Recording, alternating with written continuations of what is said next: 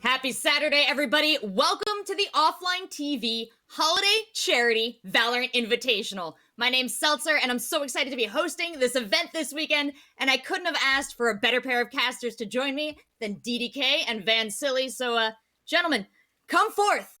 Let us hang together and prepare ourselves for 10+1 final game of Valorant. We're going to have a best of round robin with our 5 teams. That's 5 games today, 5 games tomorrow, and then we're going to have our top players duke it out on Sunday. But we'll get into that later. Let's talk about you guys. Van Silly, DDK, you have been around the world of Valorant since we last checked in with you for one of these charity invitationals. True. DDK, Van Silly, DDK, why don't you start us off? Tell us about your adventures. Tell us what you've been up to. Cute t-shirt, DDK.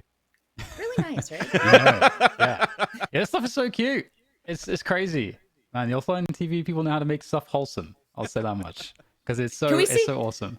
Show the back. The back? I actually do want to see the back. I actually do want to. Do I have anything? That's what I was talking about. It's actually quite cute. Yeah, I actually am wearing something as well. I actually, after doing the Offline TV Charity Invitational #1, the last one us 3 did together, I was like, man, everybody's so wholesome. I've been watching and following the YouTube videos and the content that I've been pulling out for Offline TV. I've been loving it. So I was like, you know what? I need to support the group. Went to go buy a hoodie. And it's great to travel the world and do Valorant, but now I'm back home. I'm in the comfort of my own seat. I'm sweating in the hoodie because I have my heater on because it's cold in Montreal. But I'm glad that I'm here with you guys, and we're going to have some fun this weekend. Yeah, I am thrilled for the game. Last time I did this, Rachel, I don't know, like 4 a.m. and I was in Montenegro. It's quite nice to actually be on a normal time zone. I'm in Austin right now, so it's, it feels good. feels good. I can't wait. This was so much fun last time.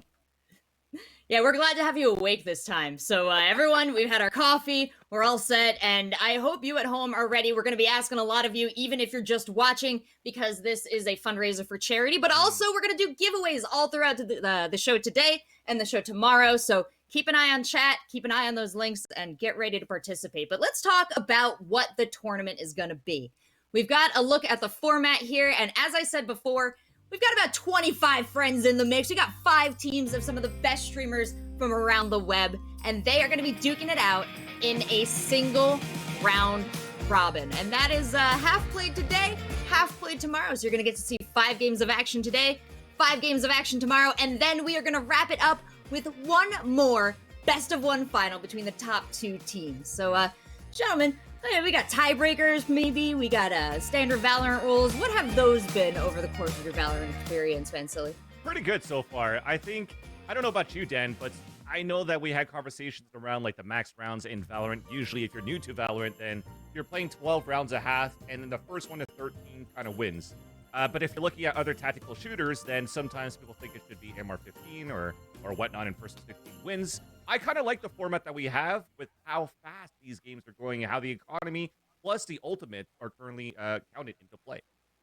Yeah, you get like a few moments, a few times in the match to kind of adjust your game plan or your strategy, and then that's kind of it. I think it actually works out super well, and the overtime as well is a lot shorter than other methods. You get one.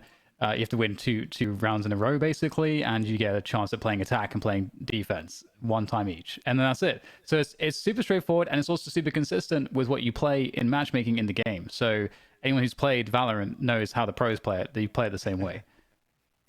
So you're familiar with how the pros play it. And Vansily, DDK, you have seen a lot of professional Valorant. Well, our players today, this weekend, they're so good that we had to throw some extra rules into the mix. So I want to remind everyone at home, you in chat will be choosing what maps these teams play on. That's a big one right off the bat. Oh, yeah. But on top of that, we're sprinkling in some knife rounds, guys. Round 1, round 13. How do you think that's going to change things up? I think it's going to be fun. I think this is reminiscent to the first time we actually had the tournament, because we did have the knife rounds as well in round 1 and 13. And we also had listen-ins while we were doing that then. And I remember you and I just had, like, I know I could hear you smile through the microphone, because it was just fun and wholesome for these guys to like trash talk and have fun while they knife. So I'm looking forward for these rounds for sure. Well, a big part of the fun is our teams, of course. Let's take a look at the rosters of our teams that are going to be playing this weekend. We have assembled, as I said, the best of the best, from entertainment to skill to just doing it, guys. Just being there. So first up, we got Team Disguised Toast. What do you think of this roster? I think it's actually a pretty good roster, because I got to give a shout out to somebody that actually reached out to Dan and myself called Bilbo the King, and he actually they came up with a document to actually support us with everything that's been going on with every single one of these teams and players. And overall, what I could put together is that every single one of these players, from the last time that we saw them, from the OfflineTV charity invitation number 1 to this one for the holiday charity, everybody has gone up in rank. So I know when we talk about seeing a lot of pro play and how expensive it could be and how difficult it could be, I think we're going to see some great gameplay from these players too. Yeah, we'll see if there's any kind of mirroring of like the pro metas right now, or if stuff's going to be off meta. And the fun thing about Valorant is that the meta doesn't really matter like massively. So it's about kind of synergizing and kind of how well you work together ultimately. So it's going to be fun to kind of draw those contrasts and comparisons. Our second team here is Team Lily Pichu, and we've seen a lot of actually all these names were in the last tournament. Shonik did great, Shipper did great, Secudo, and Yvonne, all these players, we did mix up the rosters a little bit, so they don't have the same synergies they had before. Correct. But DDK, Team Lily Pichu here. Anybody stand out to you as far as player names? I think Team Lily did pretty well last time. I mean, firstly, one thing I think glossed over actually with Disguised Toast is that they actually won the last tournament, and I don't think on paper were necessarily the favorites for that, but they did it through strategy. I think Team Lily Pichu definitely has a solid shot to win this. We've got a lot of like good players. I don't know that we've had a lot of activity from players like Shonik for example. But I think, I don't know, I like the team dynamic last time. I think, again, chemistry is a big part of this. And last time, Team Lily Pichu, I think, had a really great amount of cohesion. So I think I'm predicting Lily Pichu's team to do very well. I think I'm seeing the finals. I'm seeing the finals out of Team Lily. Already? I'm writing every prediction you make down, boys. Just Off so the you know. gate. Okay, I'm ready for predictions. I'm down for predictions. All right, well, why don't we take a look at this next team here, Team Poke, and why don't we hear your predictions, Vance Lily, based on who she's got playing for her? See, that's why I think this one could be the contender of one of the grand finalists, in my opinion, because, not gonna lie, I've been watching a lot of Pokemon streams, and I've been watching her stream a lot of Valorant. I know she loves this game a lot, and also she is quite cracked as a namer. So when you're looking at crosshair placement, just movement, game sense, and all that stuff, she has it down pat. And when you have also Binance, that's a great variety streamer that plays a lot of tactical FPSs herself, and Fuslie, that was actually part of Team Lily's team the last time around, where Team Lily got second place. I feel that the story of the underdogs that we saw, by the way, at Champions, continue to reign into the Offline TV Holiday Invitational, because I'm going to go with the storyline of the underdogs that are still going to do well. Yeah, I think I'll add as well with Poke's team that I feel like there's a lot of star power there. I remember seeing, we saw Poke last time, just owning everybody on Icebox. I think it was with Raze as well. Like, yes, she loves Raze. Definitely someone that's got a lot of experience playing Valorant, and I would expect to see big numbers output by Poke for sure, and Binance as well. Skilled player, and they're gonna need those big numbers, because another team they're gonna have to face off is Team JoJo, and this one features Masayoshi and Quarter Date, which are gonna be playing with the couple buff now. And I wonder, having played with your significant other in competitive FPS games, is that a buff? Dan, I'm going to hand this question to you, and I'm doing this with the full awareness that Bree might be somewhere within earshot, so your answer is yes. Hey, you know what? It depends, doesn't it? On any given day, it could be different. It's very difficult. It's either the buff or the anti-buff. It's like one end of the spectrum. I don't think you can predict it. Yeah, it's one of those two things. And the other time, again, looking back at the last tournament, they actually played in separate teams. So Quarter J was playing for Team Michael Reeves, and then Masayoshi was actually playing for Team Lily. Now they get to play together, and we all know in the Valorant community, if you actually follow the Valorant community, everybody talks about girlfriend buff, boyfriend buff, or like, I wish this was us, I miss her, I miss him. Like, all this kind of like, all these tweets where, people seem to be kind of lonely and need that extra buff. In terms of a significant other to play well in Valorant, I think it's going to turn out quite well.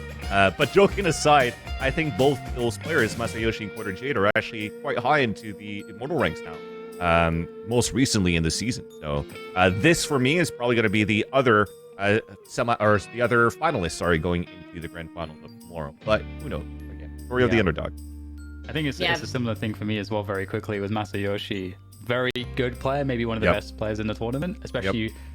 Remembering the level that Masayoshi had last time around, so very dangerous. Totally agree. Yeah, this is an excellent Mr. and Mrs. Smith duo, because I remember Quarter Jade's performance in the last tournament as well. She was on fire. Oh, yeah. The two of them together make a very scary roster. Of course, rounding out our teams, we've also got Team Skara, FPS Prodigy. We found out last time around. Can he help carry his team to victory this time? Oh, he's got a pretty good shot at it looking at the rest of his roster. DDK, what do you think? Yeah, I think this was another team as well that I felt like was pretty impressive. I think one of the factors, though, in this tournament for me is the fun factor. And I really like the banter coming out of Skara in particular. So from fun factor, I feel like this is definitely towards the top for me. And I think from a performance standpoint as well, last time around, I think we saw pretty good stuff out of Skara, Peter Park, Valkyrie kind of jumped straight into my mind in terms of just seeing them working well together. I agree. Even Skara, if I'm not mistaken, was mainly playing the Raze as well. And I know that yesterday he was hopping on his stream after playing some TFT to say, yo, I gotta start practicing and grinding some Valorant, because I definitely want to come up on top. Like last time they got fifth place, in the Charity Invitational, so they want to go a little bit higher. I know there's a lot of fun trash talk that we had from Peter Park at the same time too. Very, very funny streamer at the same time. And Valkyrie, for me, it was her Viper play into the Viper's pit. So this was also mentioned by Bilbo the King, where he was able to get to the clutch situation into these rounds. So I'm looking forward for this to see what's going to happen. Everybody upgrading in ranks, like I said, when they kept practicing. And I'm going to reconnect because apparently my mic is down. Well, while you do that, Vancilla, you do bring up a great point. While you're watching all of these players compete here on this channel, you can also tune into their individual streams and give them some support. So if you want to really get a close look at what Scar or what Valkyrie is doing, you can hop on over there. But I'm going to give you something important to remember. As you're here watching our Offline TV channel, as you are watching on the individual streams, I want you to keep in mind that this is the holiday charity Valorant tournament. It is even a holiday charity Valorant tournament. All those syllables together, kind of tough. But the point is, we're trying to raise money for a really awesome cause. And well, I'm going to tell you a little bit more of that in just a second. So we've got Thankmas, the cause we're raising money for. And I was reading into them before we went up on the broadcast this weekend, and I am pretty impressed with their mission. We get right into it. You back? Are you back, Van? I think I'm back. I can see your face now. I'm trying different things. I'm going to try different browsers to see how it goes, but hopefully we're going to be good. If not, I'm just going to try to mime every single broadcast that we do. So I'm actually going to be the color commentator for Dan, and Dan, I'm going to probably just mime it up. So you're just going to have to whole wait for the whole day. I'm just going to hit you in the corner, Yeah, exactly. Boom butt, satchel charge. Land the plane. Oh, it's going to be good times. It's going to be good times for sure. Oh, well, I'm glad to have you back. And just in time, let's take a closer look at the charity we're raising money for today. That is, of course, Thankmas, and 100% of the funds raised for this event will be donated to charity. This time around, it is Thankmas and News Story. We're raising that money through Tiltify. You're going to see the link come up in that. You can find the link on the page on any of our streamers that are playing today in the tournament. Their individual channels should also have a link for you. And we're raising for News Story because they provide homes and 3D printed homes to people living with inadequate shelter. So thank you to the Twitch Women's Alliance, AIM Lab, and the Riot Games Social Impact Fund. Type !donate in chat for a link to donate. And again, like I said, there's all kinds of ways that you can find that link. The important thing is, it's the time of year where maybe you start thinking about people around the world who don't get to enjoy all the great things we do, like charity Valorant Invitationals, and how we can help bring them into all the wonderful things we enjoy. Well, first step is getting them shelter, is making sure that they are safe and cared for, and that's a great reason to support this charity.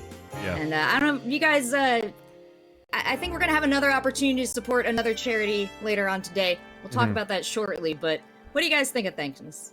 I think this is awesome. Again, me being a French Canadian, so I'm from Montreal. I also lived 5 years in Toronto, and very, very sadly, is the more and more now that you're driving out around the streets or doing groceries, whatever, and you're more downtown. You're starting to see more and more of these tents or these makeshift shelters that unfortunately people are currently putting out in the streets just to survive the wintertime. So I think these are great ways and nice initiatives. At least for what they're currently doing with Thankmas for their regions, which is a great thought. Now it's also to try to get that support from the government at the same time and say, look, we should be able to put these shelters up for these people too, and not just let them breathe. Yeah, it's really cool as well to see just the advent of 3D printing as a mode to actually accomplish this, because that seems like something that will be very scalable as well. So it's awesome to be able to support an effort like this, which is using obviously new developments in technology to facilitate charitable efforts like this. So I think it's super cool, and I think it's just perfect for this tournament. Yeah. I love that Offline TV has chosen this cause. I love that more people are aware of it because of them. So thanks, Offline TV. Thank you, everyone, for donating. You can keep an eye on our fundraising thermometer throughout the weekend. We're really hoping to hit that goal there.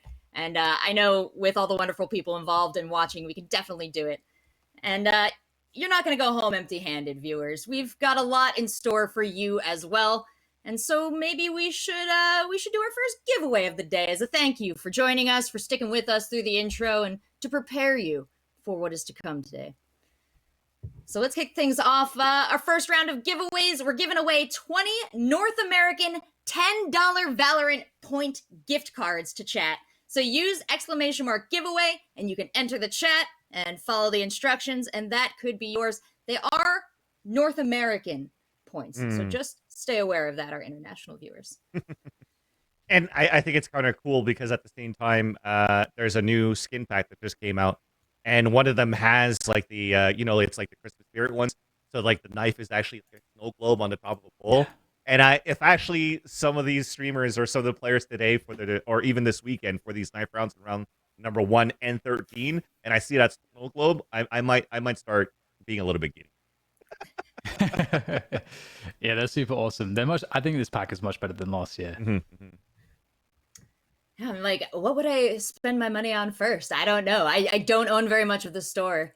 Do you guys sort by like new when you go and you look in the cosmetics? Do you sort by like cheapest? Like what's your play? The tough part about Valorant is that it's always in a certain period of time. So or it comes and then it goes.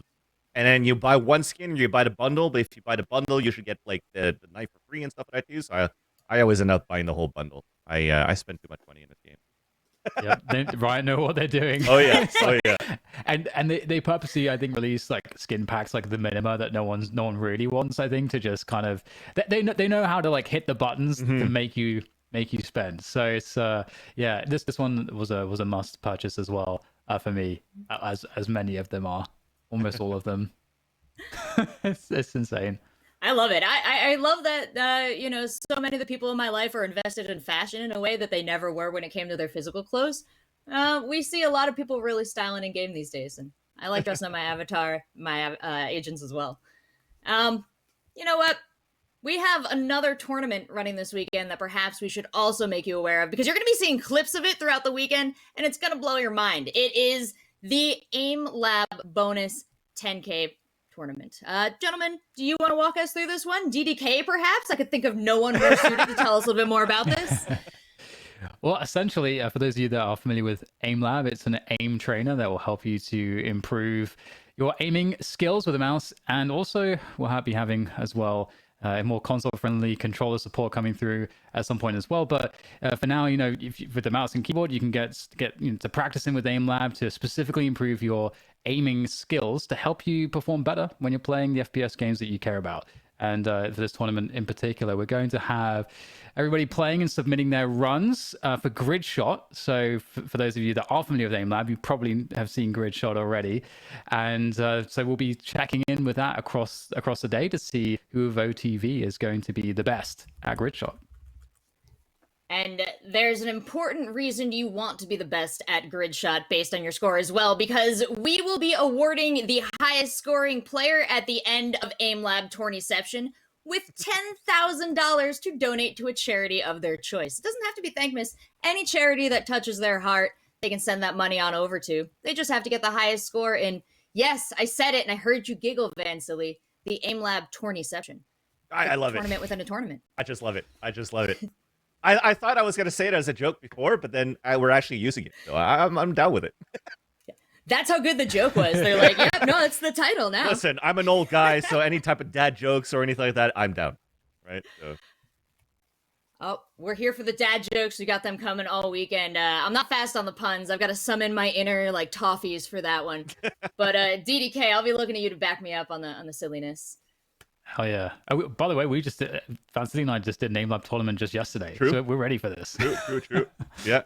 Oh yeah. We had plenty of dad jokes going on to that one too, and even just the AIM Lab in general. Like so far, once we get to these breaks and we see these AIM Lab sessions come out from the players, the ones that they submitted, you're gonna see it's not as easy as it looks. Actually, it looks very intimidating. Especially when I was watching like the pros do the Grid Shot, for example, Dan. And then after that, I was like, you know what? I'll finally download it. I'll finally try it. It's not too bad, but there's no way I'm at the scores that these guys could do of like 100,000. Yeah, I do believe our viewers are going to be very impressed when they watch some of the streamers today competing in the AIM Lab Grid Shot Challenge, because, it's wild. It is very difficult, and it is very much a homework lesson in AIM. So that is our tourniception that is happening. Of course, that is happening within our greater tournament, which is the Holiday Valorant Invitational for charity. And I think it's time we got ready for our first match, but there's an important step we have to take before each of our matches. That is to hand over the vote for the map to chat. So chat, Keep an eye on when that pops up. You're going to be given the option of several maps to choose from, and whichever one you pick, well, that's where our teams are headed. And our first two teams of the day are Skara and JoJo. DDK, Vansili, where do people typically like to feel each other out in Valorant? Like, what would you say, Vansili, is the best map to get a sense of how the other team's going to play? I think the most common one and that people enjoy the most would probably be around Haven or Ascent for me, to be honest with you. Haven seems like the most basic one in terms of like a tactical FPS of like one site and two sites, but Haven has a third one. But Haven seems to be like the most common one that people like the most. I see a lot of Bind in the chat, and I love Bind, but I hear that a lot of pros in North America and especially North America actually hate Bind. Why is that? I don't know. It's got to be something about the teleporters, or because a map like Bind doesn't really have a true middle. It has like a short A and a sand slides to go towards B and A. There is none of that middle control that allows you to rotate easier from left one side to the other, except from using a very, very, very loud teleport. Yeah, that like a map control dynamic, I think, for sure. It makes it harder. I think pros feel like there's more variance. You got to make more kind of gambles because of that, and the pros don't like that. But I would echo the sentiment of Haven and Ascent for sure. I'm with Vansili on this one. All right, well, we will see very shortly where our chat has chosen to send them. Waiting on that information. I can drop down. I can look at the poll. It looks like it's going to go to Icebox. They're over 50% selecting that one. So Okay. As a map to start things out on, DDK, what do you think we are going to learn about these teams? What separates the pew-pewers from the AFKers? I think you know, the way you open that, the pew-pewers, I think that's what Literally. that's what we're going to see on Icebox. Yep. This is a map super open. It's one of the most simplistic maps in professional play. It's one of the most predictable maps in terms of how the pros will play it. Just really a lot of it comes down to just being able to hit your shots in the open spaces of Icebox. So we'll get to kind of see who's on form individually, and if who's able to hit those crazy headshots. That's what this will be about for me. Well, fantastic. I think we might be getting ready for Trash Talk. So with that assessment, DDK, I'm going to let you gentlemen go rest your voices for just a second. And I'm going to bring in the captains of our two teams, Skara and JoJo, and we're going to get a sense of how they're feeling for this matchup.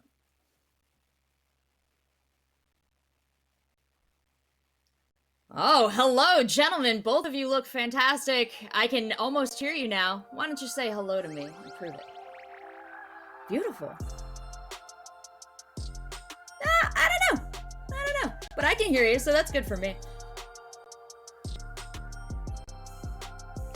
Yo, yo, yo. Oh, I can hear both of you. You both sound awake, ready.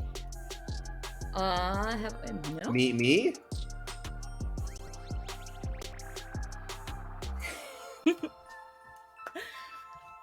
All right, I got you now. Fantastic. Good morning. Good to see you guys. Way to kick off the show. It's going to be your two teams facing off. Skara, last I checked in, FPS Prodigy still the case coming into this weekend?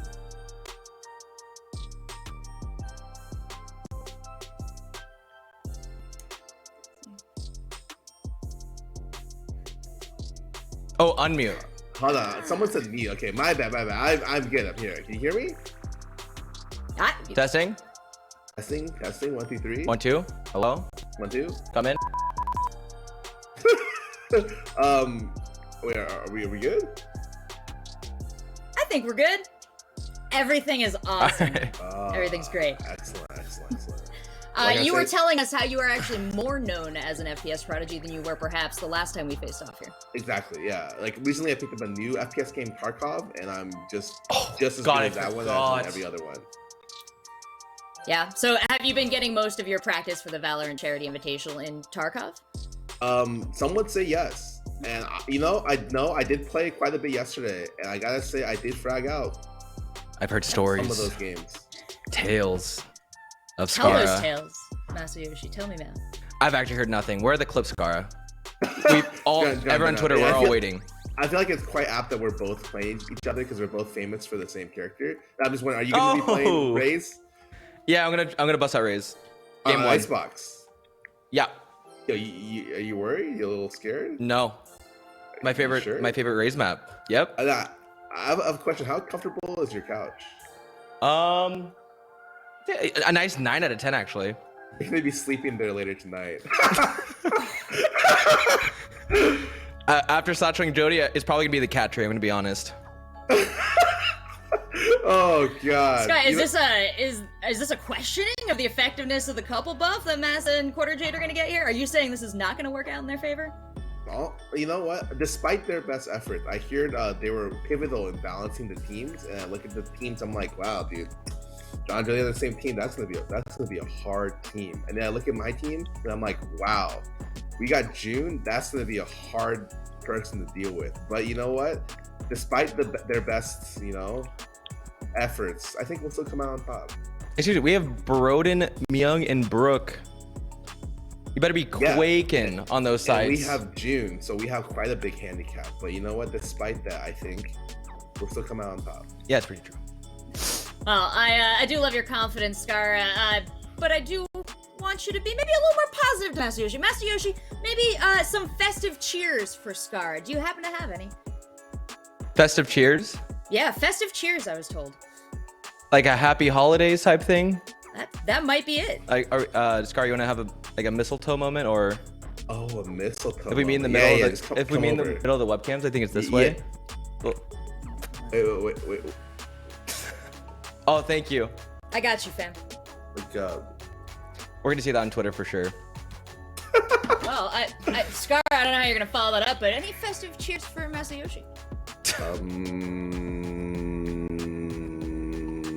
Happy holidays, Merry Christmas. I hope you don't get coal in your stockings when he comes down the little chute into your apartment. You didn't have late to. at night, Aww. by himself. Thanks, buddy. Pass all your alarms. What are you He's playing right now? Big Jody fan. Wait, what? What are you playing right now? I hear What do the you mean? inputs. I hear the creams. You know when you're bored, you just run around and use your knife on walls. That's me right now. I know exactly what you're talking about. Oh, well, Scar, I don't want to hear that you're bored. I think it is time to let both of you guys get on into the match and get started with our first game of the day. So thanks for saying hi and talking to me. I'm throwing it over now to Vansily and DDK. Alrighty, thank you so much. Thanks, guys. Good luck, Scara. Absolutely fantastic. We are going to get right into this match in just a few seconds, but beforehand, it's me. It's me on the full screen. So, nice hanging out with you, and I've got Vansily and DDK back now, so I feel a little less lonely. Thanks, guys. We are back. What did you think of the holiday? You know what, Dan? We're gonna do it off. We were asking off for it fly. specifically. Move I down one think channel they so nailed you're- it. so An you're exceptionally Okay. vague concept. Alright. The holiday cheers. Boom. The festive cheers. We're back. Rachel, we just had to join you in your channel. Never Yeah, did. that's good. I just kept talking until one of you started talking. And We're then here we now, did the same all thing. together. And then hopefully, chat. Apologies. Hopefully, my mic has been fixed. If not, we'll figure it out as we go. But Nice. just to digest a little bit into that into the festive trash talk, I actually kind of like it. We're gonna see some Raze diff going into Icebox. Seems like Masayoshi and Scar are both gonna be running a Raze, and we're gonna have fun calling out the Raze diff going into this matchup. Yeah, the raise diff is certainly a thing. Again, like I mentioned, previously we saw Pokey just smashing people with the raise, and I think it's such a good agent to kind of get in there and you're double satcheling in. You got the showstopper and everything like that. So there's a lot of action and initiation. It's a great agent to take point for your team, to lead by example. Oh yeah, You're the one that takes the you're the sacrificial lamb going in first. So we'll see how well that works out for them. Mm-hmm. Now, how would you want to build a team? I did see Scar raise some eyebrows about Raze on Icebox. So what do you build around Raze to make it the most effective team? Because obviously, maybe we're going to see a mirror match, or we might see different takes on this perspective, Vansily. Yeah, I think especially looking at the offline TV tournaments, most players would kind of play like their comfort pick. But if you want to look at it from like a basic pro setting, Raze is actually a very good pick on this map. A lot of teams kind of like to go for like this double duelist if it's not like a Raze and it's going to be arena combined with a jet, but if not necessarily, you're going to bring up a Viper in your comp, because that's going to be probably the biggest agent to bring out to allow for you to get into these site hits and get easier play. Well, it would be cool to see like a Sentinel, something like a Cypher or Killjoy as well, to just kind of have the information around the map so that when your duelists are kind of running around trying to make plays, you're able to kind of move your team around more because you can kind of lean on that utility from the Sentinels. So that's something as well that we'll kind of keep our eye on. See, which team is going to go for more of a tactical information-based approach and which team is going to go for maybe more of the brute force approach. Well, it's funny you mentioned running around DDK because I think that's what one of our players in this next match is doing. We're going to go to a quick break, track them down, and then we're going to jump into our first match of the day. Don't go anywhere. Remember, please consider donating in your spare time while nothing's going on so you don't miss anything while you tap away. And keep an eye out for giveaways to come. But we'll see you in just a couple minutes.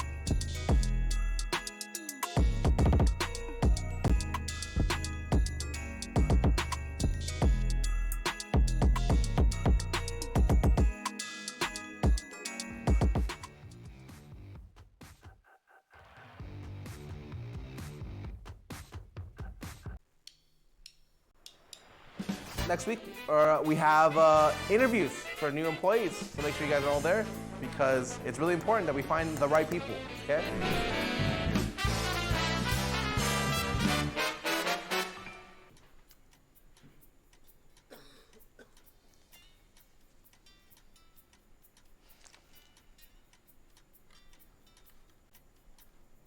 I like your car.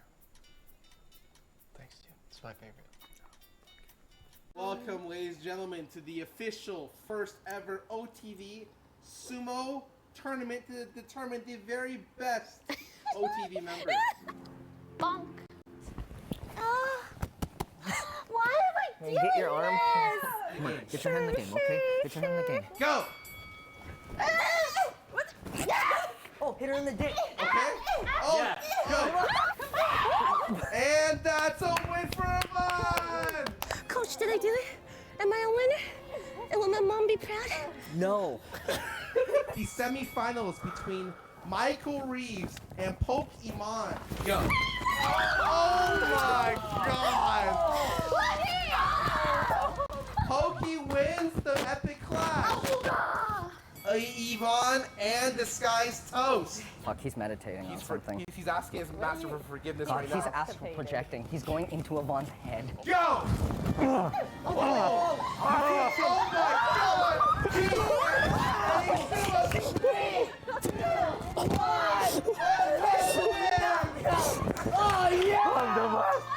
I'm the What a win! Yvonne moves on to the next round by 10. Fire, 3, 2, 1, go! Oh my god, it fires off to a great start. Wait, Toast, you haven't heard of my move? No, what's your move? What the? Oh!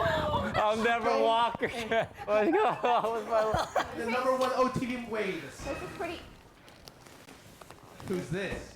Bring it on! Okay. Go! For the greatest. Oh! Bring it on! Oh, let's fucking go! A 1v3. Go! Congratulations. Alright. This event was a surprise announcement of our lovely 3 new members, John, Jody, and Sid, who I'm sure you guys are so hyped to see in OTV videos as we are. No, we can't wait to be here and be a part of everything, and thank you so much for supporting us. Thank you. Oh, yeah. Hey guys, Thanksgiving's coming up and we were going to make a feast. The problem is we don't know how to cook. So we found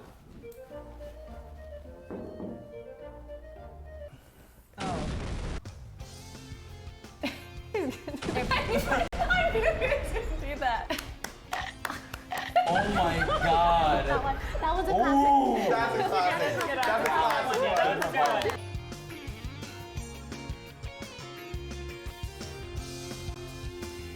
What we're doing today is a arcade Olympics of sorts. Oh, it's a mass genocide! Oh! This is an any percent farming route, highest score. So I do one slide, perfect execution. Second slide, perfect execution. One spin, big. Two spin, big. Don't even wait for the results. Come back to the first one. Doesn't matter where it goes, it's all random. Doesn't matter where it goes, it's all random. Back to the spinning machine.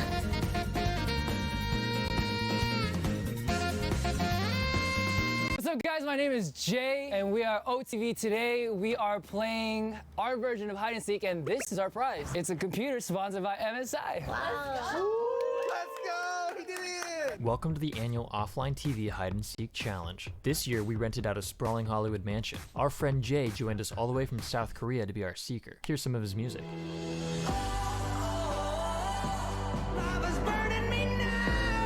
With plenty of space to hide, our seeker's gonna have their work cut out for them. It's gonna be really hard.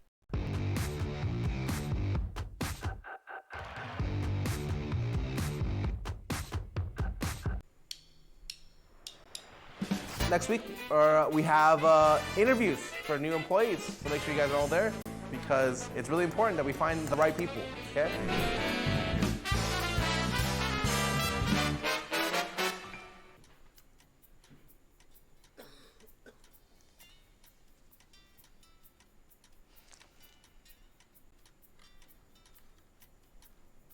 I like your car.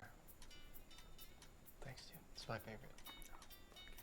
Welcome, ladies and gentlemen, to the official first ever OTV Sumo tournament to determine the very best OTV members. Bonk.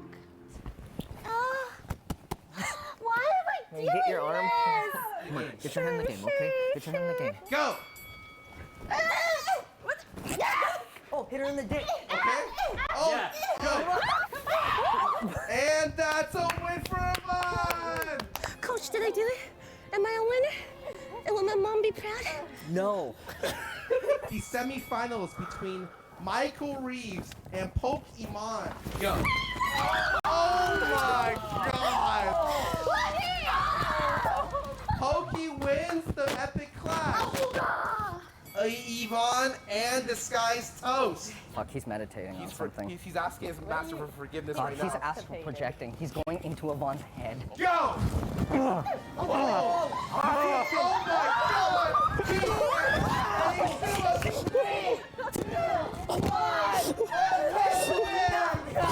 Oh yeah! I'm the win. Yvonne moves on to the next round by 10. Fire. 3, 2, 1, go! Oh my god! It fires off to a great start. Wait, Toast, you haven't heard of my move? No, what's your move? What the? Oh! I'll never walk again. Let's go. The #1 OTV Wade. This is pretty. Who's this? Bring it on! Okay. Go! For the greatest. Oh! Bring it on! Oh, let's fucking go! A 1v3. Go! Congratulations. Alright. This event was a surprise announcement of our lovely 3 new members, John, Jody, and Sid, who I'm sure you guys are so hyped to see in OTV videos as we are. And we can't wait to be here and be a part of everything. And thank you so much for supporting us. Thank you. Oh, yeah. Hey guys, Thanksgiving's coming up and we were going to make a feast. The problem is we don't know how to cook. So we found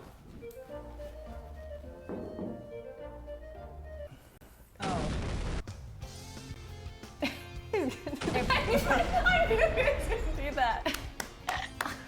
oh my god. That was a classic. That's a classic. That's a classic.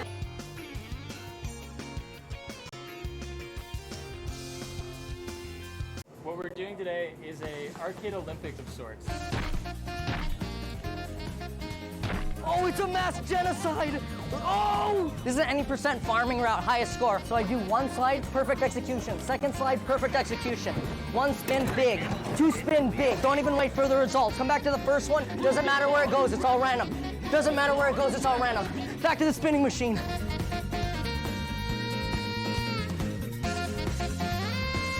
What's up, guys? My name is Jay, and we are OTV. Today, we are playing our version of hide and seek, and this is our prize. It's a computer sponsored by MSI. Let's go! He did it! Welcome to the annual OfflineTV Hide and Seek Challenge. This year, we rented out a sprawling Hollywood mansion. Our friend Jay joined us all the way from South Korea to be our seeker. Here's some of his music.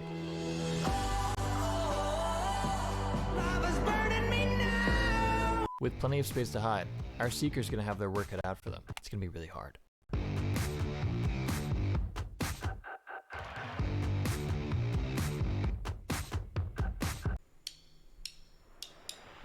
Next week, we have interviews for new employees, so make sure you guys are all there because it's really important that we find the right people, okay?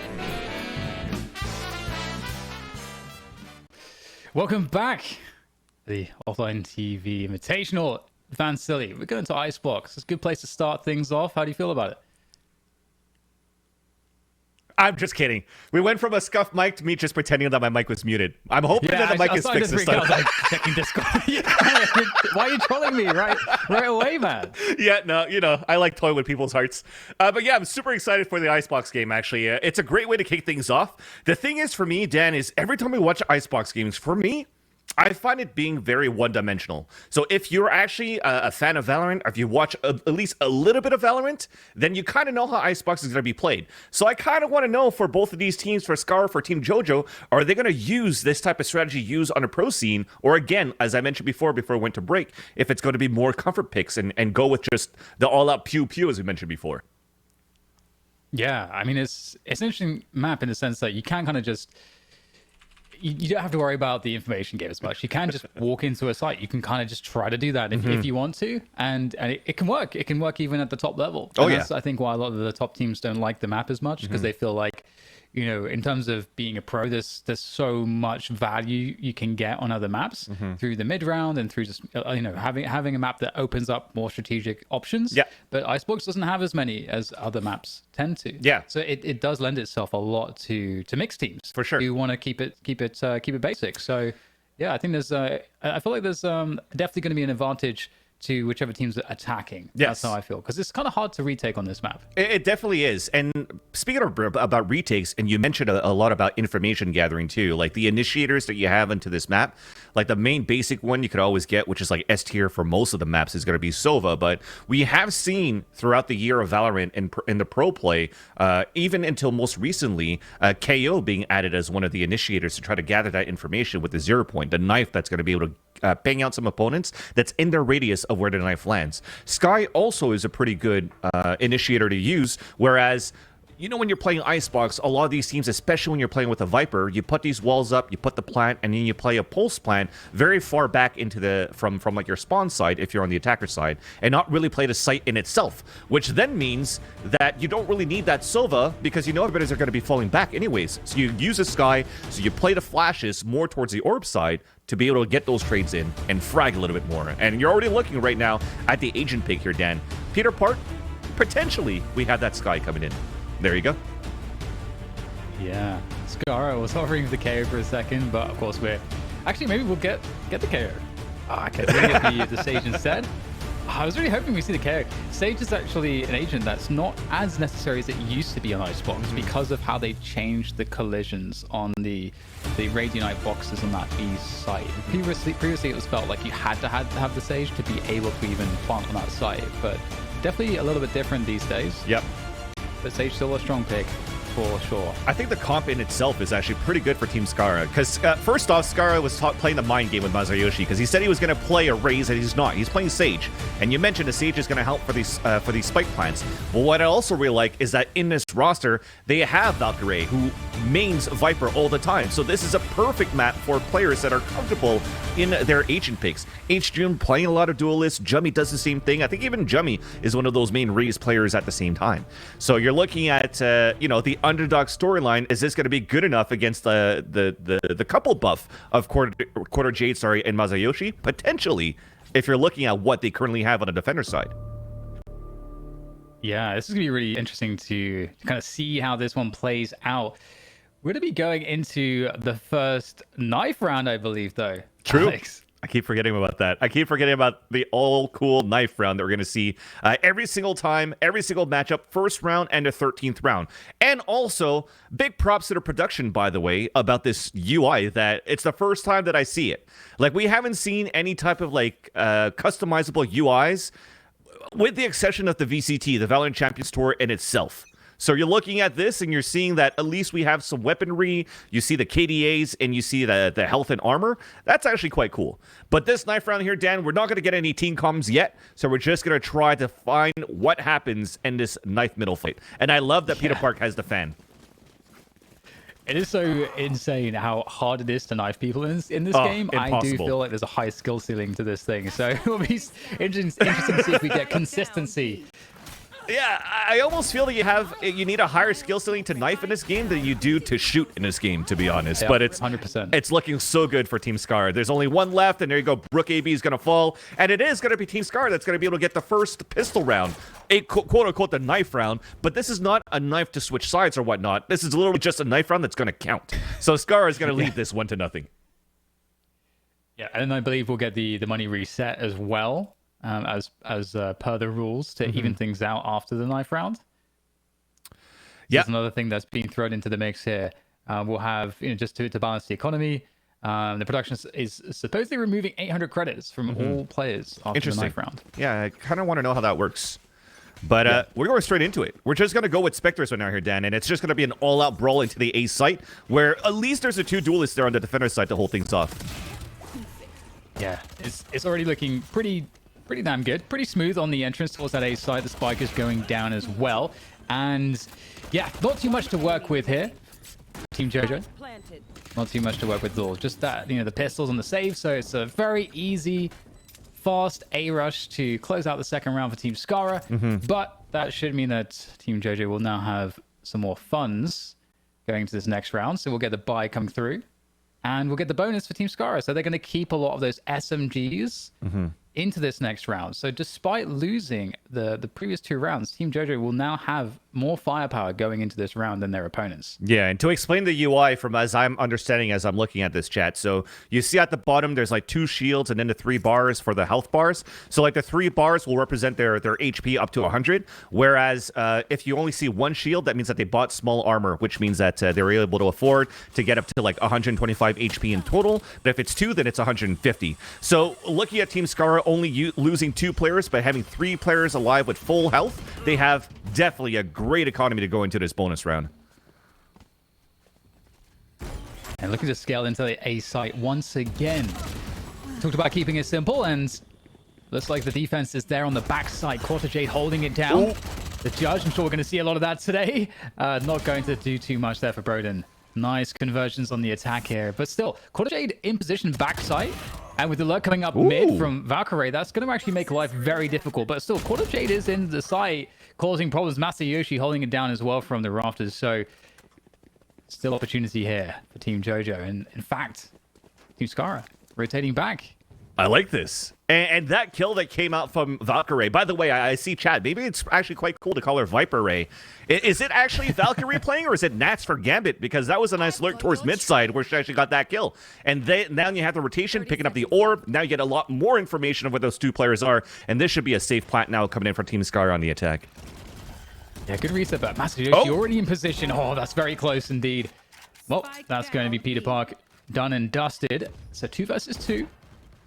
The spike is down on the ground as well. They need to collect that and try to get the plant in. It looks like this has really turned on his head here. Quarter Jade and Masayoshi looking to lock it in.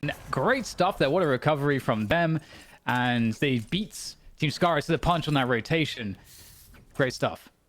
And I think that we're just having a continuation of what we did yesterday from Aim Lab, because I just said it was going to be an easy plant, and there you go. Masayoshi gets a wall bang and drops Peter Parker as he's trying to go for the plant. So this is what we call the classic caster curse, and a great hold in the end from Team JoJo on that 2 versus 3. Despite having the Seekers coming out from Peter Park that had all the information of how close those opponents are, we a minute to pay attention to the spawn side rotate that allowed Masayoshi to actually get those kills. So unlucky there, but still, they did a lot of econ damage, which is great. Look at Katamina. She only has a pistol right now, as we'll see how this moves forward. Yeah, so a slower start to the rounds. So we can see the emphasis here from Team Scar is more on that mid pressure. Also running the Trailblazer up. Be long to find anyone, but it's Quarter Jade actually with a cursory peek by Boiler, able to take down Jummy. So 5 versus 4 early here for the defenders and Team JoJo. I just realized maybe I'm paying too much attention to the new Spider-Man movie coming out, so I'm calling him Peter Parker instead of Peter Park. But back with the action, though, this is actually a nice push coming in from the attacker side, but this is a great spot to hold from the defender side, too, on the top of B-side Heaven. So now you have a high-low stack, you have a force buy coming in from the attacker side, too, but they have yet to make it towards this B-side. Also, because Valkyrie also used her Viper Wall on the right side, too, so this is very hard to cross to get a plant towards B. Yeah, so difficult, given that the setup is here on the defense for Team JoJo. Masayoshi making it very hard to go beyond this yellow position. And they're just so stuck at the moment. 20 seconds to get the spike planted. Doesn't look like it's too likely at this point to cross here. And they're going to be forced to do so. The time forces them, but they're going to be lured into the trap here because... Oh, nice penetration out of the Guardian, but Brook able to trade back. And as you can see, just so desperate there for HG. Not too much to be done. And I think we're seeing great comps here, Alex, from Team JoJo. Yes. Because they were well ahead of the push and set up and waiting to receive it. Correct. And especially when you're playing a composition that doesn't have any type of initiator, right? They're not playing a Sova that's going to try to gather early information. So it's more into their favor to see how aggressive Team Scar are currently playing too, and sort of like a slash default slash quick play, because they are trying a lot of mid lurks. This is also what I'm liking from Team Scar. They are also trying to hold flanks, sorry, not hold flanks, but try to go for flanks and try to pull rotations that way. But Team JoJo seems to be ready for that this time. Okay, well, this time we'll see, finally, the first time for Team Scara. Half by, just getting the Sheriffs out there, going for that A push again. Roden surely will find more success with the Judge here around 410, but nobody's going towards the Judge, unfortunately for Brodin. And H-June from up high will take him down. So looking good here. Showstopper comes through as well on the retake. Lots of damage being done here on the attack from Team Scara, despite having not too much to work with. However, some great shooting there coming through. And that's going to leave just H-June. We're going to see some crazy Sheriff shots. There's number 1. 2 more to go. There's the pressure coming through. The dismiss to try to keep the pressure on. Great tech. We're going to see it going to halfway. And in fact, both of them holding the peak and making sure that it's impossible for any trade to happen. H-June goes down, but... It's a good effort there, Van Silly. Lots of damage done, spike planted. Exactly. Just a handful of Sheriffs. Great attempt for H-June. I love the tech of going for the dismiss to look for some information and noticing that nobody's on that spike defuse yet. It's just then going for the Lear was a little bit too far out, where it didn't really affect the 2 defenders going for that 2v1. But at least, as you mentioned, Dan, not only did it get the econ and the spike plant and hurt the econ of their opponents, but this also allowed like all of these ults to get built up. So this is going to be a great round where we talked about it in the pre-games when we were previewing the team of Team Scar, where Valkyrie is actually playing a very great Viper in her Viper's Pit ultimate. So if they could actually get a plant right now, if they allow Scar to get a plant on top of that too, they could actually get a res. So this allows them to play a little bit more aggressively to try to take this A site, which is why you're seeing how all 5 players are leaning towards that side on the attack. Yeah, totally agree. See if they can set up Valkyrie in that Viper's Pit. There's also a flank coming through as well. Yeah, big flank. At the same time, by Masayoshi. They have to hurry up here on the attack. Color Jade will take down Jami as well. This is looking very, very dangerous. Again, that flank is getting worse and worse here in terms of the prospects for Team Scar. Great stuff from Masayoshi, unleashing it, but the Viper's Pit did go off, but never mind. Cortege swings on through, and that is a flawless round for Team JoJo. From the couple buff. One on the flank, one on the anchor hold. Masayoshi with a great flank going on. It looked pretty good, at least to start things off for Team Skara, but there was good utility coming in from the defender side just to try to prevent anybody else from moving forward past the orb spot. I got to give, again, credit to Jummy going with the satchel charges into the A tower very quickly into the site. This is why we said Raze is actually still pretty good as an agent on this site, especially with showstoppers. If you could actually get good mechanics off the satchel charges, this will actually help you create that space on the attacker side. But unfortunately, again, from that flank, it didn't allow for Team Scar to actually move into a plant, and they also were able to eliminate the Viper's Pit from Valkyrie, speaking about Team JoJo. Yeah, that's a great point. Team JoJo not having to worry about that right now. We'll get the Viper wall actually trying to cover the approach under tube, but look at the reaction. The slow orbs coming through, good. and once again, good comms. You can see that Team JoJo, they have a great sense at all times of what Team Scar are doing, and they are ready and waiting each and every time so far. As we see the rotation, the pivot here now from Team Scar through B long, but once again, Casamina on that angle. Oh dear, Casamina maybe looking at the minimap there, gets caught off guard, and now it's a 4v4. Team Scar get closer here. By going down, or at least the attempts. You can see the pressure coming in from Masayoshi. Still has the boombot available as well. Takes down Peter, Pock around yellow. Big flank and on mid. So much presence. Oh, that was actually so good. That flank that was about to happen, and Broden sees that coming and puts a cyber cage down just to try to slow down H-June, and they can't go for any type of flanks. But this also allows the attackers to rotate all the way towards the A side. But there's a trap wire, there's a camera, and a nice backstab from H-June on that lurk onto Masayoshi. But there's still a lot of information you can gather from this camera after. Big finds there, cutting off the rotation.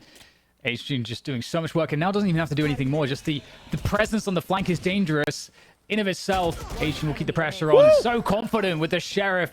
Another headshot found. This is a judge. And yeah, this is rough. Broden, what can you possibly do with the judge? All wrapping around, finds Scar for free. And the neural theft will alert Broden to the other two positions. But what's the play now? Again, the judge, the ranges on the judge are just not very favorable. Wow. And H-June finishes it off. Nice 4K coming through from H-June. And a huge save for Team Skara. Okay, and this is where H-June is going to bring back my stonks of playing Arena Lurk on Icebox. I know if Mike's HD was listening, he would hate this, Dan, but I actually kind of like the Lurk of the Reyna on Icebox. And H-June did that perfectly. Despite Broden seeing him going on that flank and puts the cage up, the communication was lacking a little bit more into where is he lurking into. And once H-June got control of that kitchen side, that was huge backstab kills onto two huge players. Masayoshi and Quarter Jade both drop it down early on the attempt at the retake, and that was just a beautiful play from Skara, adapting into the mid round to rotate back towards the A site. This round, though, the money is still very, very good for Team JoJo, so it's still going to be a full gun round, but still off this Reyna Empress ult from H-June, they're still going to leverage onto him and on the Jummy to open up the A site. Yeah, and using that toxic screen to get their way towards that plant, but going backside is going to be difficult, and we'll see some initial trades coming through here as Team JoJo just fighting desperately to keep hold of the site, and Broden finding that Odin is going with the Odin. It rhymes. Broden with the Odin. I can't wait for him to use that gun. I don't know what it is. But yeah, so good. At the same time, you know, you're confused of the gun, but I'm also confused of the player. Is it Broden that we're actually watching, or is it Toast? Because we all know Toast when he was playing split with the judge as a cipher of all agents as well. In the last tournament in the OfflineTV Charity Invitational, he was dropping 3Ks like no other with that judge.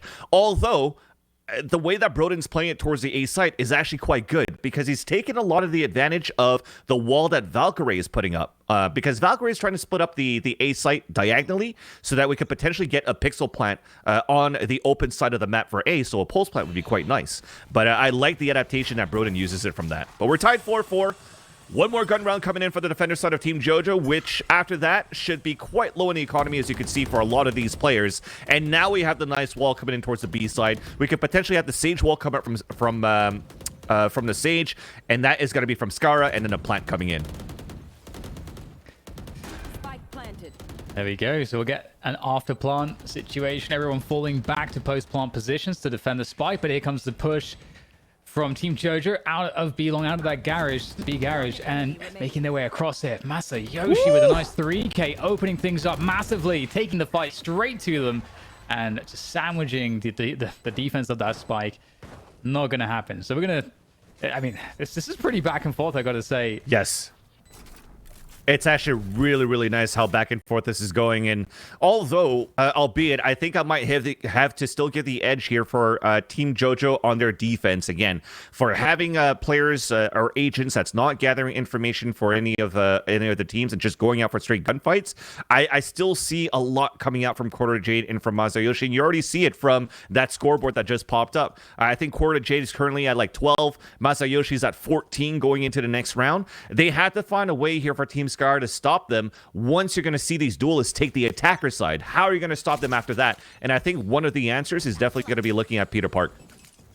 Oh, it's an aggressive play from the defenders, though, coming through. Masayoshi with the showstopper. Not able to find anything. There's a showstopper in response from Jummy. Also, that one's going to not find its target. So an exchange there, but the question is who converts the space after this? Team Jojo have that forward presence on A still. And Team Skara, do they want to retake this fully? It looks like they're thinking about it. However, in the meantime, Van Silly, we've got Valkyrie alone with the spike towards B Garage. And the whole rotation is currently being pulled. The only thing right now is that we're still holding into the garage side. So you could see it from that minimap. Everybody's rotating back on the defender side just to keep it straight on a default. And same thing for the attacker side. They're slowly leaning towards the B side, but I think they're taking too much of their time here, where once again, you might have Masayoshi ready on the top of that B side. He's deadly at that spot. They got to put that wall up to try to block him. Yeah, and you can see, you know, there's a great sense again from Team Jojo as to what the rotation might look like. Team Scar cut noise, trying to sow some seeds of doubt, but Team Jojo, you know, they know there's 30 seconds left. They've got a good handle of the B site. Here comes the push for that spike plant. Masayoshi once again in place, but H-June has been doing just as well. And Jummy with that luck in kitchen, finally it's starting to come together, but time is against them right now. They must plant the spike. They've got 15 seconds to do so. It takes 3.5 seconds to put it down. And it's still not going down just yet. There we go. Finally, spike is going to find its target, and it's just going to be Broden left with the Vandal. Not a lot to work with. 1 versus 4? Question mark? For Broden? No. 0 versus 4. Is just owning right now, Alex. Yes.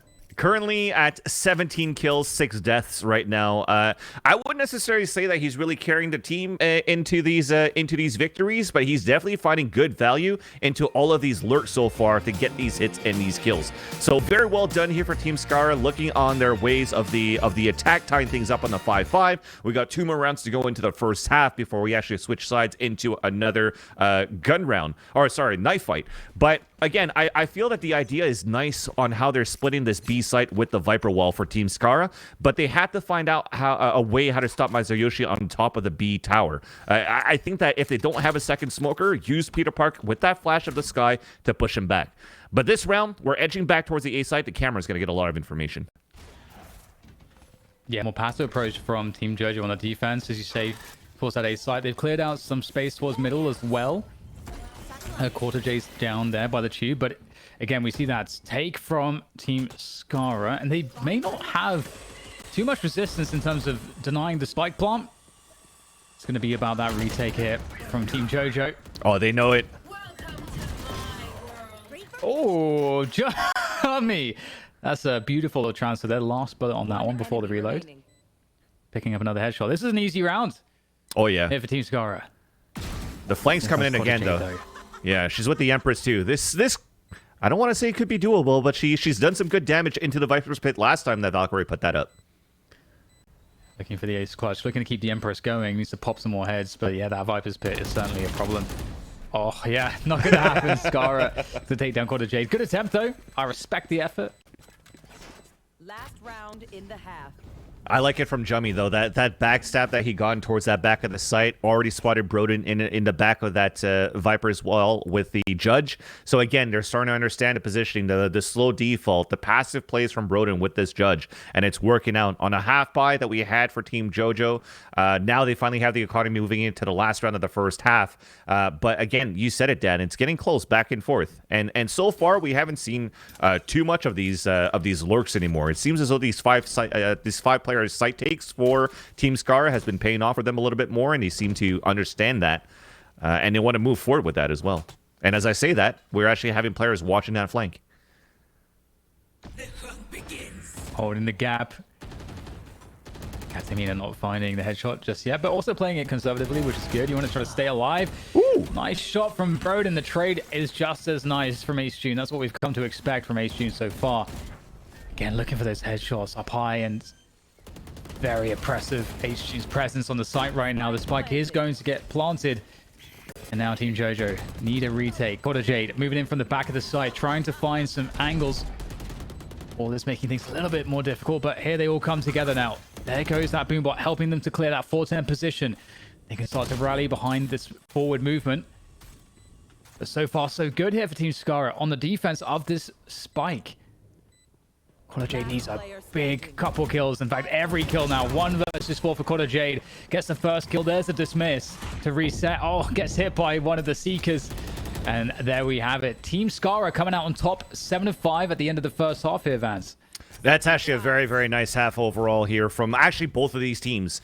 And you know, when we introduced the teams today before going into these matches, Dan, we talked about how every single one of these players have been playing this game so much more, and the rank seems to be a lot better. I think the competition itself has gotten a lot better, too.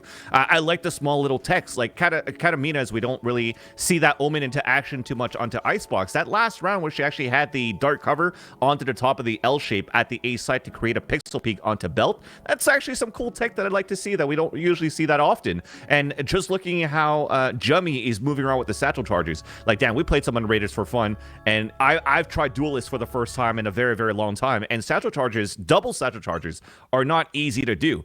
And I was breaking all of them every single time. But nonetheless, we're gonna move into the second knife round of this first map, and it's domination from Team Skara once again. One enemy remaining.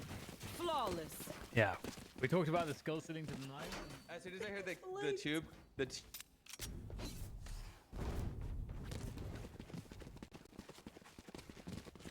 think we almost had a listen in there, but not quite. It went too fast. It went too fast. Usually for knife rounds, like every other ones that we've watched, Dan, they usually go by pretty fast. But this time it was just like, well, the round started and it ended, and Team Scar just knifed everybody. Clean, right? Clean. Very, very clean. Clean as you like. 8-5 then for Team Skara, coming in ahead at the beginning of the second half. And we're going to get those Spectres out there on the defense. It's going to be tough here for Team JoJo to find value from the classics. Mm-hmm. And very interestingly enough, they're using these classics, but also buying full armors on these classics, right? Oh, no, they're at 100. I saw the red shields, and I thought that they went for full buys, but it's just going to be full classics so they could build the economy into the next round. But H. June's already on a huge flank. Just hungry for those eco frags. He's dinking. Oh, yeah. Respecting the paint shots, though, falling back. Yep. And Spectres at that range usually is not easy to hit those headshots or those sprays. So to be able to get the first kill into Katamina and already put Mazayushi very low at like 30% health left, it's huge. Ray able to play in the smoke. It seems very difficult, but could get kind of scary because they could surround Valkyrie there, and that might be what's happening. Valkyrie going to pop out of the smoke there. The running gun, dropping the snake bite, trying to delay the plant, get us two at least, but the spike was actually planted. Unfortunately for Quarter Jade, though, she doesn't have any weapons to play off of this situation with, and oh, it's going to be hard to get an angle onto that spike as well. And there's the two fuses coming in. No problem at all But yeah, defuse, a couple of kills. That's a good result for Team JoJo, despite losing the round. Very, very good, actually. And especially when they went with full classics on that previous round. This time, the economy is going to be very good. And we talked about how looking at the economy, oh, wow, look at H-Jun. He's 23-7, by the way. But then all the duelists are doing quite well overall. Masayoshi and Quarter J, now that they have these rifles in hand, now that they have Vandals at the same time, Dan, and how good we've seen them fragging out on their defender side, forcing to play rotates. This time, they're bringing the fight to Team Skara, and this could potentially get scary.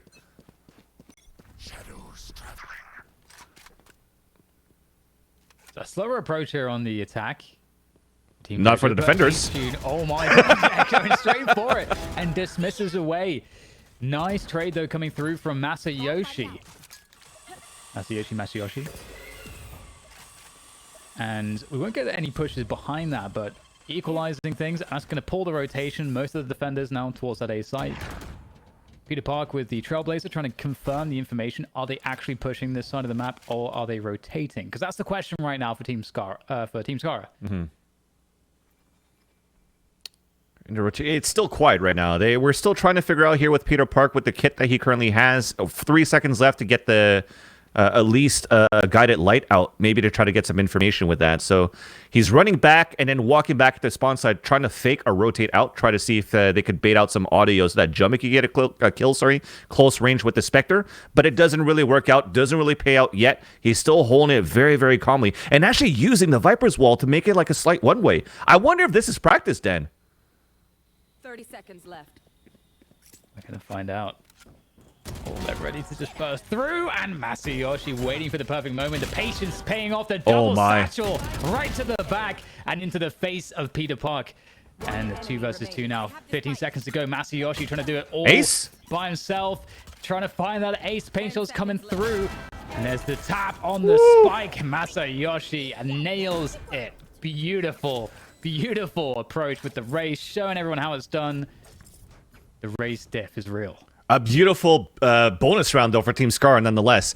It looked like it was weird from the way you were looking at the minimap or looking at how White Valkyrie is running out with her pistol or her knife across the wall. I'm telling you, they had this practice. She put up a Viper's Wall so that there's actually just a corner that you hide from Jummy where you don't think people are going to check. So she runs across the wall to make a fake footstep so that people think that there's only one player rotating out from Maze. And she actually baited herself out, sacrificed herself out so that Jummy could actually get 2 kills out of that one with the Spectre. Therefore, though, Masayoshi was still cracked out of his mind, opened up the ace site to get that ace.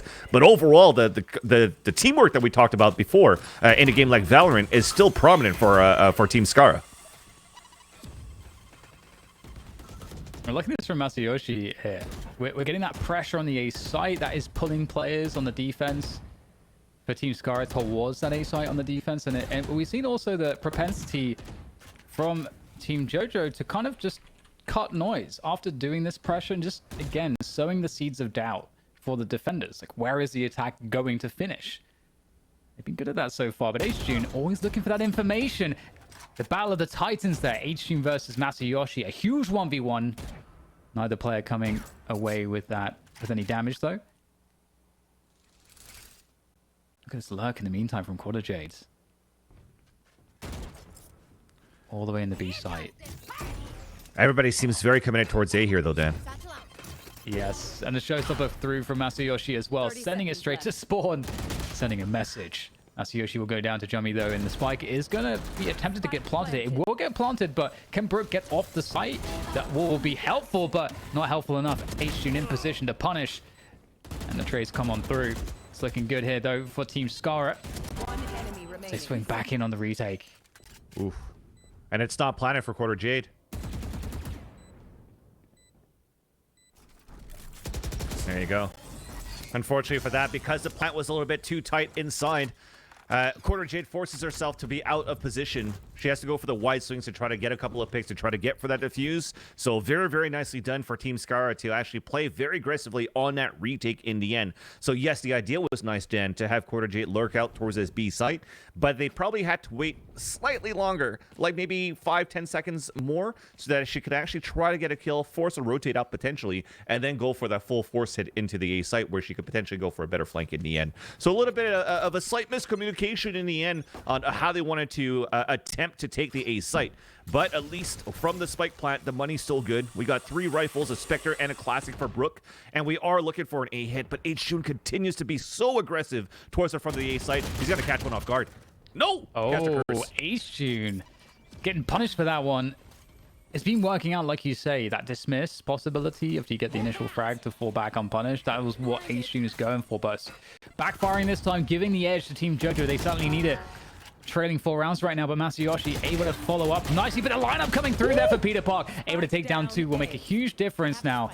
2 versus 3 for Team Scar as they come in on the retake, both from flanking positions. Will this be anticipated by Team JoJo as they fall off of the plant? Oh, no. Oh, the neural theft is huge. All the information, but still able to tie things up here. Nice. Skara and Valkyrie leaving just Katamina to save the day here. Team JoJo, Katamina trying to find some success, but Skara swinging on through the toxic screen finishes the job.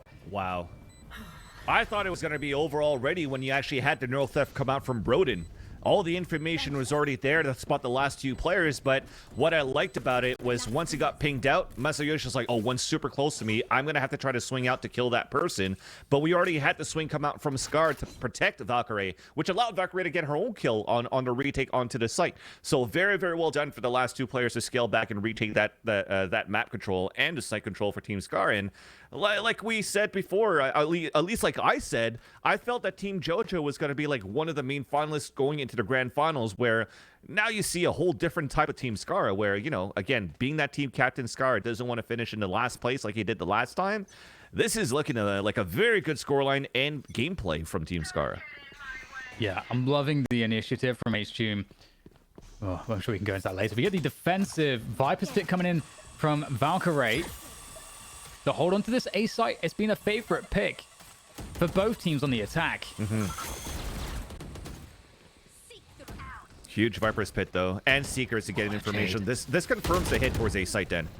Oh, and Kodajay trying to find Valkyrie, dropping in from above. Gets caught out, though. Masayoshi going in for just a moment, but what do they do here? Do they reset out of this? Because the flank is coming through from B Garage as well. Once They're going to again, hear Team this, though. Scar. They have so many edges here, though. Van Silly is still a 4 versus 2. They can lock in the attackers. Scar doesn't have to push. Actually has the knife out. The Bucky coming on through for Masayoshi.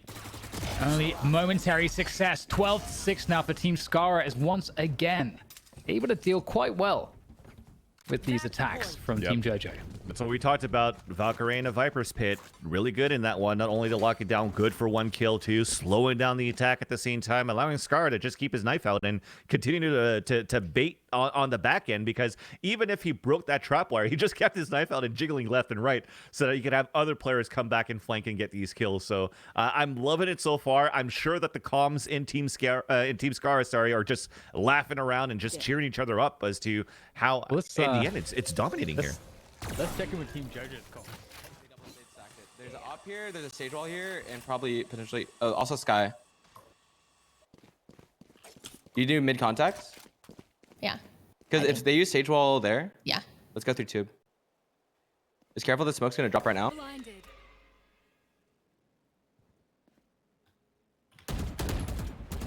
You want to still do this? Oh, fuck me. Hey, Rosa ults. We love that for us. Oh, I'm gonna fucking die. All right, we just run A. Just full sprint A. Okay. One's probably pushed up. Yeah. That's okay. Nice. I'm resable. Oh. Good point, good point. I'm full blind. One is back a king, I believe. Yeah, we're just running in. Momentum here. Oh, Peter's backside. Guys, there's 700 of them. 80 on the raise. 2 on rafters. Oof. Defenders win. A team ace to finish it then. 13-6. Team Scara are the winners of the first round robin game here today for the OfflineTV Valorant Invitational, and I'm impressed at H-June. Oh, gods. I'm impressed. I'm impressed, period. That was actually so good. Now it's not my mic. It's just my pixelated face now. We're just going to go offline TV style. I'm going to be super pixel, but it's all good. I thought it was a great series overall. I was not expecting this type of scoreline for Team Scara. And yes, I have to definitely be impressed with Ace June on that performance of Icebox. Yeah, that was really fun watching that match, and especially watching you guys break down the decision-making, because it sounded like both teams really had a great sense of not just how to basically play the game, but some mind games that could be played on each other. DDK, you were talking about Quarter Jade and the steps she was taking. Perhaps it was you, Vansley. Either way, brilliant observation, but can you break that down for me a little bit more, DDK? Do you mean sort of the lurking that was coming through? Yeah, she was putting out a wall, she was sending signals as if she was walking, but she wasn't, and she was getting in everybody's heads there. I saw a lot of successful controlling of the narrative. Yeah, it was really cool to see sort of that dynamic for sure for Team JoJo, whereby they were making a lot of presence on one side of the map, so there's that high level of threat for the defenders, and they're like, oh, okay, we got to rotate players to deal with all this threat and presence. We think they're going to rush into this site, and then Team JoJo just cuts the noise, and suddenly like, okay, we've rotated all these players over, which creates openings on the other side of the map. It's cool to see that Quarter Jade was the one that was sent across for Team JoJo to kind of do the job. They're lurking, getting information on the other side of the map. How deep can I push? To give options for them in the mid round. Either she gets some picks, or she gets some like lurk flanks, or she can just secure the site for her teammates to rotate. So it just gives so many more options to the teams. The team that is benefiting from that approach. So really cool to see that dynamic between Masayoshi and Quarter Jades, because I mean, we saw a lot of great moments actually for them working together specifically, so that was fun. Yeah, Vensley, I wanted to ask you about the knife rounds now, because I was with you there. We were looking at the JoJo roster, and we were like, yeah, this checks out. This should do good. But something about Scara and his team, when you put knives in their hands, just makes them so powerful. So what did you see in those knife rounds that they were doing perfect? I gotta know that they're probably dangerous running with knives around the kitchen or just around the house. Maybe not on themselves, but the people around them. It was looking very clean of how they were just grouping up against their opponents to get immediate knife kills, because especially on that second one, we actually wanted to have some team comms come in, and by the time we were ready to get the team comms in, boom, the knife round was over. And Dan, we just talked about before how those knife kills are very hard to do. I don't know how they practice their knife rounds to actually be so successful into the first swipes. I had no idea, Dan, that so much work went into the knife round. I thought that would be the simplest part. Now it seems like the most straightforward weapon, right? Yeah, it's definitely scary. I mean, if you're going into this tournament with a strategy, there's gonna be knife rounds. Yep. And it is very hard to actually knife people in this game. So I feel like we've been putting some emphasis on that. They could get 2 free rounds every match they play. So this is pretty big. Well, I love all the excitement that our two teams have brought in the first match of our charity tournament, but it was just that, the first match. We still have an entire round robin to run, 4 more games today, Let's 5 go. more games of the round robin tomorrow, and then a best of 1 final. But I do want to say to you, chat, if you're watching, thank you so much. If you're enjoying this tournament, please consider clicking on the donate link or ! Donate in chat.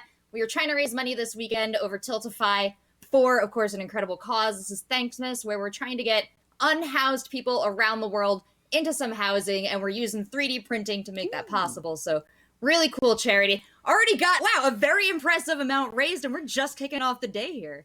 Thank you, chat. Yeah, that's actually a great way to start things off. We had a great match to start things off on the first game. The story of the underdog remains true, and chat is also very supportive to donate to a great cause as well. So thank you as well, chat, for that. Well, thank you so much. We'll be back with a lot more Valorant in just a second, but before that, we're heading into a quick break, and you should definitely stick around because we have our first contestant in the AIM Lab Tourneyception competition, so stay tight.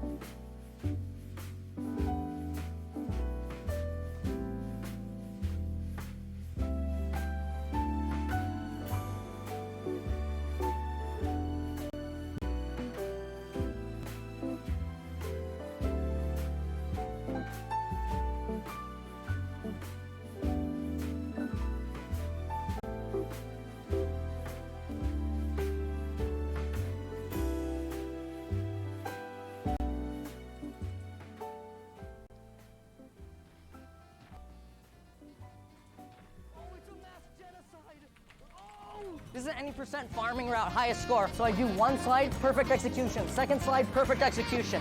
One spin, big. Two spin, big. Don't even wait for the results. Come back to the first one. Doesn't matter where it goes, it's all random. Doesn't matter where it goes, it's all random. How you guys back to doing? the spinning machine. Chilling like a bean.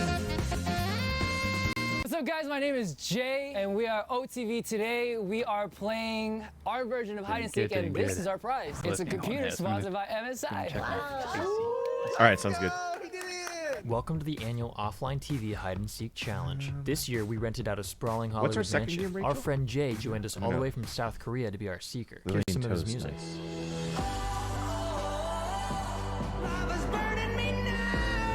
With plenty of space to hide, our seeker's gonna have their work cut out for them. It's gonna be really hard.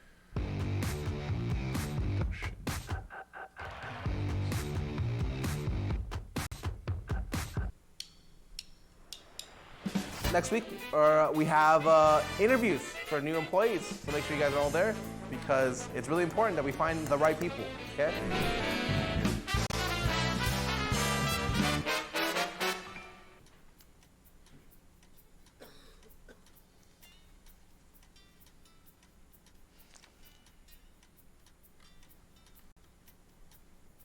I like your car. Thanks, dude. It's my favorite.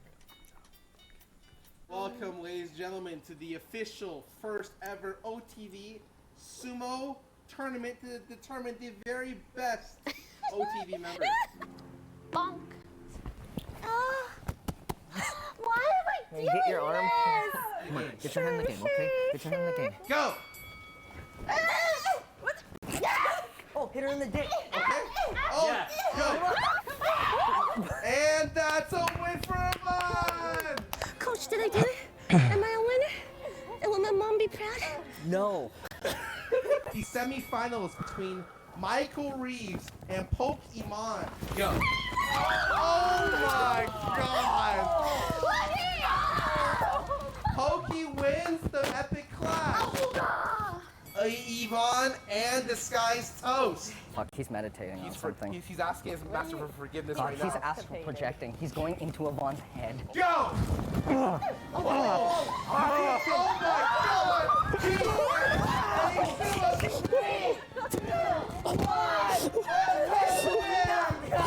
Oh yeah! I'm the champ. What a win. Yvonne goes on the next round like 10. Fire. 3, 2, 1, go! Oh my god. That fire's off to a great start. Wait, Toast, you haven't heard of my move? No, what's your move? What the? Oh! I'll never walk. Let's go. What's my The #1 OTV Wade. This is pretty. Who's this? Bring it on! Okay. Go! For the greatest. Oh! Bring it on! Oh, let's fucking go! A 1v3. Go! Congratulations. This event was a surprise announcement of our lovely 3 new members, John, Jody, and Sid, who I'm sure you guys are so hyped to see in OTV videos as we are. And we can't wait to be here and be a part of everything. And thank you so much for supporting us. Thank you. Oh, yeah. Hey guys, Thanksgiving's coming up and we were going to make a feast. The problem is we don't know how to cook. So we found... Sounds good. I knew he was gonna do that. Oh my god. That was a classic. That's a classic. That's a classic.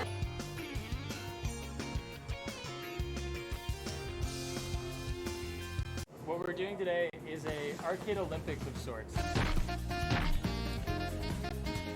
Oh, it's a mass genocide! Oh! This is an any percent farming route, highest score. So I do one slide, perfect execution. Second slide, perfect execution. One spin, big. Two spin, big. Don't even wait for the results. Come back to the first one. Doesn't matter where it goes, it's all random. Doesn't matter where it goes, it's all random. Back to the spinning machine.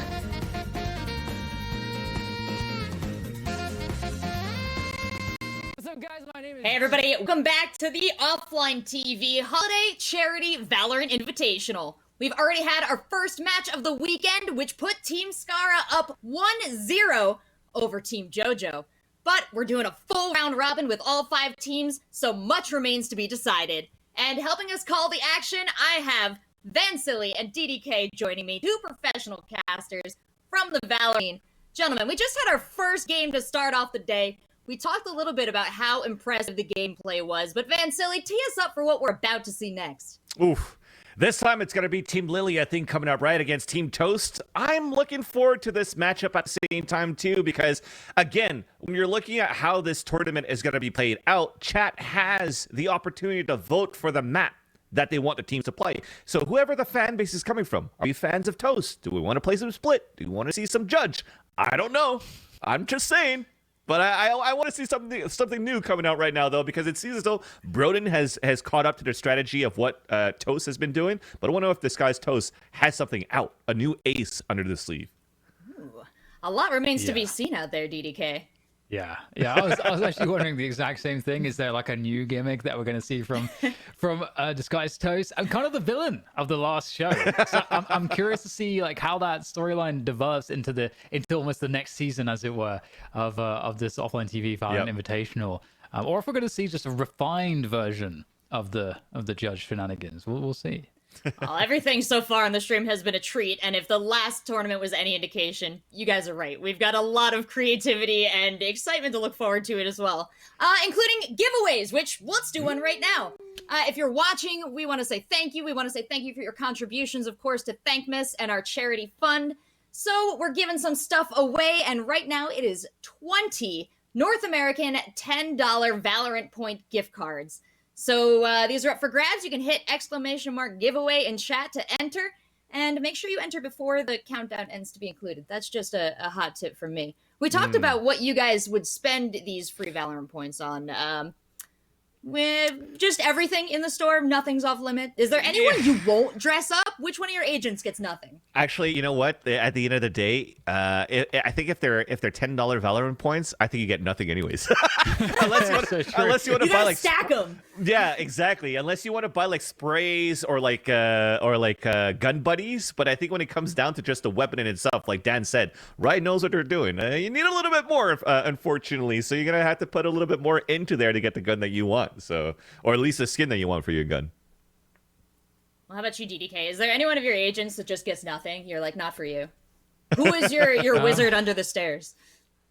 Oh, I don't actually know what that means. Are we doing that? I was like, where do you put the thing you don't like? I don't know. Yeah, it's that's I totally get it now. I'm like very slow, but I understand, and that was very funny. So I apologize that I butchered that moment for you. Dan's still jet lag from coming back from Berlin last week. Yeah, I was still in Europe. Yeah, but yeah, no, it's for me. I'm gonna echo the thoughts of Vansily. I just feel like I have to go all nothing. It's like the $100 purchase. It's all nothing. It's nothing in between. Yeah. Well, here's a team that's guaranteed to be decked out in game and in real life with probably some pretty sweet Offline TV merch, which you can get from the store or the website right now at offlinetv.com. Team Lily Pichu.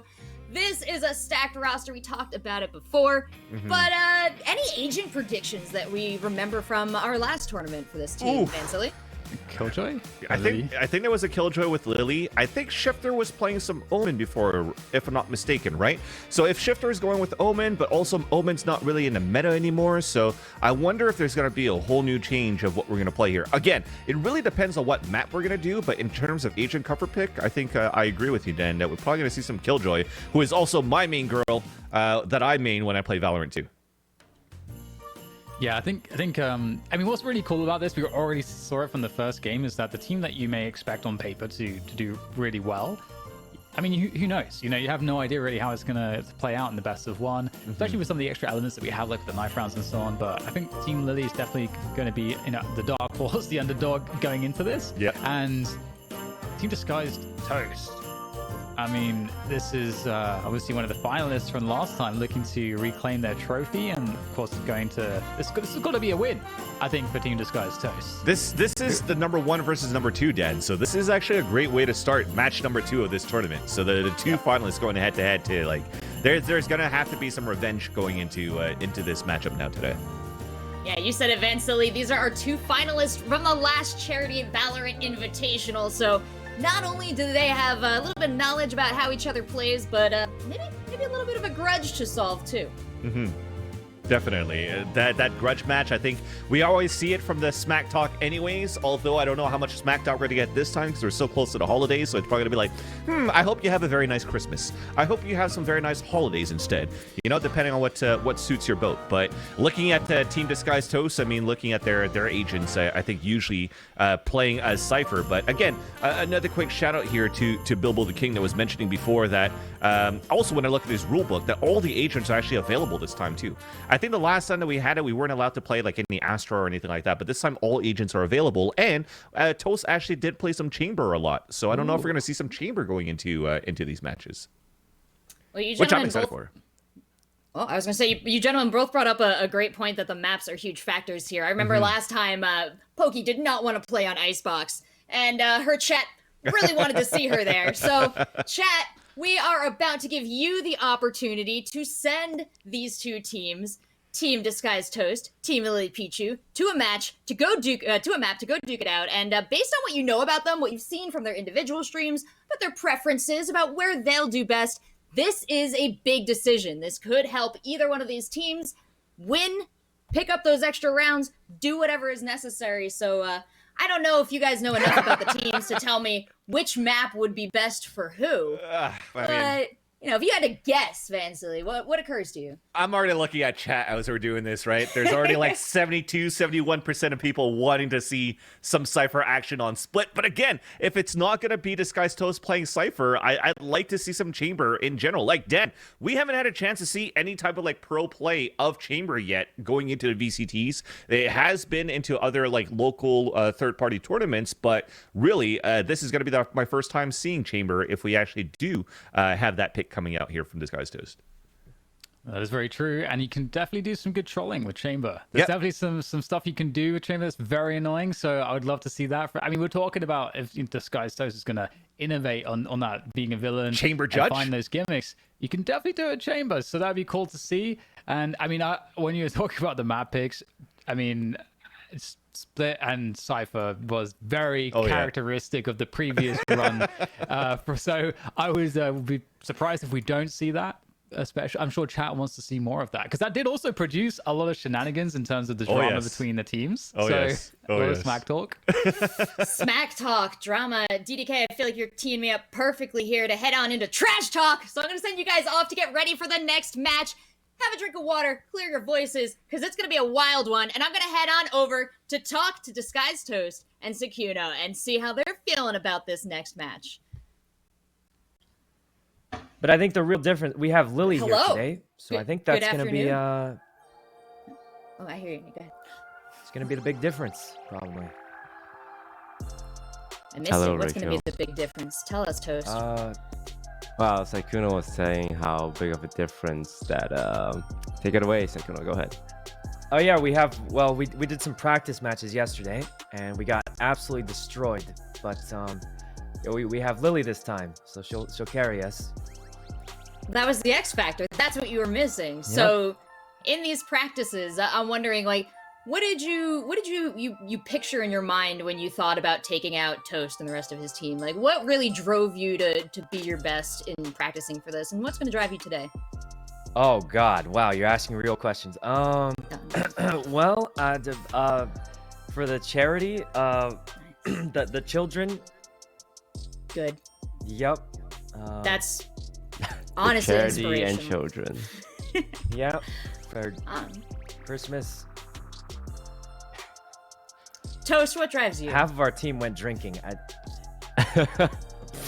What drives me? The ego to be able to say I've won 2 OfflineTV Valorant tournaments. So you're feeling a lot of pressure to defend the title of champion today? Yes. Anything less than that is a disappointment. It would be awkward to lose to me, Lily, and Yvonne. That's true. It would be. It would look really bad on me. Yeah. Is that perhaps an extra motivating factor for Team Lily today, Sukuna? Huh? The humiliation, is that really something you're looking forward to delivering to Toast? I'm not really into humiliating Toast. Maybe not something. I think Lily might enjoy that more though. I bet.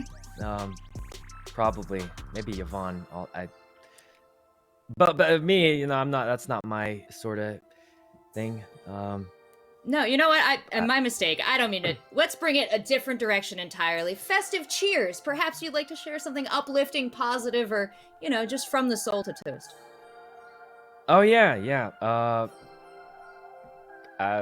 Merry Christmas.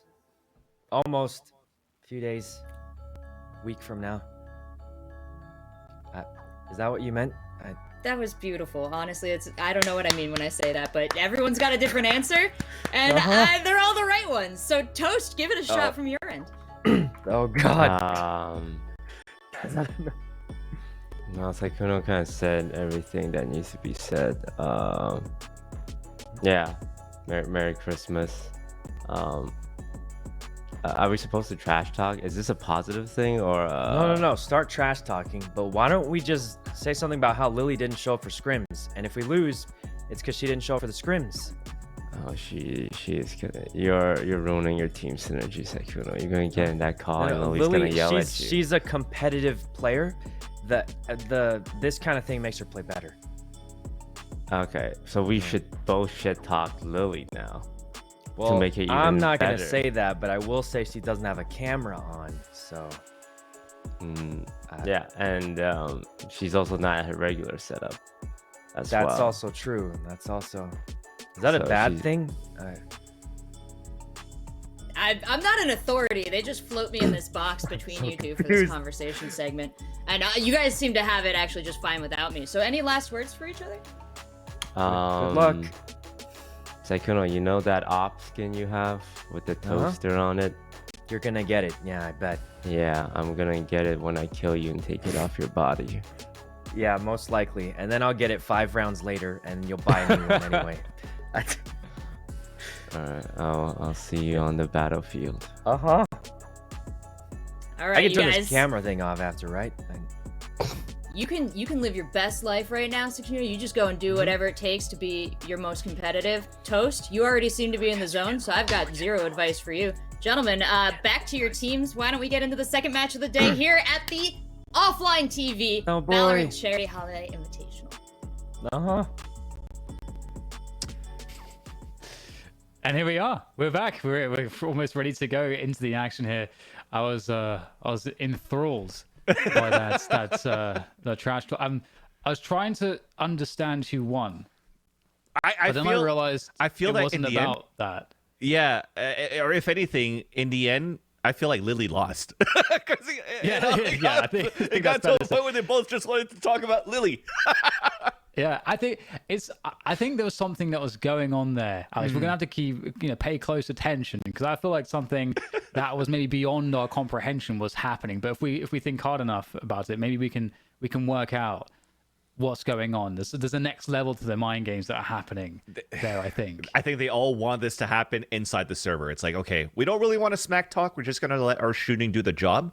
But at least one thing that's interesting looking at how the conversation went was that this guy's Toll said anything less than first place like we had on the first charity invitational is a failure for us. So I think now at this point, everybody's going to bring their A game here for Team Toast, and they might just want to try to win this 13-0. But this is something that's interesting too, Dan, because we're gonna go into split, right? If I'm not mistaken, with all the votes that we had in the chat. By the way, thank you, chat, for participating.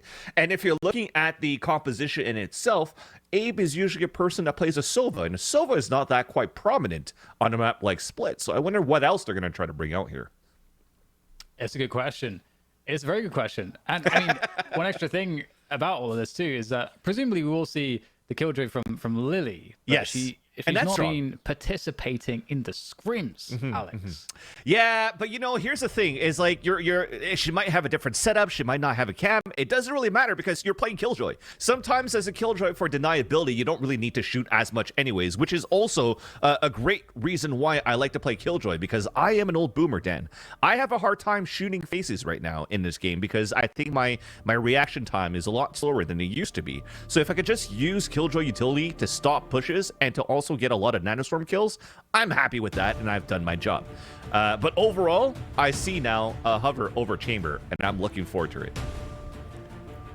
Ooh, Shonik maybe going for the Astra. Astra is very good. Very, very good, especially on split. That would be pretty cool to see Astra. Astra's also one of the agents that does benefit a lot from synergies as well with the teammates, you know, with the gravity well and in particular you can do some nasty setups. So chamber as well from Sykuna. That's pretty cool. Yeah, we might even have a mirror match, right? Because we talked about Toast, aka now in this game Buster, that might be switching over to a chamber onto this map too, so that mirror match is gonna be nice. I like the hover over a Shifter as Jet actually, and that brought back memories when I thought Shifter was playing an Omen, kind of like filling sometimes, but I think that the main agent that he usually plays is going to be a Jet. And although we are on a map where these days I do find that if you also have to go with like a single duelist type of thing in terms of like an agent comp in the pro scene, I'd rather have a Raze, especially with a combination that you could have with Sage and also an Astra. But the Jet individual gameplay could still be very, very strong. But overall, when you're looking at Team Lily's composition here, Dan, there is a lot of deniability. You have a lot of gravity wells to slow with Shonik as the Astra. You have the slow orbs coming in from Ivani. You have the nanoswarms from Lily. And now you also have the slow turrets coming out from Sykuna. So this is actually going to be very, very difficult to penetrate for Team Toast once they take the attacker side. And I'm excited to see how this is going to pan out.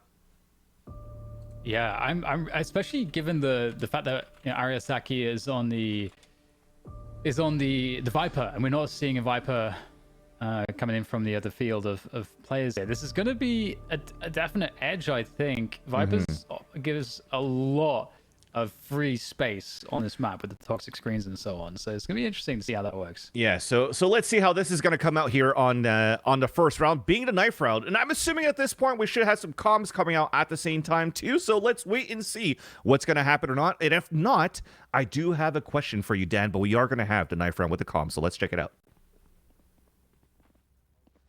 And then we all lunge out at them. Wait, does it make a big difference, guys? Don't right click, only left click. Okay. Only left click, only left click. Because you have 100 health, a left click does 50, a right click does 75. Who's luring them over? You. Me?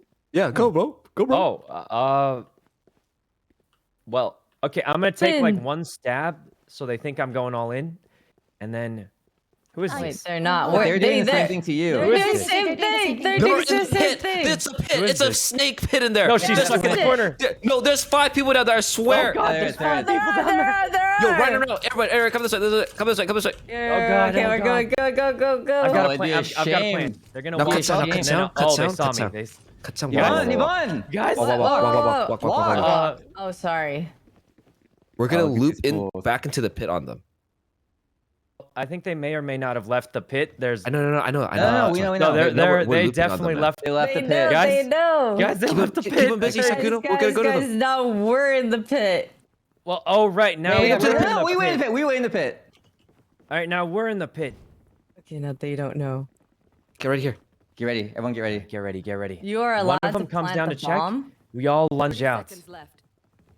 They're right above. All right, we gotta fight. Let's go. Screw it. We're out of time. Yeah. I hit Rena once. That's and Rena Viper once. Okay. What is happening? Oh, I hit Toast once.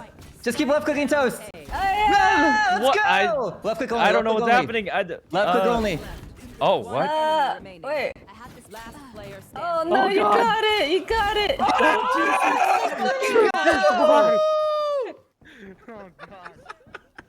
Well, that was a strat and a half here, Dan, and it works out for Team Lily, and I'm actually happy. Lily has a snow globe. Now we also have the classic with the Winter Wonderland theme as well, so I really like that Team Lily are actually pulling out here the holiday spirits onto their skins.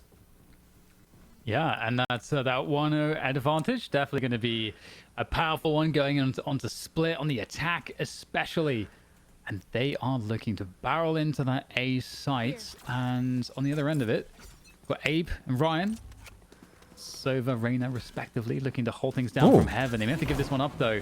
So many players coming forward. Love the dash into the burst. And totally juking Abe there. And I respect the aggression coming out here from Toast, but it's not going to work out. Ryan taking his chance as well down a ramp, but again, the classic, only so much you can do. Interestingly enough, because I saw a small shield come out, and I was like, oh, are they actually going to buy here? And it was only Toast that went for the Marshall and small armor buy. So he's not going to be looking good in terms of the economy into the next round. But overall, Team Lily has done a great job just to overpower the A site. And we are going to take this time also to look at Team Toast, rather, the agent comp. We talked about Abe, who likes to play the Sova. He's actually going to stick to a Sova onto this map. And we've maybe seen a little bit of that during like the Red Bull Campus Clutch, where was it Fnatic that was trying it out at some point too? But you know, there's still ways to play him. It's not like a bad thing to have to use a Sova onto this map. It's just really hard to actually land some Hunter's Fury because of all of the elevations that you have into this map. So going into the next round, we have a buy for Team Toast, and it's looking like they're going for a passive opening, not looking like they're going to do any early pushes here. So might be a fight over mid though with that, sir, because as I'm mentioning that, we are going to see Ryan turn his attention towards the ropes area. The wall goes down straight away though. Yeah, and we'll get some pressure on that wall. They utilize a lot of ability off the get-go, though, for Team Lily, right, Dan? They went for the Sage Wall, but they also went with the Toxic Screen right away. So once both of these calm down and when the wall breaks, that's a lot of opening for the mid-control if the attacker side of Team Lily want to go for that late lurk. But we're defaulting back. We cut some noise, and we got a nice pick from the Headhunter from Sekuno onto Higa to start things off. Yeah, some early damage. And that's for the team that's bonusing as well. So nice 5 versus 4 advantage, and Toast just chilling right now. Again, it's difficult on the defense. You know, if you don't have control of the extremities or mids, you just don't know what's going on right now. So it's a guessing game for Team Toast, and Team Lily now rotating through to that B attack. On the other end of that, we've got Ariasaki waiting patiently. Oh, there's the dash forward. Ariasaki able to take down one. Ivoni will go down. The site's been given up. B site is there with Team Lily now. Natsumi, though, just holding on to that retake position, keeping control of B Heaven. Okay, a couple of nanostorms on the pulse pan, which is pretty good. Oh, dude. Sekuno with the Headhunter continues to pop heads. Last player standing. Oh my god. Sekuno, there's only 8 bullets in that thing. I think he's got 3 kills with it so far. 3 bullets. That's insane. Oh my god. All right, well, there you go. Team Lily 3-0 up to begin. And that's a great start. That was their bonus as well. Exactly. So they're going to have a great booming economy after that. And I wonder at this point, if you actually save so many of these Spectres, are you going to try to bonus into that again? And it seems to be the case, right? So Sekuno's going to probably keep his Headhunter bullets, probably going to buy a lot more of those. Use the Spectre to play close range, which is... Actually, it's not too bad to play in terms of that strategy with this Chamber. I was thinking about it and trying to theory craft onto these pistol rounds, Dan, too. Like Chamber in general could have a classic, a shorty, and a Headhunter for a pistol round to play long range, mid range, and close range, which is quite crazy to have. But we could definitely talk about that a little bit later once we get into these pistol rounds with these Chambers. But into this round, it's going to be Team Lily continuing to do these defaults. You talked about taking control of extremities. They're starting things off quite well. They're not using too much utility to try to get early control of the extremities, and it's more going to be like a 4-player site take. Oh, don't do it. Don't do it. How do you call this, Dan? I want you to practice with French here. What's this? He's got the Headhunter out. Oh. And the tour de force. There indeed. you go. Yeah, tour de force. Nice. Okay, well, tour de force not going to find anything just yet.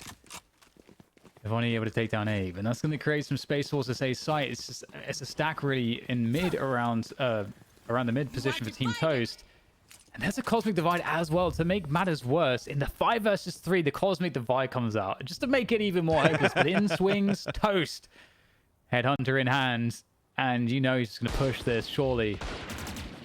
but this is going to be difficult. Which way do you look? We've got the tour de force. Oh, he's got the knife out. Sukuna, no! He's just done Toast dirty like that. And I mean, this is a bad start for Team Toast. You know, we heard him in the interview there. Anything less than a win is just unacceptable. Yeah, and hopefully it doesn't get to his head right now this early into the game, because this definitely, if you're in the shoes of this guy's Toast, this is unacceptable. And on top of that, you're getting diffed by your opponent's chamber on a mirror match. And it's going to be the team captain that does a knife kill onto you as that chamber, as the agent diff. And he could have had to tilt the first kill right there. And it just decided to go for the humiliation kill instead. So this now continues. Like, funny enough, though, for Team Toast, you still have some good economy going into the further rounds right now. But this is probably their last buy here, Dan. Yeah. I'm liking the use of the rendezvous there. It's such a good... It's a signature of chamber. Allows you to kind of teleport away to the other kind of little post that you put up. I don't know what the technical name is for it, but you are able to teleport and just reposition instantly, and it's very powerful in that sense because you can show presence in multiple locations very quickly. Dan, you're already better than me. Usually you commend me for knowing the agent abilities that quickly, and you already know them better than I do right now. Dude, I got the Wikipedia page up right now. I'm ready to go. But Shawnee gets a nice opening kill. So this is actually a nice kill towards mid side. It doesn't really pull out any rotations yet because at the same time, everybody pushed really quickly into the A site. Although they have conceded the A site for Team Toast, they have to play the retake now. And then we have it 3 versus 4 on the retake here for Team Toast. Shifter working on the A ramp control, but loses the battle against Abe. And Toast as well, picking up one with the operator. So now... there is the advantage on this retake, but can they close the deal? Can they get themselves back sight? Toast being teased there. Go to a turret, annoying, but will be dealt with. And here goes the swing from Abe. Whoa! Defense throw double from Ivani. Beautiful there. And just one player left to go. Ivani with a nice triple. Right at the end, 1 versus 3, effectively. No assistance required from Lily. Okay, that was insane. That was insane, too, because... Abe, so far, playing as his Sova, is able to get a lot of information out of this kit. Not only the Owl Drone to see that it was going to be a 4-site hit take on the previous round, this round, the Recon Dart spot, and the last 2 players on the attack of Ivani and Lily, but somehow Ivani and Lily, even though they got pinged out, was just great in terms of just spray control for Ivani to get those 2 kills before and give the advantage back onto Team Lily. So it seems for me, Dan, that we're missing a little bit of teamwork in terms of the retake plays for Team Toast. I don't know if it's missing a little bit of utility play, but also you had an op out there for Disguised Toast that makes things a little bit more difficult to try to be aggressive in there. But Tilda Fuss to start things off here for Toast, while the rest are on a half buy. And first contact is actually missed, where everybody's falling back from Team Lily back to A once again. Yeah, like you said, the operator from Chamber of Toast, the Tour de Force ultimate, is definitely really dangerous, but we'll see whether or not they're going to be able to find some defensive frags here, because in comes Shifter up A ramp, looking to keep the pressure on. Oh, great find onto A, but at the same time, Shornik takes down Ariyasaki, not leaving all that much left on the defense here for Team Toast. Trying to swing on in, though. It's going to be Saikuno losing that control of A ramp, so there is something, after all, to be worked with now for Team Toast on this retake.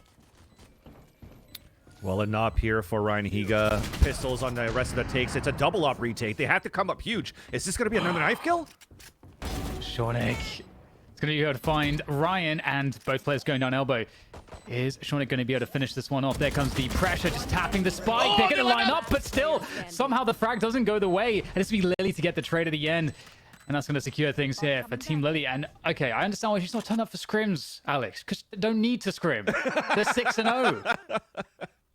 It's not worth their time. It was all mind games. It was all mind games to start things off in a trash talk between Seikuno and Toast. And at this point, it definitely looks that Team Lily are pretty practiced in terms of like getting these entries. It's lots of solo plays. You're able to get these backstabs. Like this is the second time that Shonix is trying to go for these lurks, right? The first time he got stopped towards B Heaven, but the second time it pays off. He gets beautiful kills on the backstab. Not only that, it's 1 kill, but a lot of information. And the last player is on a retake. So that's already good teamwork and communication they could bring out for the attacker side. And this continues to be the routine right now for Team Lily on the attack. Lots of pressure towards the mid side to start things off. Break this wall, force out the utility early. Like 10 seconds into the round here, Dan, there's a toxic screen up, a sage wall that's broken, and a slow orb already that's up. This is why this allows Shonik to go for these late lurks towards mid side, because there's not much utility to hold it back in the end. But for the rest of the players, it's always a 4-player site take on either extremities, and this time it's still going to be towards B. And playing for the ult there. Now, Lily is able to get that lockdown on the B site. And there is a gap at the back of the site that you can hide, but it's actually going to result in a Viper's Pit coming on down by Aliyasaki. And is she going to stay there and get detained? Yep. It looks like she is. I respect it. But there's nobody to keep her alive. Unfortunate. If only's going to be able to take her down, and that's going to be the site under control. But in comes Toast, point blank with the operator. What the hell is going on? Able to take down Shifter, and no, Toast. He finds another with the operator, point blank, and that's going to allow the rest of his team to swing on through. He's opened things up for the trade there. In comes Ryan with that trade. Nothing Lily can do. Overwhelming numbers thanks to Toast, the fearless leader, swinging on through. This is what we call, Dan, overheating. In a sense that they actually had, like, they saw Toast come through the wall, and Toast is looking towards the air. It's like, oh my god, Toast is there. We can try to knife him. So Shifter is trying to, like, go back and forth, trying to figure out, okay, what do I bring out? Why is he dancing away? Why can I not get these kills? And then suddenly get 2 no-scopes like this. Look, they had so much of an opportunity to get these kills, and off this trade, look at what we have out. We're putting utility on the ground instead for Sykkuno, instead of trying to go for the kill trade instead, because it's also an op that Sykkuno also had. So it was a little bit difficult, but thankfully for Team Toast, they got the first point on the board. And that's going to be a little bit of a momentum shift, that they desperately needed here for Team Toast. Yes. That's the way you get back in it. That's the momentum shifter right there. We'll see if they can build on that. Abe, oh my god, the re-peak's fearless. Absolutely fearless. Ryan gets the trade. Can he pick anything else up? Goes for the heal there. And Sykkuno trades out. And there's the res coming on through from Ivani. Nice shot once again. Toast back in position. Maybe he has to be the one to save this, preventing anybody from moving beyond the choke point. But it's so difficult. The dash comes through, and that totally stuffs Toast's defensive efforts there, leaving Natsumi and Aliyasaki on the retake 2 versus 4. And Natsumi able to take down 1. And maybe there's a chance. Yeah. And that's one of the most basic things, chat, that you want to pay attention to when we talk about creating space, right? Just that simple dash, forcing Toast to look into a different direction and then allowing Shonik to come in and get the kill. That's what we talk about when we're creating space with a Jet or a Raze. But with that said, the spike is down. It's a 2v1 now as we have a beautiful trade from Sykkuno. As let's see what Natsumi could do here with Respector. It's going to be tough. That Spectre, not the best at these ranges. We'll see. Well, we won't see. Shifter takes down Natsumi. And that's going to be a 7-1 scoreline. Team Lily looking extremely dominant on what was previously the home ground for Team Toast in the previous tournament. This is how they won the tournament, was these matchups on Split. But correct. We don't have the Cypher. Maybe that's the difference for Toast. No Cypher. I think it's more that we don't have a judge. Because he's landing these shots right now with the operator, which is nice. But the other thing about Chamber is why we find that he's a little bit opportunistic with his op and how aggressively he could play is thanks to the rendezvous, these teleports that he could actually use. And unfortunately, I haven't seen many of those yet here from Toast. He's landing some beautiful shots, but there's no escapability after to follow up. Here.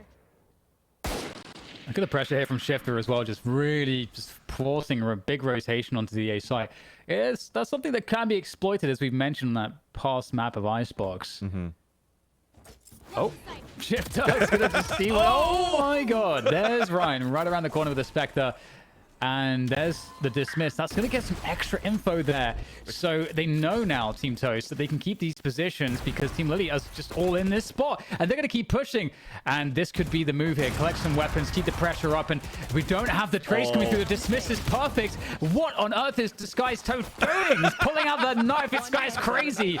And you know what? Ryan's going to take it down. And it's almost a flawless round. If Lily doesn't get any kills, if she's in the defender spawn. Oh, sorry, it's actually Shonik. My bad. Yeah. Of Team Lily.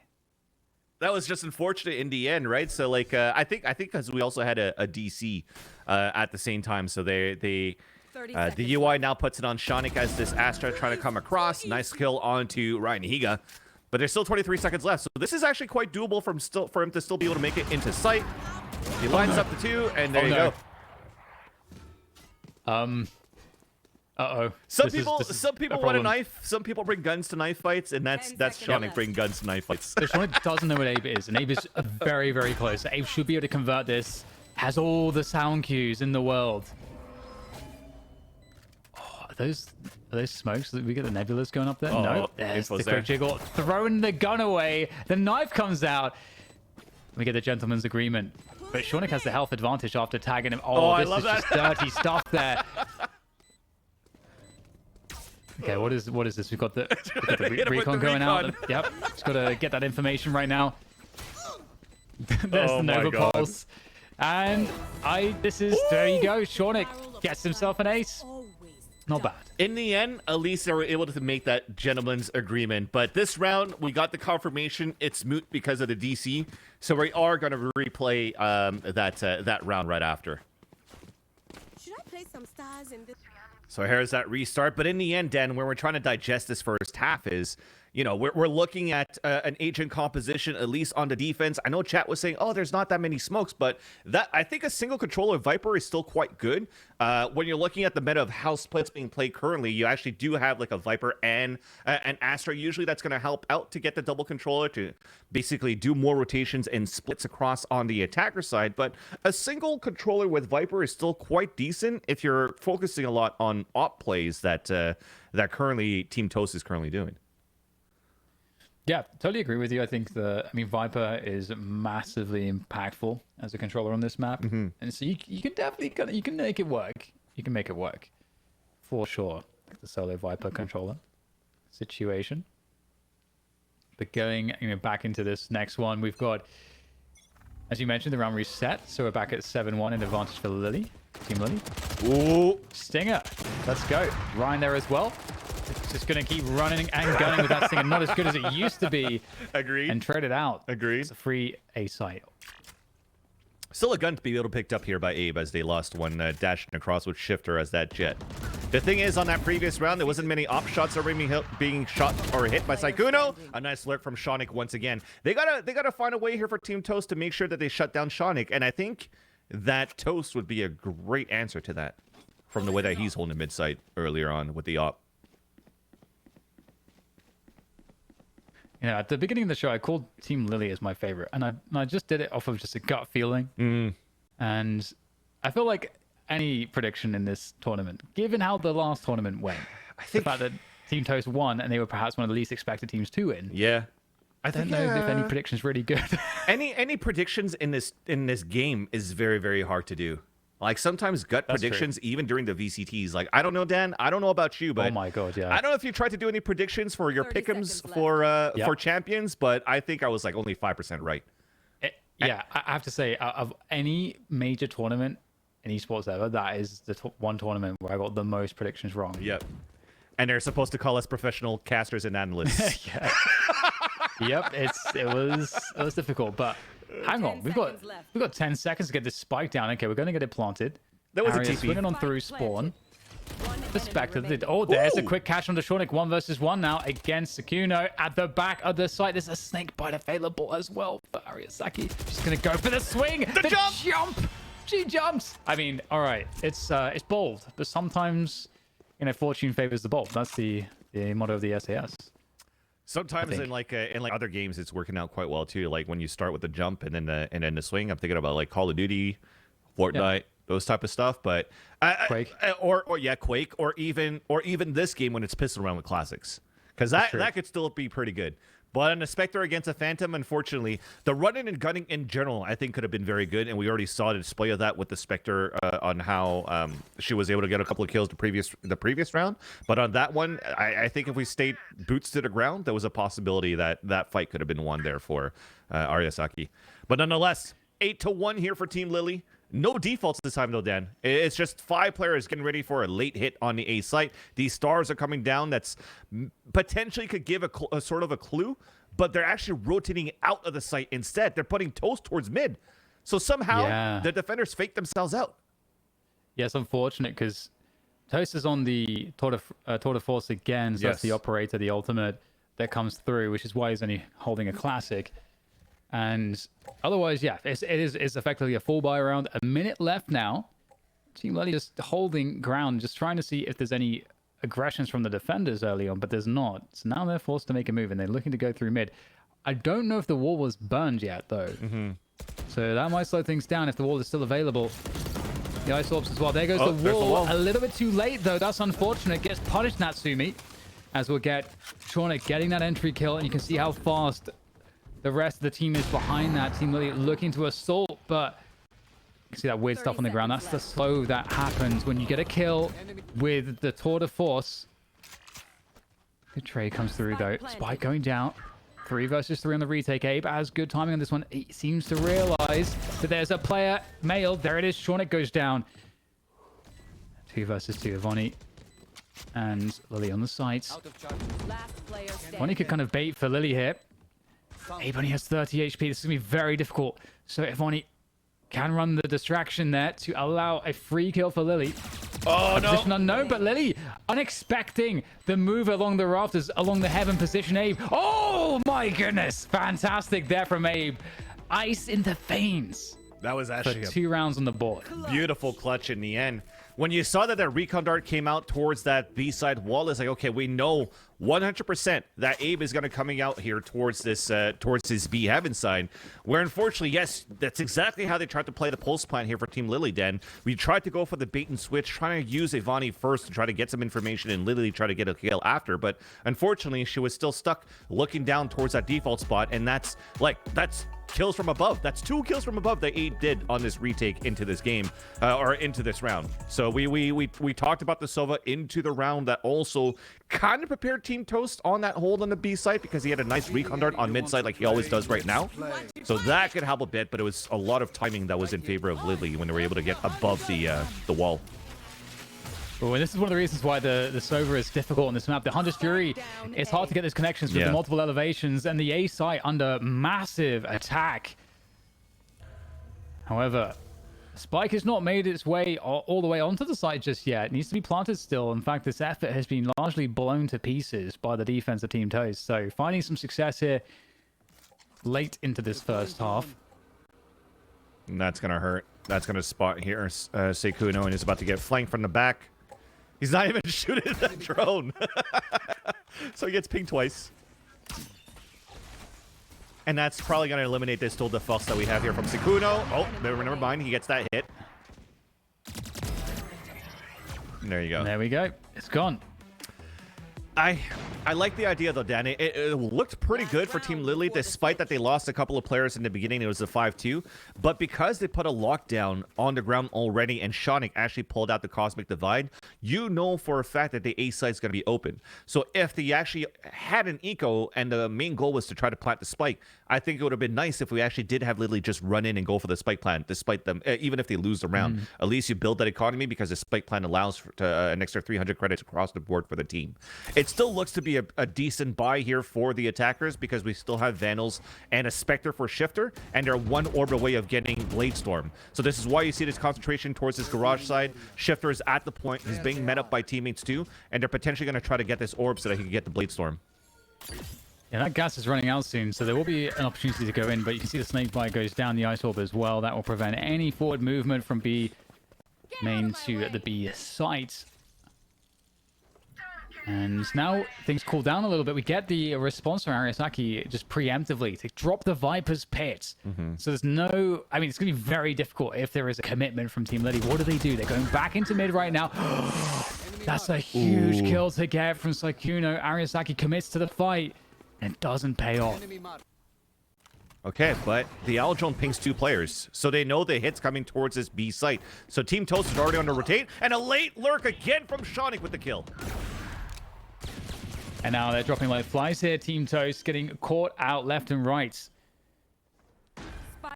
Shonic on the other end here. Natsumi lying in wait, knowing that this flank is real, and it's so threatening. Knowing that there is a flank. Are they holding? Are they going to try to push me? You feel like you have to deal with them first, and for Natsumi, that will be the case. And the res, indeed, that's a 3 versus 4. But a lot of time has been bought here now.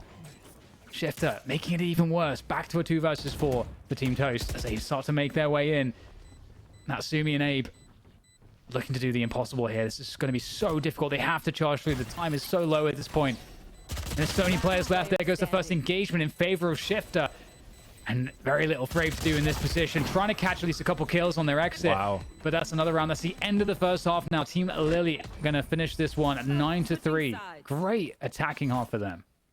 So I like that in the chat where we got the spams of the 9-3 curse. So shout out to the fans that continue to watch these tournaments in Valorant, not only for the offline TV but everything else from the VCTs, because 9-3 definitely is one of those curse. But we'll see what's gonna happen though, because this is 9 rounds of the attack that Team Lily has, Dan. And as I've mentioned before, they have so much deniability with the agents that they currently have on the defender side that I feel this could continue to be very, very difficult for Team Toast to take this over. But at least they have a chance to come back for Team Toast in this 9th round. So let's see what's going to happen here.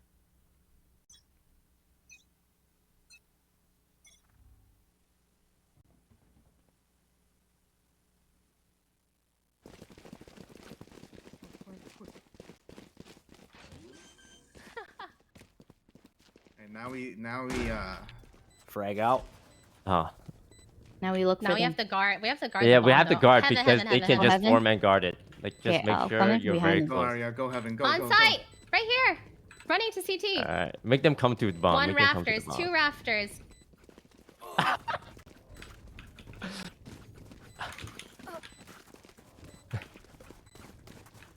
I'm watching. I'm guarding right here on garage. In the back. Or right here on site. Oh, and okay. Oh no. Oh god, I got Lily for 1. Nice.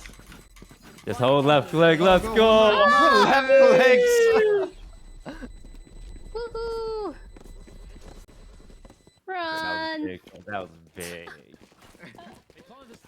Is that allowed? That's a strat. That's a strat. I didn't see that in the rule book, so I'm assuming that it's fair play. It ain't in the rule book. It's fair play.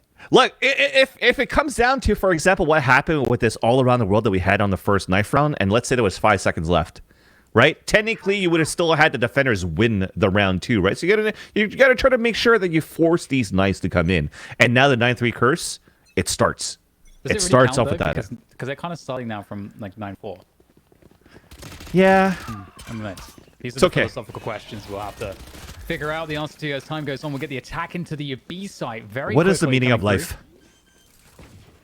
through. Is to I don't know. Don't ask me What such is things. your definition of happiness? Pancakes. What about you? I don't know. You know what? We talk about sweets. I had pancakes before, but I never had pumpkin pie. You haven't had pumpkin pie? And I've been alive for 37 years. Never had pumpkin pie. Isn't that like a Thanksgiving thing? It is, Pumpkin and pie. I've missed it. I've missed the Canadian Thanksgiving and the American Thanksgiving, and Wait, didn't do you even do have it any like the pumpkin pie. same kind of deal as in North America? Like, as in like turkey USA? stuffing and all that stuff? Yeah. Well, see, I'm an Asian family, so we actually just order Chinese food and then gather Fair around and eat Chinese food.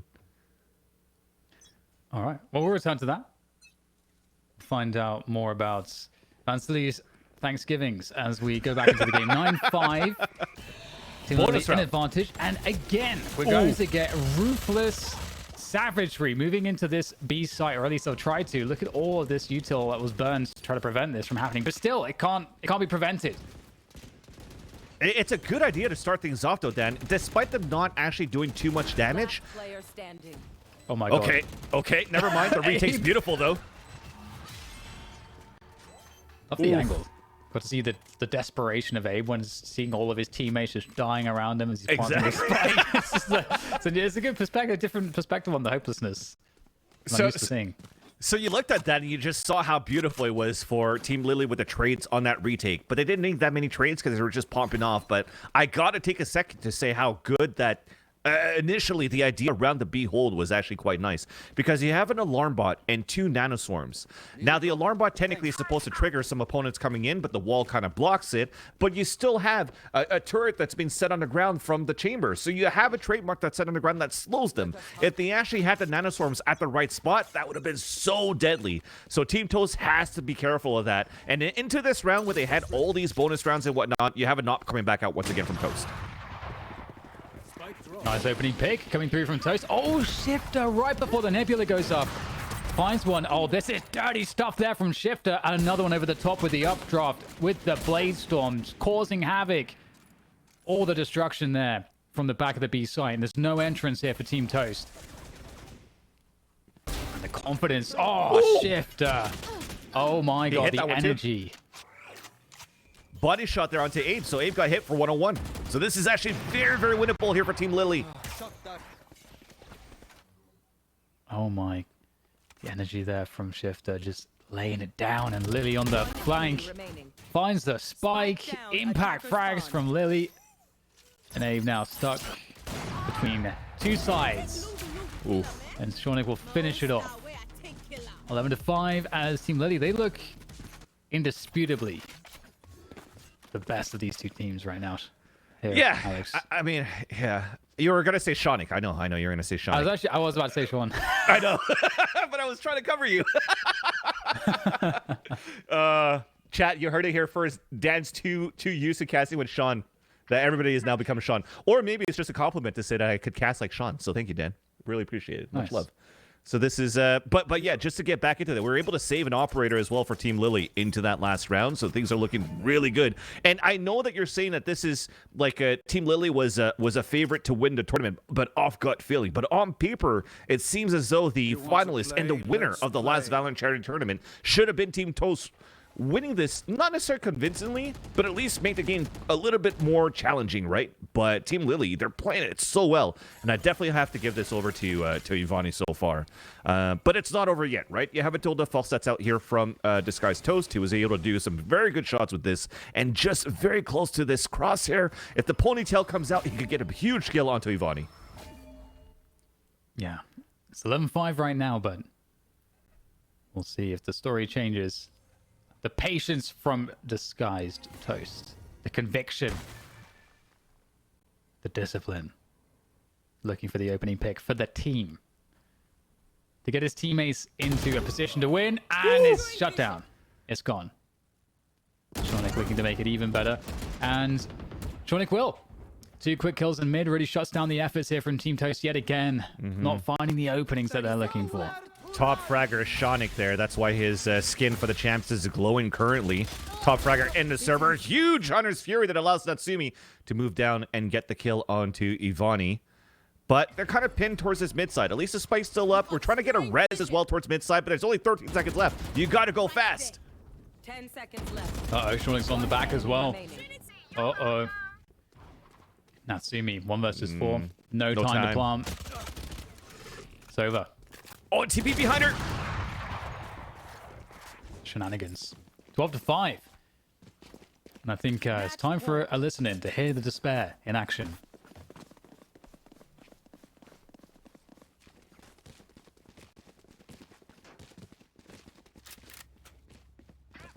I don't know if it has infinite range or whatever. I forgot. Because sometimes I'm just going to leave ramp and I don't want them to be able to lurk through.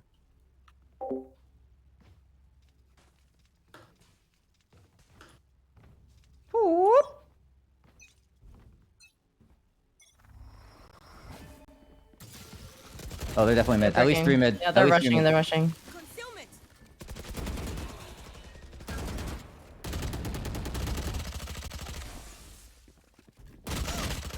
They're mid. 3 mid. They're running up mid heaven now. They're reviving. Yeah, they're heaven. Can't really see too well. So. Oh, 3 there. 3 there. 3 heaven. You're gonna see him second for sure. Nice. That one?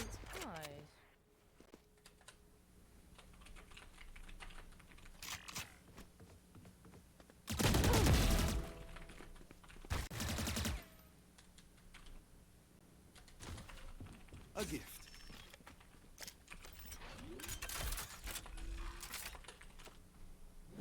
planted.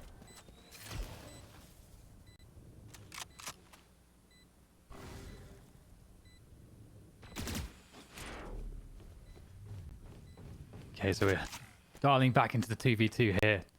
Alex is all on this one. For a chance to stay alive. Defending the spike, Team Toast. Oh, Toast in a great position. Ooh. Oh no, disaster strikes. But can Ryan make good of this one? Gets one in the back in a second to follow it up and keep Toast's dreams alive against Team Lily. It's still doable at this point right now. We talked about the 9-3 curse. This time it's actually pretty much broken because you had Team Lily that was able to get a good defender side quite before when they were shutting down the attacks here for Team Toast on that B side. So yes, the dream's still alive, but with the amount of rounds that we've won for Team Lily on the defender side first here, Dan, this is still going to be a very, very heavy buy. And Shonix is just ready to toy with his opponents. He's pulling out an Odin for a mid-side hold. I love the confidence. The wall goes up, the wall goes down. It's been good to see that Team Toast are also pressuring that wall away as soon as they can. But as you say, they might feed straight into the Odin of Shornik on the other end of it if they continue to press up mid, but right now it's a pretty passive approach coming through from the defense of Team Lily. They've got that 5 versus 4, so they don't need to do anything special here. It's not too bad here from Shonix too. Like this spike, like this, oh, okay. Nice spray, but on top of that, it's nice deniability as we talked about before, right? If it's the wall, 2 slow orbs, now you have Nebulas coming out from Shonix at the same time. It doesn't allow for Team Toast to get any good mid control so far. And we're going to rely on Disguised Toast to get an opening once again. And he's trying to get this fight against Ivani. And he loses it. Yeah. And it's just one by one. They're going down in these battles. And finally, Abe able to deliver. Against Shornik, though, it's not going to be the same story. But for Natsumi, able to make something happen. Time is limited. At least Natsumi does have the spike. Down to 17 HP. No heal available just yet. 8 bullets left as well. Has to go forward quickly for the plant. And you know what? Her opposition know it. The wall comes up, though. That's going to buy some time for this. And also give her some information if they try to strike down that wall. Oh, big ult. I think she would have had... Yeah, well, never mind. Shifter will take her down. And there it is. Team Lily. They're going to be picking up this match so convincingly against Team Toast here, Alex. Oh my god, Dan. The story of the underdog continues now, at least for me, an underdog into this matchup. Lily Pichu. And on top of that, I think it's just overall, like, the whole roster in itself looked really, really good as much as it was on the defense. We had some great players on flanks. We had some great players that were able to frag. And Ivani as the anchor player. Beautiful. Chef's kiss.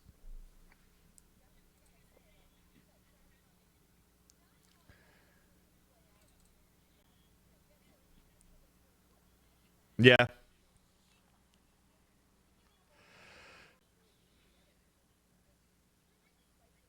Yeah, what I actually really like from how this Team Lily played on the attacker side, with an agent composition that we talked about, that they had a lot of deniability on defense, how is that going to pan out for the attack, right? And just having Shifter on that jet is going to help a lot for creating that space that actually... made it difficult for Disguised Toast to get all those shots that he needed to hit with the operator, and allowing the rest, the 4 players right behind or the 3 players behind, to get into the site trades in the plant.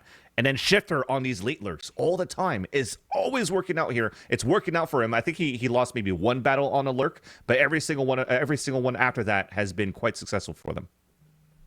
And DDK, I thought we were going to see a lot more from Toast, and the times they did pop off as a team were brilliant. But what do you think kept them from doing that a little more often? Yeah, I think there's a lack of sort of synergizing or like a attack-sided game plan. And given that they struggled on the defense as much as they did, that kind of left them out in the cold there. When we saw that second half playing through, you saw sort of, okay, well, these flat-out rushes aren't really working as well as we want, because even though they were able to maybe get the spike down, they weren't able to get good post-plant positions to defend the spike. And then when they stopped doing that, it was a case of just trying to kind of take 1v1s. And that seemed very easy to deal with. So it seemed like a lack of that attack sided game plan. All of it was kind of on the defense. I think composition wise, I think there was a struggle there as well. So I think just not as well kitted out to win this one. The fights on mid side actually was something I was being tried to. Sorry, Rachel, as I wanted to add on to that really quickly, because when they tried to get those 1v1 on B side extremities, we talked about how Sykkuno was doing a good job with a Marshall to get a couple of kills there, and then once they tried to go for mid take controls, then they had to face off against Chonic on mid side, and they didn't have the utility to try to flush those opponents out of ropes. And even if they made it at least on the top of the staircase, there was still a nice crossfire between Chonic and Ivani that allowed all those kills to happen from heaven side onto B. So the first layer of defaults, the idea is there for the attacker side. We just needed to bring it up an extra step. Taking a quick look at the replays here, starting out with the giggle between the opponents, but quickly turning into violence, boys. Oh yeah, and I think the violence started with some nice mind games with the knife kills, Dan, and this. Not only knife round, but literal knife kills on that second round there that we saw from Sykkuno on Titos.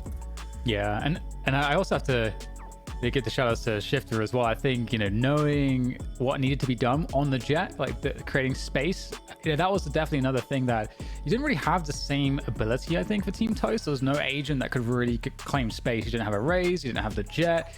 On those entries to sites, having that player that could draw the fire wasn't quite there. And I think that was something that was abused quite a lot by, or I shouldn't say abused, but just used effectively by Team Lily. And that was another difference maker, I think, for them. And so, yeah, I felt like everybody for Team Lily really did a great job synergizing with each other and everyone. There was a good... They had all of the roles that they needed for the varying situations that they found themselves in. Yeah, when you look at it, too, on... the differences of the controls that you had, like I said, Ariasaki playing as a Viper is still quite good, that you could still run things as a single controller if you want to go for a straight up sight hit, if you're going to eventually make it to that point, right? When you've gained that map control, you scaled up to where you needed to go for that explosion on an execution. But to have Sonic instead playing as a Astra, there was so much that they were able to do. Not only does he place the stars over onto heaven and onto screens, but he's able to add more stars across the map to try to maybe sell these fakes. We talked about it, Dan, at some point. We had the smokes going into A heaven, into screens, and then you had 2 more stars going into like mid side and B heaven, and that actually forced a rotation out from this guy's toes from A to B side, where it just allowed an easier take for the attacker side of Team Literally get into the site. So overall, in terms of agent comps, you're right, you nailed it. We had a little bit of a better agent composition here for Team Lily. Worked out for that type of game plan. Well, gentlemen, thank you so much for your assessments. We're only 2 games in, and I feel like not only am I learning, but you guys have had moments where you sounded pretty impressed by the play that we've seen here this weekend. So we have 3 more games coming up today. But before we do that, this is all for charity, and I want to say thank you and remind our audience that we are trying to raise money for Thankmas.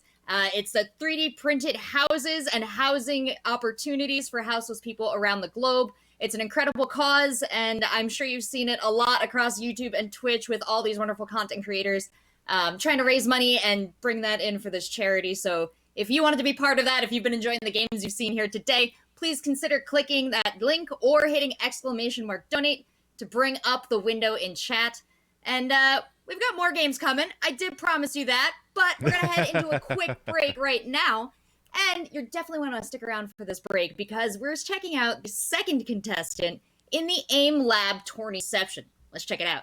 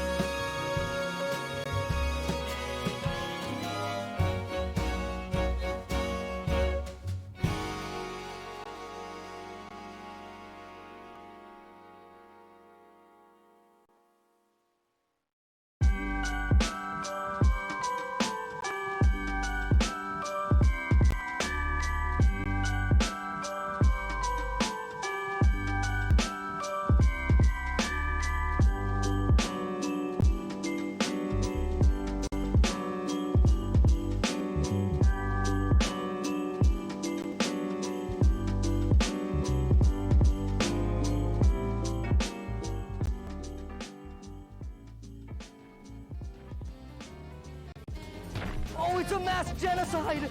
Oh! This is an any percent farming route, highest score. So I do one slide, perfect execution. Second slide, perfect execution. One spin, big. Two spin, big. Don't even wait for the results. Come back to the first one. Doesn't matter where it goes, it's all random. Doesn't matter where it goes, it's all random. Back to the spinning machine.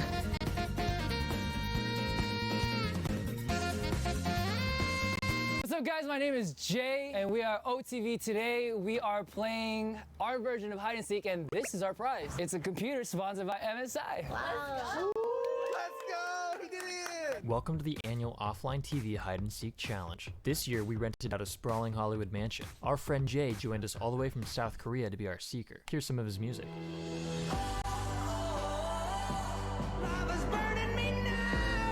With plenty of space to hide, our seeker's gonna have their work cut out for them. It's gonna be really hard.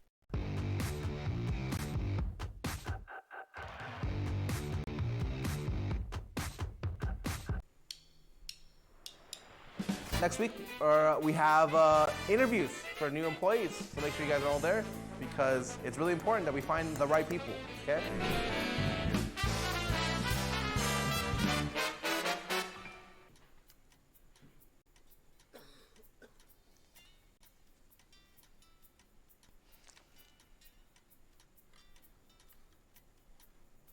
I like your car. Thanks, dude. It's my favorite. Welcome, ladies and gentlemen, to the official first ever OTV Sumo tournament to determine the very best OTV member. Bonk. Why am I doing Get your arm. this? Come on, get your hand in the game, okay? Get your hand in the game. Go! Oh, hit her in the dick. Okay? Oh, go! And that's a win for Ivan! Coach, did I do it? Am I a winner? And will my mom be proud? No. The semifinals between Michael Reeves and Poke Iman. Go. Oh my god! Pokey wins the epic clash. Yvonne and Disguised Toast. Fuck, he's meditating on something. He's asking his master for forgiveness God, right he's now. astral projecting. He's going into Yvonne's head. Go! Oh my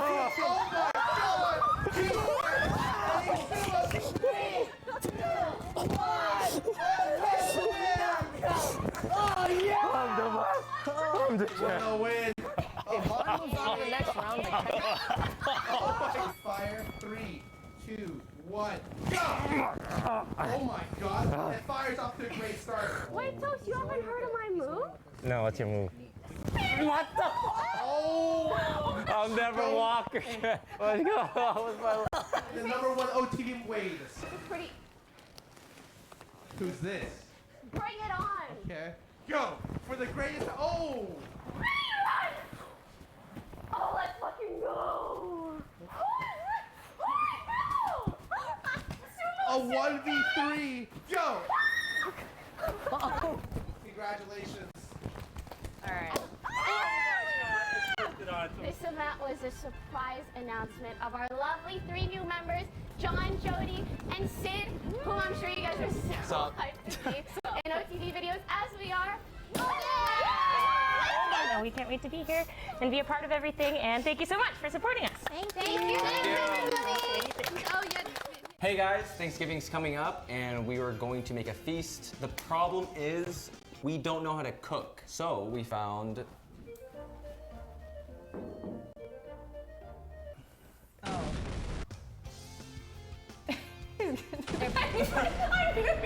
do that. oh my god. That was a classic. That's a classic. That's a classic.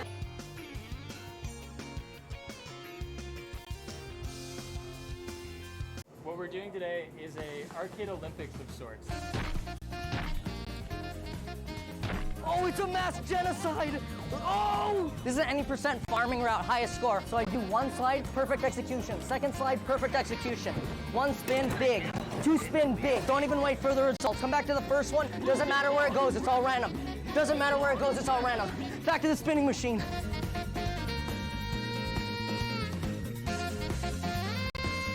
What's up, guys? My name is Jay. everybody, welcome back to the OfflineTV Holiday Charity Valorant Invitational.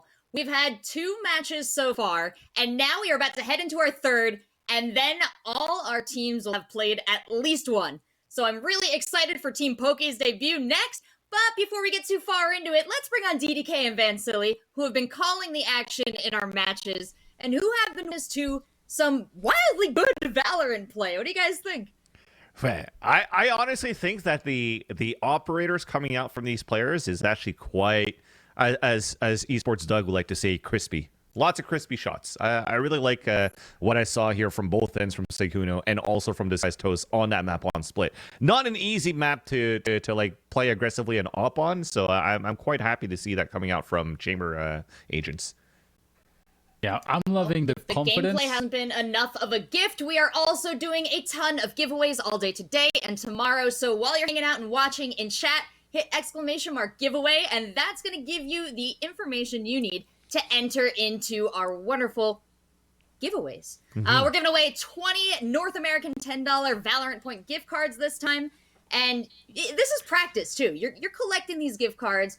You're, saving up for a skin. But we also have some OfflineTV merch that's going to be working its way into the giveaway. So this is like a training ground, an aim lab, if you will, for our giveaway challenges. Oh, yeah. We showed Dan's shirt, but I think you got a new one, too. So I want to see that one that you have. Thank you. Is that a long Thanks for sleeve? noticing. First of all, this is the long sleeve, which very rare with gamer merch, kind of odd. But I'm so happy to have a long sleeve shirt. It's going to get a lot of wear. Yeah. Because it's one of the few ones. Got the TV in the back, my hair's all over it, and some special messaging down the arm.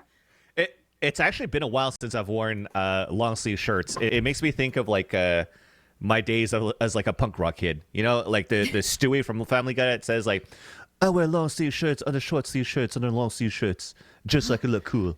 Something like that. Did we look cool in middle school when we were doing that? I don't know. I thought it was amazing. I still think I'm amazing now.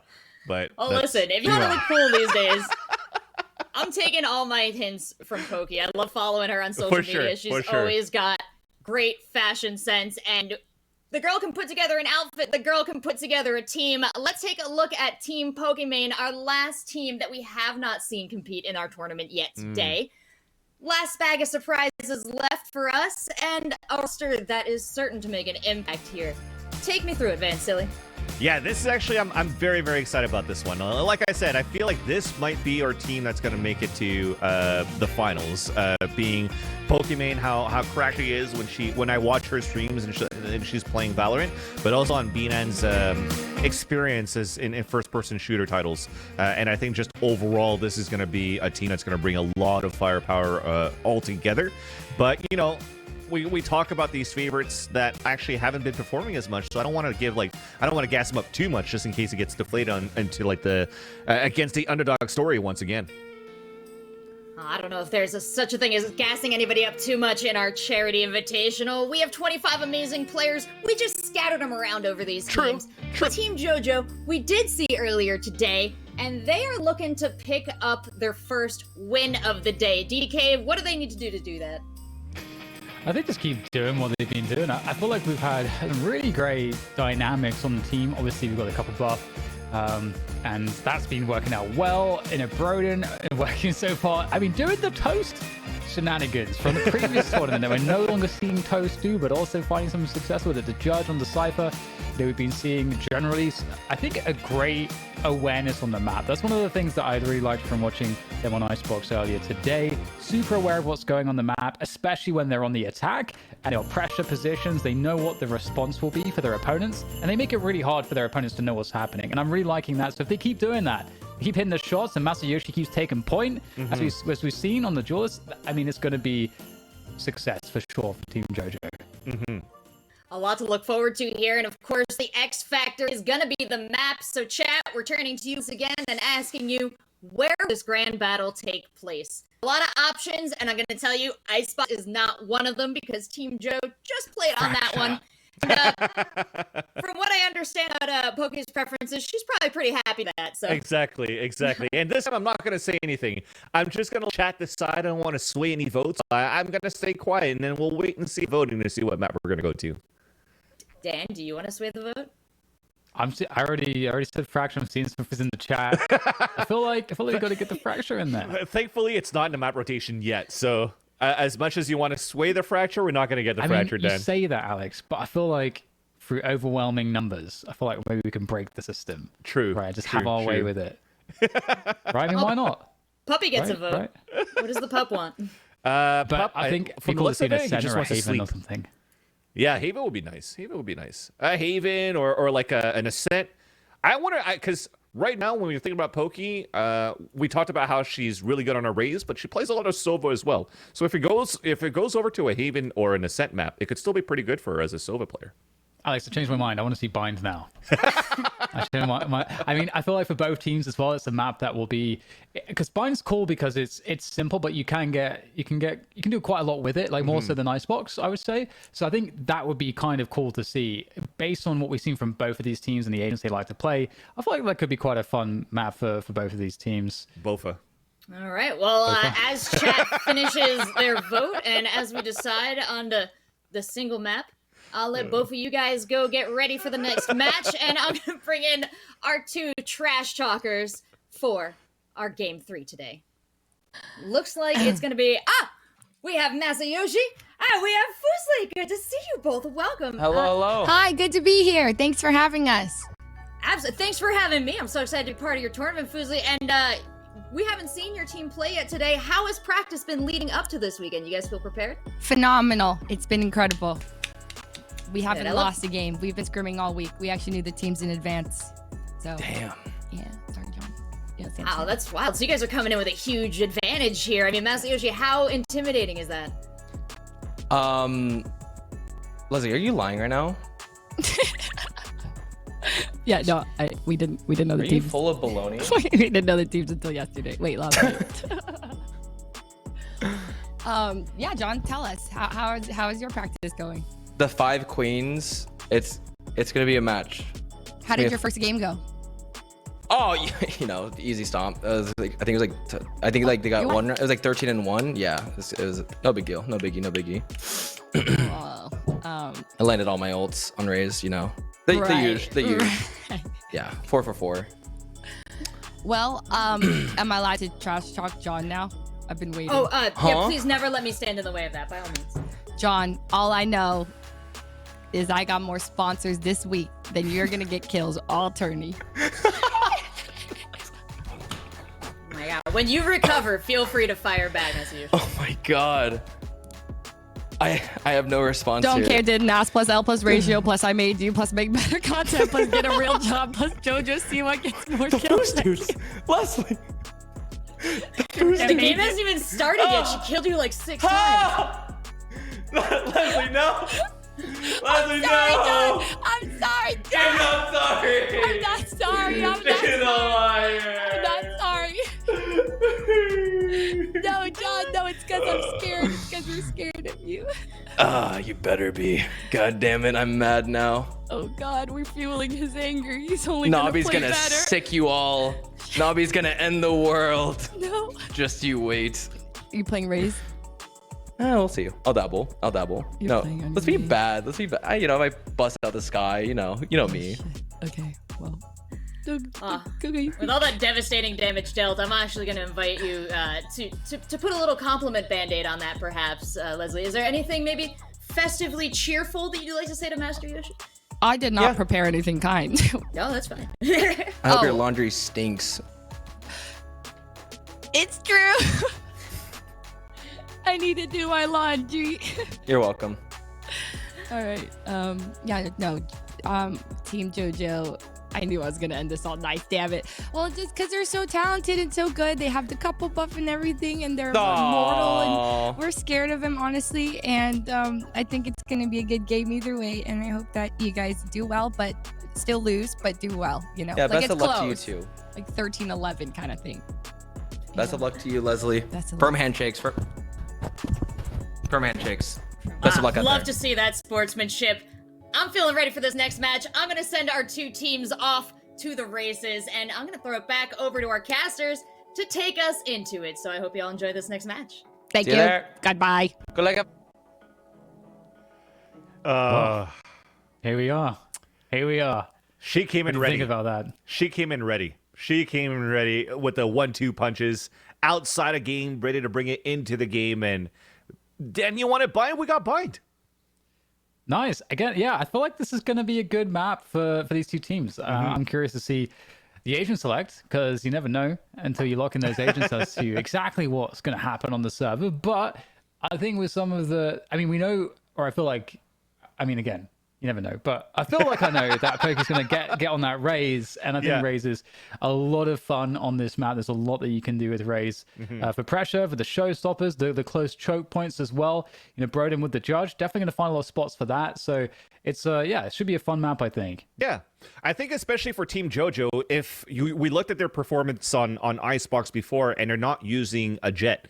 I feel that Bind could also be one of those maps where you don't necessarily need to have a Jet as a duelist to go in. So if you do have Masayoshi playing towards the Raze or even a Sky, but you also have Quarter Jade that's going to stick over to Reina, that could still work quite well, because we've seen, for example, Team Liquid with Scream trying things out with a Reina, and it works very, very well under Bind, except for versus Sentinels, of course, but it worked pretty well against Cloud9, so the agent comp for duelists for those two players works well on this map.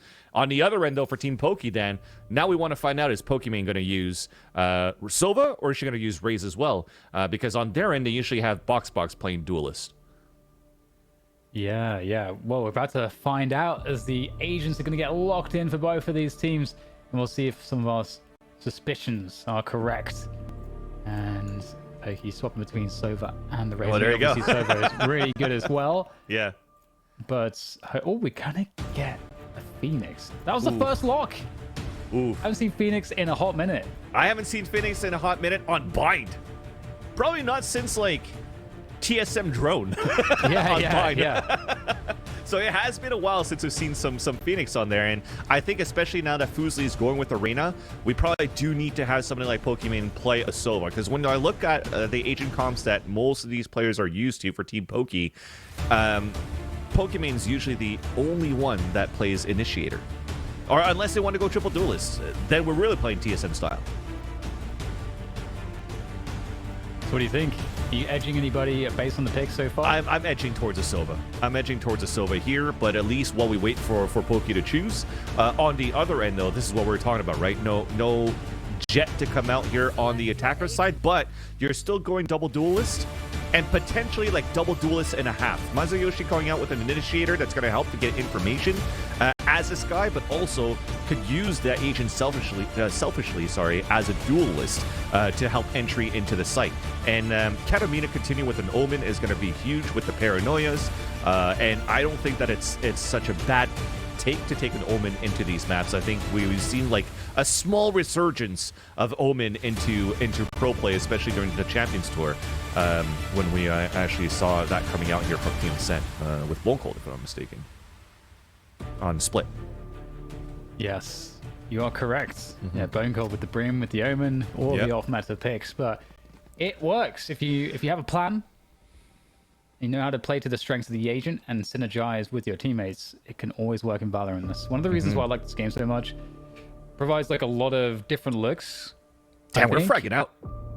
We're fragging out for Team Poke. We're going triple duelist. Ooh, man, I haven't seen triple duelist in a long time. Yeah, since TSM. So, yeah, let's see how that pans out. I mean, it did work out for potentially, like, maybe one event, I think, when TSM was trying that out with the triple duelist comp.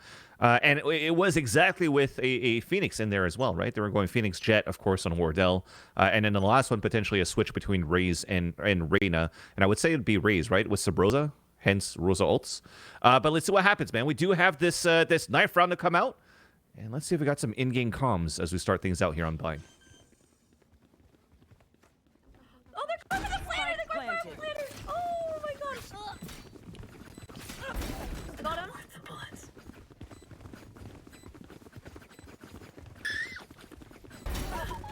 Oh, I got one more! Okay. One hit Sky.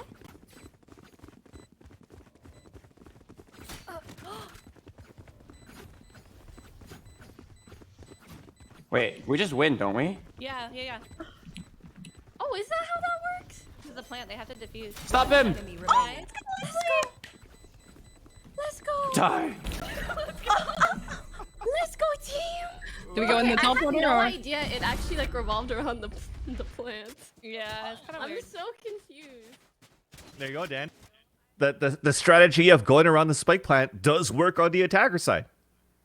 There you go. Just like that. Team Pokey going to start off with the 1-0. Very nice indeed.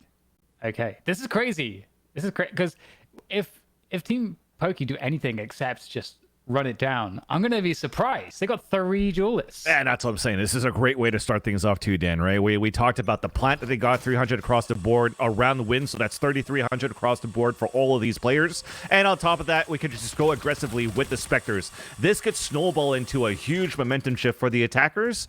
So we're going to have to play this very, very smart for Team JoJo, where you already see Masayoshi playing inside U-Haul with a shorty, while the rest are sticking with classics. So they really want to bring the economy back on their side immediately into round number 3. With early pressure on B as well. Get the ultimate orb. Always very nice. And there we go. Pokey on the double satchel. Clearing out the site. Nothing here to stop the plant from going down. That's that nasty one from Fuseli already. Getting on top of the game right now with some of these headshots. I mean, they're just against pistols, but hey, you know, when you're hitting nice martial shots, it feels good. Yeah, with an entry like that, amazing. And on top of that, Dan, you talked about it, that they had to run it down. They definitely ran it down for Team Pokey right there, and that was a beautiful martial shot from Fuseli. And just, I like the continuation of scaling, not allowing Team JoJo to actually go for the rotations back from the A side to B. So only losing one player, not much damage has been inflicted from Team JoJo, onto Team Pokey. So the economy is going to be quite good for the bonus going into this round, following after that. Now, triple duelist. Again, Dan, I feel like we got a couple of upgrades, actually. I saw a Vandal being purchased for a bit, and then, okay, now we decide to stick to our bonus. So because we're going with bonuses, I'd like to see the attackers stick together, which they currently are, trying to get some early sands control. And Pokey with the Boombot lineup, that's going to clear out Hookah on the left side. So now you only have to worry about the rights. Correct. Good angle there on top of the B site. Paint shot's going in as well, so just keep that pressure on. And there's just 3 players here on the defense, so lots of players ready to go for the defense. Quarter Jade opens things up nicely, but Pokey right at the back of the site with the double, able to deal the damage that's needed to clear it all out and allow that spike to go down. Masayoshi trying to get these pop flashes through, but not having too much success here for the team right now. Wow. Pokey is looking dangerous. Well, Broden continues with the signature judge into this round, but the entry for the rest was super nice there for Team Pokey. Box started things off, and that's what I like that second round where they kept running it down. It was Box that kept running down with the Phoenix so that they could actually build the ultimate into that round. So picking up the orb towards long B, you go with the run it back from the Phoenix ult into the site. You're trying to scare out and force your opponents out of their positions of where they're hiding inside that B site, therefore creating a diversion so that Pokey could actually get towards the back of the site and get those 2 nice double kills in the end. So the bonus round was huge. She picks up a Vandal for a beautiful kill onto Masayoshi on that rotate into Hookah. And into this round now, you're putting Team JoJo into a tight buy. So back with a judge, using it for you. I'd like to see a judge more towards Hookah, though, if Broden's going to keep using that judge here, Dan. Yeah, absolutely. Well, they're going to be switching things up here. Team Pokey looking to assault the A site instead, and it's a half buy for Team JoJo, and they guessed incorrectly going to be the side of the round, but Spike goes down. Binaz opens things up. This wall is there as well to make life very difficult for the retake. See Binaz holding onto U-Haul, and again, that's the only point of entry right now. Until that wall goes down, the only way they can get in is through U-Haul. Yeah. It's starting to work on the wall. So I like that they're knifing it half and not fully breaking it down in case it gets spammed as soon as the wall breaks, trying to bait it out. You saw one towards showers. They're trying to hunt it down for some econ damage, but this is looking like a sealed deal here for Team Pokey on the pulse plant. Yeah, making their way forward, but they can't deal with the weaponry advantage coming through for Team Pokey. They'll convert against the half buy of Team JoJo, but because it's a half buy, that means the next round we're going into will feature a full buy. here for Team JoJo. So this will be the first best chance at taking a round, I'd say, against Team Pokey. So we'll see what their adjustments are. And right now, Alex, it's really hard because Team Pokey are kind of just sending it A or B, and it's just hard right now, it feels like, for Team JoJo to kind of really figure it out. Yeah. In terms of how do we manage this? And that's exactly it. They're playing this more reactionary, right? You're playing those 3 players inside B site. You're playing 2 players inside A site, but the A site players are always holding in towards you, so not really using much to try to get information. Even you're looking at this mini map, we already have a smoke down towards bottom long B. But this allows for the opponents to scale up, but you don't really have anything to try to gain that information. So I feel that it'll be nice for them to try to fight back, fight early, especially when Team Pokey doesn't have an initiator. You have good opportunities to catch your opponents off guard. And there's the first one that's caught off guard as Box gets killed as he was trying to spray towards Heaven's side. But it's still quite confusing for Team JoJo. They've heard noise B long, they've heard noise A short, they've heard noise on showers with the all picked up. So again, it's still quite unknown, but the Seekers go out there from Masayoshi to try to confirm the information. Where are these players? The Seekers will allow you to understand where most of them are. And Masayoshi's going to follow on behind, and it's going to convert the kills. 4 against 3 now. Desperation starts to sink in here for Team Pokey. Going into that B side, the dismiss from Quarter Jade. Beautiful to get out of that position. And now Beanaz knows she has to commit to this one, but the timing is just better for Quarter Jade again. Resets to another fight, and Quarter Jade locks the B site down. Again, going with the couple buff, and you really needed some big kills coming out from Masayoshi there towards that short A side, because yes, you had the Seekers that came out to get some information. It spotted 2 players, and it was the same 2 players on the default that Team Pokey was using towards that A site. But at the same time, you still had an orb being picked up towards B side, so there's still a lack of information happening at the same time. I like the idea from Star Smitten though, as the Seeker came by, it was actually wasn't going against her, so she just let it through so she could try to potentially get some sort of like late lurk kill. But after losing her teammate early in that round, it didn't pay off in the end. So this round, less of a default, more of a initially looking like a 5-player hit towards short A side, and we got some nice actually poison clouds being set up here. As a showstopper to open up from Pokey straight into that triple position, and out goes Masayoshi. Big kill to get on the opening. Box as well, finding success and grounds gained. U-Haul here for the team as well, giving massive advantages in holding this site now for Team Pokey as they wait for the spike to detonate. And it looks like that is exactly what's going to happen at this rate, unless there's some magic here from the remainder. But Box, fantastic position, picks off Casamina. There's very little left to work with now here for the remainder of Team JoJo. Such low HP there for Quarter Jade, as we saw before, I think, right? 3 HP that she had left. Oh, no, she's at 100. It's actually Fuslie that's at 3. So we're going to see what's going to happen as the wall breaks, but they're running that clock down so well for Team Pokey, and there you go. The round finishing for Team Pokey, and I kind of like what I'm seeing here, Dan. The regular going for the Poison Cloud throw from the Palm Tree into U-Haul to try to cover that up, putting that wall up to allow Pokemon to go for a satchel charge. Not this time a Rosa ult. She gets a +8 out of that one because she's able to get the ultimate kill onto Masayoshi into A site. So we talk about this communication, this teamwork that works well for these teams. It's still pretty high level from what I've seen so far in terms of the site executions for Team Pokey. So I really, really like this so far. So now we'll get that pressure once again, and one thing to remember as well, with the composition that Team Pokey's running, the expectation is that they win the attacking side. So that's one thing to bear in mind as they're running the 3 duelist opening. And that's true. Box with a pick onto the B site. It's going to deal with these saving players for half buy. Ooh. It was a nice little dink that came out, though, from Broden. And now Quarter Jade is on a big flank. Might get a good timing on with that one. Walking into the Viper's pit, takes down, starts smitten, and there's a lot more players to go, but is there even a gun to be collected? I don't think so. Oh dear, there goes the flash. It's going to whiff, but doesn't matter. Trade is in place. 6-1 the score now in favor of Team Pokey, as this aggressive playstyle with the 3 duelists is really working out for them. And they're staying in packs mostly here, Alex, and it's working for them. which is great because staying in packs like that allows you to be very quick and reactionary on what's happening, because as Quarter J gets that kill into the Viper's Pit and that Viper's Pit goes down, then the immediate reaction is BNANS is going to throw slow orbs into short A. That allows for the double swing from Box and her to get the kill into Quarter Jade. But not only that, while that sticks together, I like how we're continuing to scale forward, for Team Pokey, because Pokey made it into the spawn of Team JoJo. So really, they're pulling out all stops, and it's working very well. And Team JoJo is having to use every single round and try to adapt. And this time they're adapting the Sky onto the B site, trying to fight back towards Long, and it works out only for one. And right now the defense is kind of displaced. All relies on this Judge from Broden, and the Judge is going to deliver on Hookah. But the rest of the team here for Team Pokey making their way safely through B Long into the site. Timing not looking good around elbow though, but Box still gets the kill. This is an interesting one. Quarter J's managed to find a way backside. A nice pick off.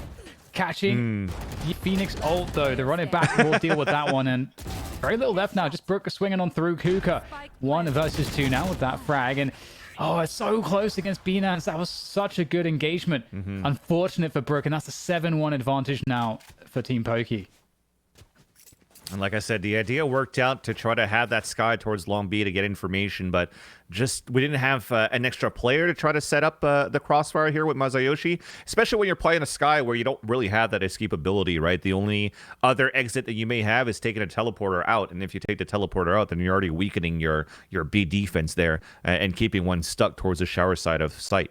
But again, it continues to be Team Pokey to get these trades that are nice, but also continue to scale up into these sites. Like the run it back from Box. We talked about how it's difficult how we haven't seen Phoenix in a long time.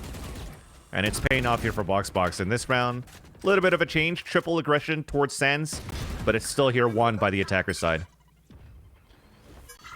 Getting the orb control is always nice. As Pokey just having fun with the satchels, getting a lot of space there. Oh. That might be a gun to be picked up, but Pokey might be good for the hunt. It's actually going to be Fusely, though. So right now, it just seems like there's no real answer on the defense for Team JoJo. What would you want to see them do as an adjustment to deal with what Team Pokey's offering here? I like that they're fighting back here, Dan. So the last round when they had the triple Sands push is like, okay, we know that they're defaulting a bit towards Sands, towards long and short. Not much showers control, so it's okay to leave that open. I like that adjustment, or how they decide not to work anything here for Team JoJo. But now, on that previous round was only on pistols. I'd like to see more aggression coming out with the gun rounds, where you could potentially catch these players off guard here for Team Pokey. And as I mentioned, like the showers is open and they never really use it for Team Pokey. We actually have a double push here from Masayoshi and Quarter J to go for a longer flank. And there comes the showstopper again. That's going to... Oh, should have cleared Octagon, but doesn't find the mark. So that's going to be awesome here, because Broden's still with that position with the operator. Has that line of... Wow! BNANS out of nowhere. Decapitates Broden. Nothing left on that B-long position. But they still have to hold the site, and they don't have the best positioning, but Box finds a favorable timing. Flank is still coming. Here comes Masayoshi. Speaking of favorable timings, Masayoshi looking to save the day. And Quarter J comes through as well, and it is that couple buff as they work on this retake. Just down to Quarter J now, as Fusely works her way around, but Quarter J, better position, better timing, and plenty of time for that defuse.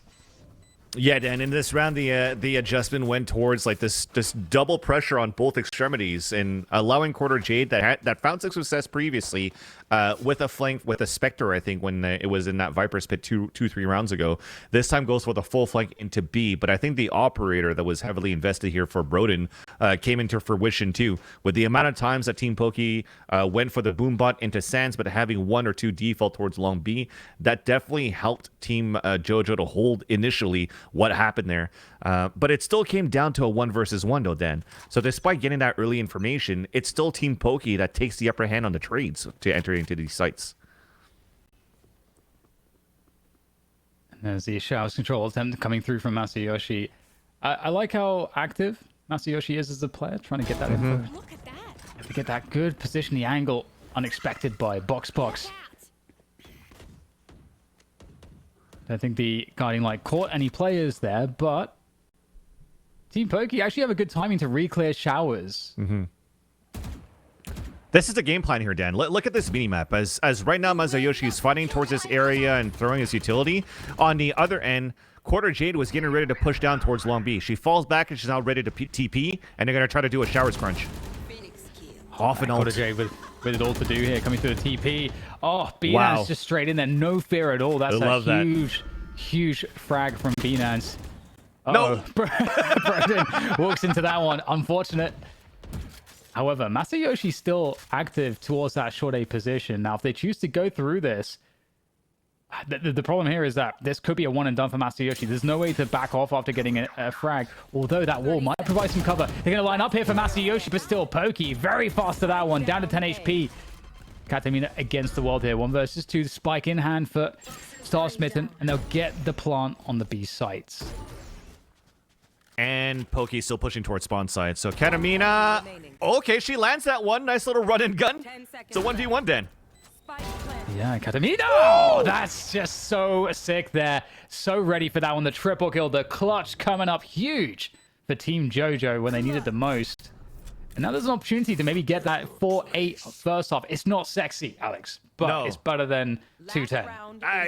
Exactly. If any round that you're able to salvage right now, or even ending on an 8-4, is actually still a pretty decent finish on a half in the end. But you definitely got to give credit to Katamina on winning at 2 versus 1. And the way that she just continued to push very aggressively, I got to say that there was a little bit of luck because Team Pokey was ready to go for a spawn side, and they didn't expect that Katamina was going to be that close. So it actually catches 2 players off guard. And I'm talking about luck on timing that allows Katamina to be able to get those 2 kills quite fast and save that round there for Team JoJo. This round, though, it's going to be very, very fast and explosive off the hunters. Sorry, to run it back. And it's going to try to create some space. It works out with hot hands. We canceled it out for Masayoshi. He has it up, a big slow orb, and lands a shot there onto Star Smitten. And there's that fight kind of raging on for this Siren. Now the ball broken, utility streaming in. Masayoshi can't get there in time against Boostly into U-Haul. And that U-Haul position is very well held at this point. But they're all stacked up, so opportunity here possibly. If these fights go the way of Team JoJo on the entry, that's a good start there from Quarter Jade. Broden with the boombot to keep that pressure on, but Binance in a good spot to shut it down, and that's exactly what happens by Pocket.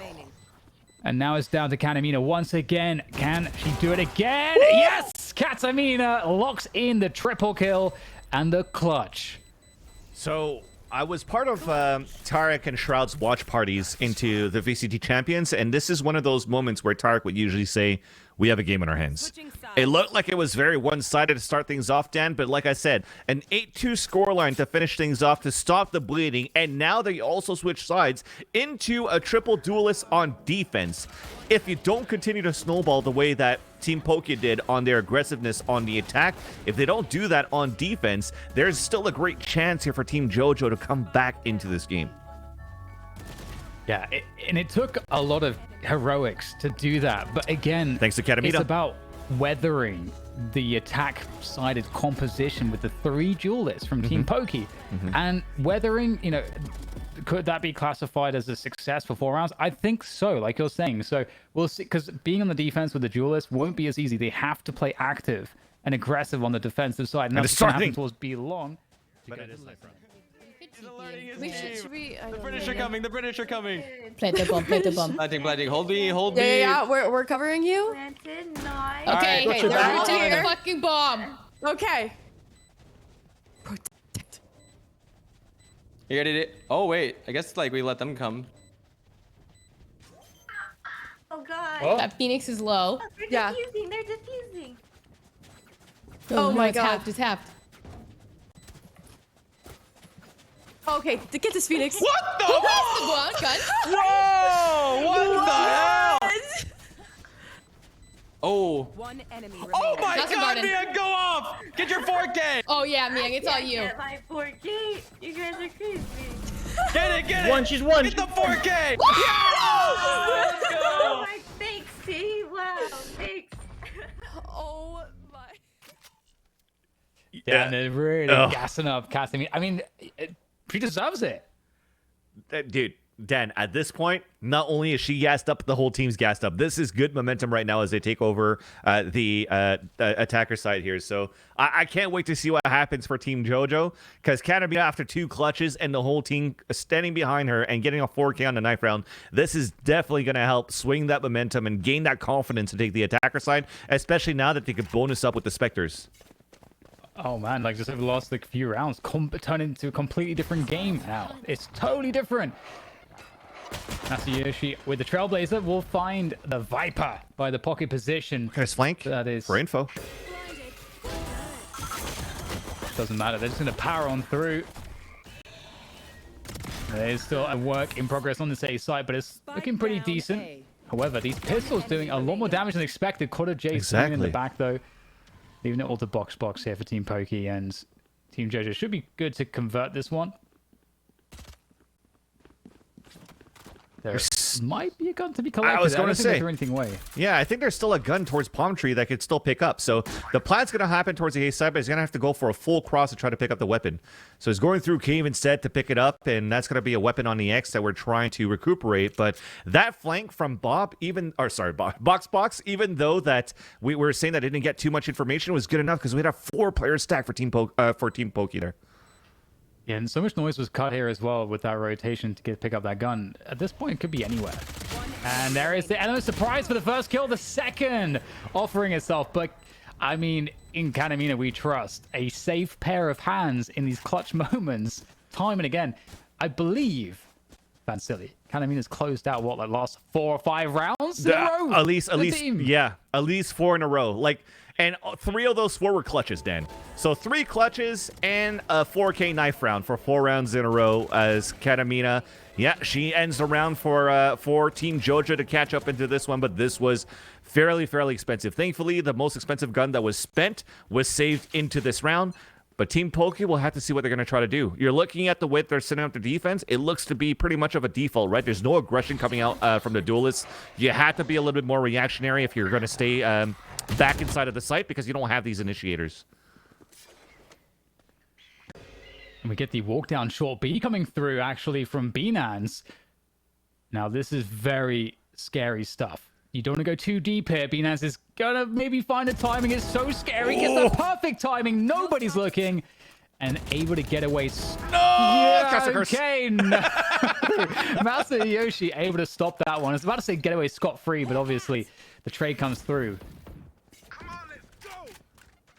Fast response. Big rotation into the site. Masayoshi gets caught out. And, oh my. Oh no. They're not really in position, Alex, here to kind of capitalize. They weren't. We didn't have the spacing ready for Team JoJo to actually explode onto the B site. I'm still surprised that we waited for it after we heard the run it back coming out from back site. Yeah. So the run it back that came out and the paint shells, but unluckily enough is by the time that we were able to react into, oh my god, there's actually a run it back from the Phoenix in the back of the site, the spike got picked off and dropped right there in that kill, that box. And I see chat, I think you want it. Bok. Got the kill there onto Masayoshi into the hookah area to drop that spike. So it makes things difficult for Team JoJo to continue with the execution inside the site. And Team Pokey, well, they take that point. Now the sheriffs come out to play. Masayoshi gets shut down. Box says, shut up. Knocks him on his ass and is continuing to really just dominate with his Vandal. Obviously only against pistols, but you know, it's the confidence game. And so you're taking those big swings. We talked about aggression, Dan. We talk about aggression, and what I like, it's actually coming out from Binance instead of the duelists usually. So the Frost Orbs have been on point on how she's been throwing these so far to really slow down Team JoJo. So it's off to Broden and Quarter Jade to go for a big flank here, but they have to go in such a long route to try to pick up this spike. So I like that Team Pokey are not trying to really chase these downs. They're just really trying to watch out the angles to cover this spike. Still some damage to be done here. It would be great if, for either Broden or Quarter Jade, if they were able to just take away a couple guns, just keep that economy in check. But difficult angle and shot against the Vandal, but Quarter Jade takes down Fusli, and there's a Vandal to be picked up here, so more damage is certainly possible. But how much more? Vandal collected. Boombot's going to be... Oh, she's going for it. Empress is coming out as well. I like it. Quarter Jade is looking for some damage, looking for some fights. However, time is of the essence, and Team Pokey don't have to go anywhere. And it's two players that could be very, very quick in terms of rapid fire rate, because you have the Empress with the buff coming in from Quarter Jade, and an Ares. But back on the flank! Back on the flank, and maybe Quarter Jade picks this one up. The Invis comes through on the Empress. And suddenly, some extra kills just landing at the feet of Quarter Jade. Of course, can't win the round, but again, the objective, you know, with the spike down at Fountain was to get the damage in, and I think it's fair to say that happened. Oh, definitely. I think in the end, you're pretty happy to at least save the Vandal onto Quarter Jade after getting a couple of kills, hurt the Econ on the other end, and this is what I'm talking about, man. The Frost Orb on that ground, allowing their box to move forward for those kills. Yes, they are eco chasing, but I like it because you continue with that confidence to say, look, we're playing triple duelist, so you have to be afraid of us. They have rounds where they're pushing forward. They have rounds where they're running defaults here for Team Pokey, or at least more contained on a defense rather than defaults. And this round is one of those that's going to be slightly more contained, at least towards the A site. But you still have box looking for aggression into into Sense. But on the end, what's there, Dan? Another Frost Orb towards the B side to hold such an aggressive push and fast push from Team JoJo into B. Yeah, some good pace on this one, on this attack. The Seekers come through as well, and Quarter Jade will follow those through. And it's a really good opening coming right now from Team JoJo. The dismiss is perfect from Quarter Jade as well, but Fusli was just that Reina diff. There's the heal up as well, the flick to Katamina, but you just cannot stop Katamina. Can't stop, won't stop. We've got now just Pokey left. It's starting to look quite difficult here for Team Pokey on the defense. 3 rounds now, the deficit for Team JoJo as they start to speed up this recovery. And this is looking like the momentum is, I mean, you mentioned it, Alex, like the momentum is with them, and it's not leaving anytime soon. And it continues on the other end too. Like we were commending how Team Pokey were doing very well into continue to push outside of the site into the spawn side, into elbow when they're getting these post plant situations. But Team JoJo is definitely doing the same thing. And again, you're going triple duelist is not necessarily a bad thing, but there's also the fact that their single controller is also already placing most of her utility into the A site, right? So if they have to play a retake into B site, they don't. Oh, look at this push, Dan. Yeah, box, kind of great timing. Oh, we've got to be good on the shots though, and that's the opportunity gone. Binance, though, on the other end of it, takes down Katamina, and the wall goes up to slow things down, make it difficult. That's actually already backside, though, and Quarter Jade with the defense towards Huka. It's very difficult here for both sides as they try to force their way in here, Team Pokey, but they will be largely deflected. Star Smitten working through from spawn. Oh, fantastic series of kills, though, making the difference. Yeah, so I was going to say too, like what makes it very difficult here for Team Pokey on these retakes is that you don't have any other controller that's going to allow to like smoke out these main choke points when you're trying to retake the site, right? So for example, trying to go back into this B site, you don't have any smokers that's going to be able to put a smoke up into hookah, a smoke into long octagon, so they could try to go and pinch into the sites better. But thankfully, for me, box, I don't know how many run it back that this player was able to pick up into this whole game so far, but this has been one of the key moments that allows Team Pokey for these nice retakes. So if they continue to farm these orbs or farm these kills with box, and it continues on the way that it does, they could potentially drag it out to a victory. But the momentum is continuing back towards the sand side. Well, that's been blown up completely. It was a good attempt, but timing not favorable there for box. Now, for Team JoJo, they don't have to just go heavy into that B site off of the back of this. Given the fact that the spike's being found, this is obviously huge info for Team Pokey. But look at Quarter Jade wrapping her way around. This is just insane. They have a Viper's Pit. There you go. Oh, but Quarter Jade's wrapped back around again around the site. Now she's been discovered. This gets really weird now. And they're just going to force the issue. Pokey with paint shells again, refreshing that one with a double kill. And Quarter Jade finally finding a way through to the Viper's Pit. That was crisp. And a res too. Big paranoia. This allows a huge flank here, Dan. Oh, the dismiss just in time from Quarter Jade. And really making it doable here for Katamina, despite very little health. Again, there indeed, from the shadows to allow a spike plant coming in. And we've seen Katamina win these clutches before. Now, the remaining players are quite low, Binance and Pokey in particular. Yeah. And she's used her paranoia before to try to take Spike with her teammate, Quarter Jade. So she only has the smokes and a rifle. That's gone. Well, at least, the showstopper had to be burned for that one. They also got rid of the Viper's Pit as well. You're right. But it's also 12 to 7 right now for Team Pokey, so you have to try to come back for 5 rounds in a row. But let's see if Team Pokey could actually just close this out, because they're now at match point in this BO1, and we want to know what the comms are going to look like. So let's check it out.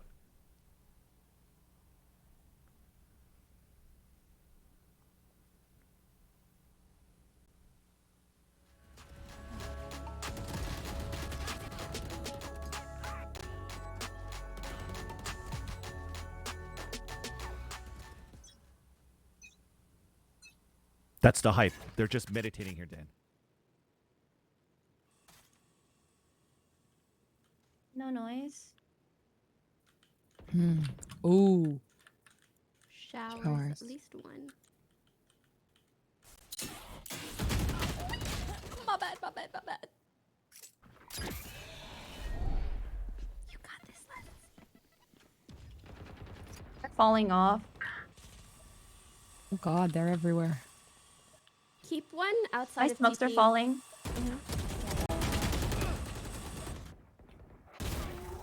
Actually, one is showers. Like 3 showers? Really?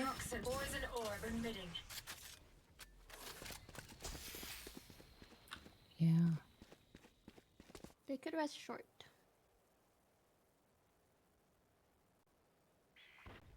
Short.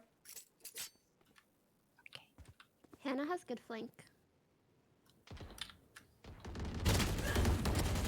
Last player standing. I've got your 30 seconds left.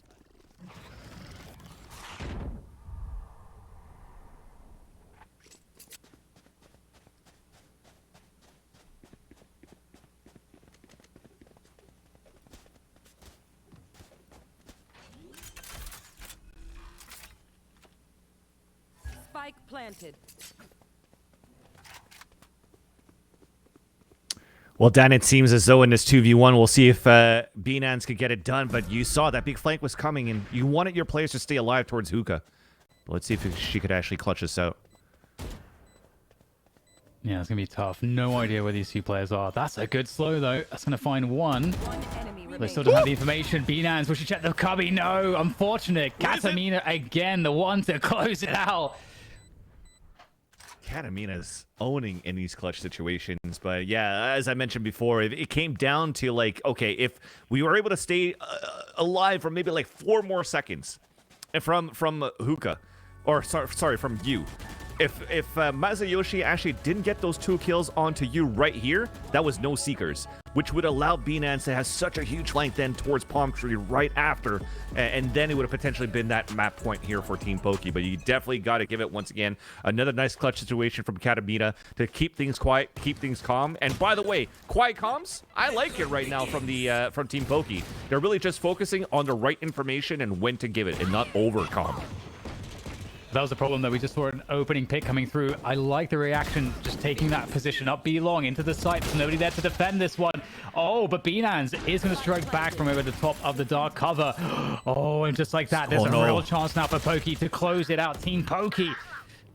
But Katamina again. She says no. Katamina says no. There's still one more to go. Pokey satcheling in. Katamina just playing with her food at this point. We all know how this story ends. We've seen it over and over again. As that spike ticks away, it's going to be Pokey that has to take the battle, and Katamina's going to close it down like she always does.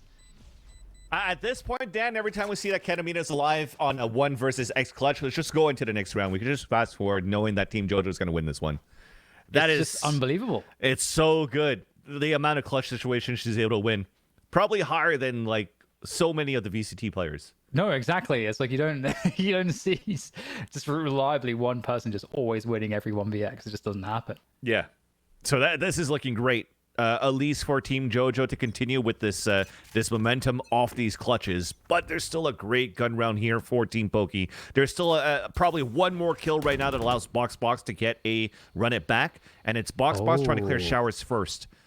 Pushing all the way. And her spike drop. Masayoshi. He's going to catch Masayoshi, but no! Can't find the damage. It's Masayoshi to defend, and that's an early advantage. I love the play from Box. Yep. But it's getting worse for Team Pokey. And it was just nice game sense there for Masayoshi, too. Probably understanding that his opponent was also one orb away of picking it up, so wanted to make sure that showers was covered. And it's going to be commitment here towards the A site from Team JoJo to finish it off. Pokey holding on to the U-Haul position. And quarter J goes down. Nice little flick there from Pokey. Suddenly it swings in favor of Team Pokey. Will this be the round? Pokey picks up the showstopper, the satchel on through to find the last target, sending it down short. And it's just Katamina again, 1 versus 2. But there's the defuse. It's getting stuck all the way. Pokey's going to do all of it with Binance helping out as well. And that is a beautiful finish there. Team Pokey get it done. You can't help but feel sad for Katamina given all of her efforts, but Team Pokey with the triple duelist comp is going to win binds. Guys, I'm listening and I hear Katamina, Pokey. This was a wild back and forth. I'm so happy that Pokey was able to clutch it out for her team in that final round. Like, what a hero move. But oh my god, like, it's wild that the story is Katamina here. Like, impressive clutches all across the board. Just unfortunate that last round once again came down to Katamina on a 2 versus 1, and she probably would have had that 1v1 if it was Pokemon on that spike with the timer coming down. But Binance, like I said, the experience that she has in tactical FPSs and making sure that she just holds angle instead of wide swinging and able to get the backstab kill onto Katamina to win that round and securing that on a triple duelist setup here for Team Pokey, it pays off for them in the end. Well, I'm hoping we've got a pack of replays here, but I feel like it's just going to be like a Katamina frag reel, so I'm excited to watch it. But, gentlemen, I mean, I kind of got obsessed with Katamina and Pokey's performance here. Who should I watch out for in this replay? Ooh. I don't even know anymore. It's so close. It's so close to say. I gotta say that at least when it comes down to like the high impact frags, high impact moments, you're probably gonna have to give that to Katamina. Because if it wasn't for Katamina, Dan, after winning, 4 clutches and a 4K knife round, that was already potentially 5 rounds lost, and it would have been already like a 13-4 scoreline or something. We need the stat of how many 1vx's she actually won, because it was pretty huge, and that's extremely impactful because it just keeps your team in it for more rounds. You're giving your whole team more chances to have impact. So yeah, hard to. I mean, Katamina. I mean, you don't often like pick an MVP of the team that didn't win, but for me, it definitely would be Katamina. Given all of that. So, but yeah, this explosive U-Haul control there from Pokey was pretty enormous. That just came out of nowhere. And so chat, by the way, is saying that she clutched 6 rounds. So if she clutched 6 rounds and it was that last round where she didn't win, and I think there was potentially maybe another 1v1, so maybe like 6 out of 8, she was really stuck in those positions where she was like that impact player that had to play retake and rotate, and quite often actually, right? Which means that, you know, she didn't have many opportunities where she could anchor into a site. She really had to try to do a lot and rotate for the team, and she did quite good. Yeah, totally agree. 6 rounds in 1 earbud? Well. I don't know what that means.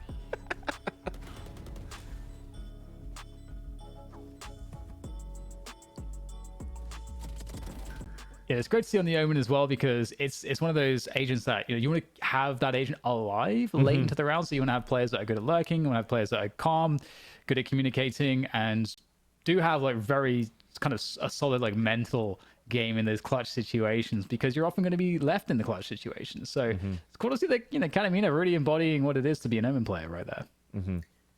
Well, Katamina extremely generous with those clutches for her team. And on the topic of generosity, chat, now is your time. If you have been enjoying the show, if you're enjoying all of our wonderful streamers coming together and competing for your entertainment, consider hitting !donate and donating to our Tiltify charity. It is, of course, Thankmas. And guys, they're doing some pretty cool stuff, right? DDK, are you impressed by the Thankmas cause? Absolutely. I think it's a beautiful cause. You know, we will have a lot to be thankful for, especially around this time of season, but there's so many that that don't. And so this is a great way to offer, as I think you put it very nicely earlier, something that is a very base need, and to do so in a way that is very scalable. I feel like this is also great awareness and proof of concept for this method to provide shelter. And it's something that I think is just the methodology is something that I want to support. I think this is a fantastic cause.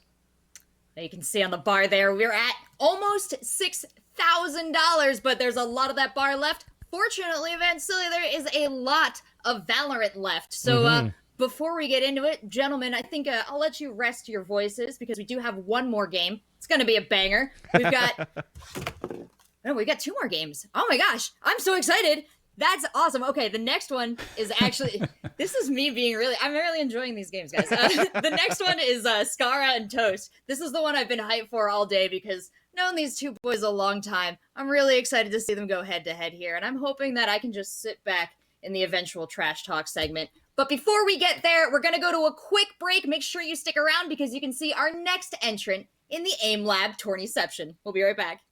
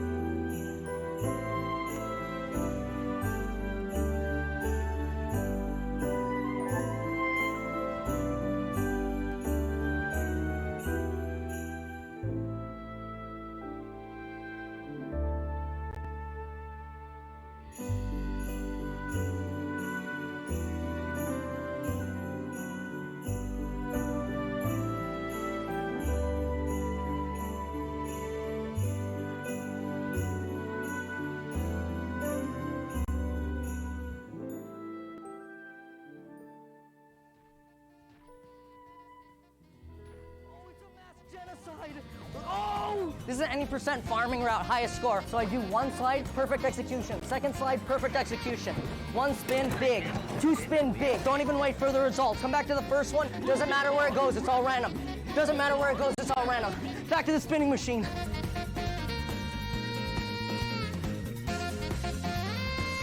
What's up, guys? My name is Jay, and we are OTV. Today, we are playing our version of hide and seek, and this is our prize. It's a computer sponsored by MSI. Wow. Let's go! He did it! Welcome to the annual OfflineTV Hide and Seek Challenge. This year, we rented out a sprawling Hollywood mansion. Our friend Jay joined us all the way from South Korea to be our seeker. Here's some of his music.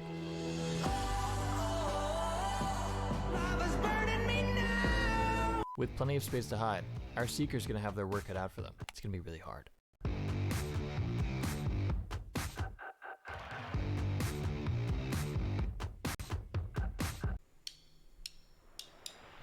Next week, we have interviews for new employees, so make sure you guys are all there because it's really important that we find the right people, okay?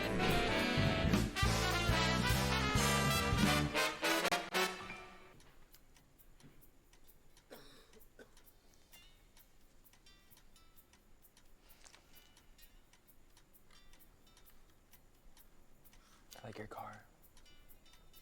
Thanks, dude. It's my favorite. Welcome, ladies and gentlemen, to the official first ever OTV Sumo tournament to determine the very best OTV member. Bonk. Why am I doing Get your arm. this? Come on, get your hand in the game, okay? Get your hand in the game. Go! Oh, hit her in the dick. Okay? Oh, Yeah. go! And that's a win for Ivan! Coach, did I do it? Am I a winner? And will my mom be proud? No. The semifinals between Michael Reeves and Poke Iman. Go. Oh my god! Pokey wins the epic clash. Yvonne and Disguised Toast. fuck, he's meditating on something. He's asking his master for forgiveness right He's now. astral projecting. He's going into Yvonne's head. Go!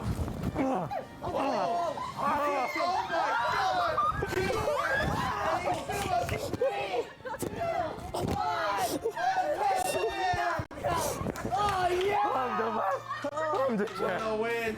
Yvonne moves on to the next round by 10. Fire. 3, 2, 1, go! Oh my god. It fires off to a great start. Wait, Toast, you haven't heard of my move? No, what's your move? What the? Oh! I'll never walk. Let's go. The number 1 OTV Wade. This is pretty. Who's this? Bring it on! Okay. Go! For the greatest. Oh! Bring it on! Oh, let's fucking go! A 1v3. Go! Congratulations. Alright. This event was a surprise announcement of our lovely 3 new members, John, Jody, and Sid, who I'm sure you guys are so hyped to see in OTV videos as we are. And we can't wait to be here and be a part of everything. And thank you so much for supporting us. Thank you. Hey guys, Thanksgiving's coming up and we were going to make a feast. The problem is we don't know how to cook. So we found I knew you were going to do that. oh my god. That was a Ooh, classic. that's a classic. That's a classic.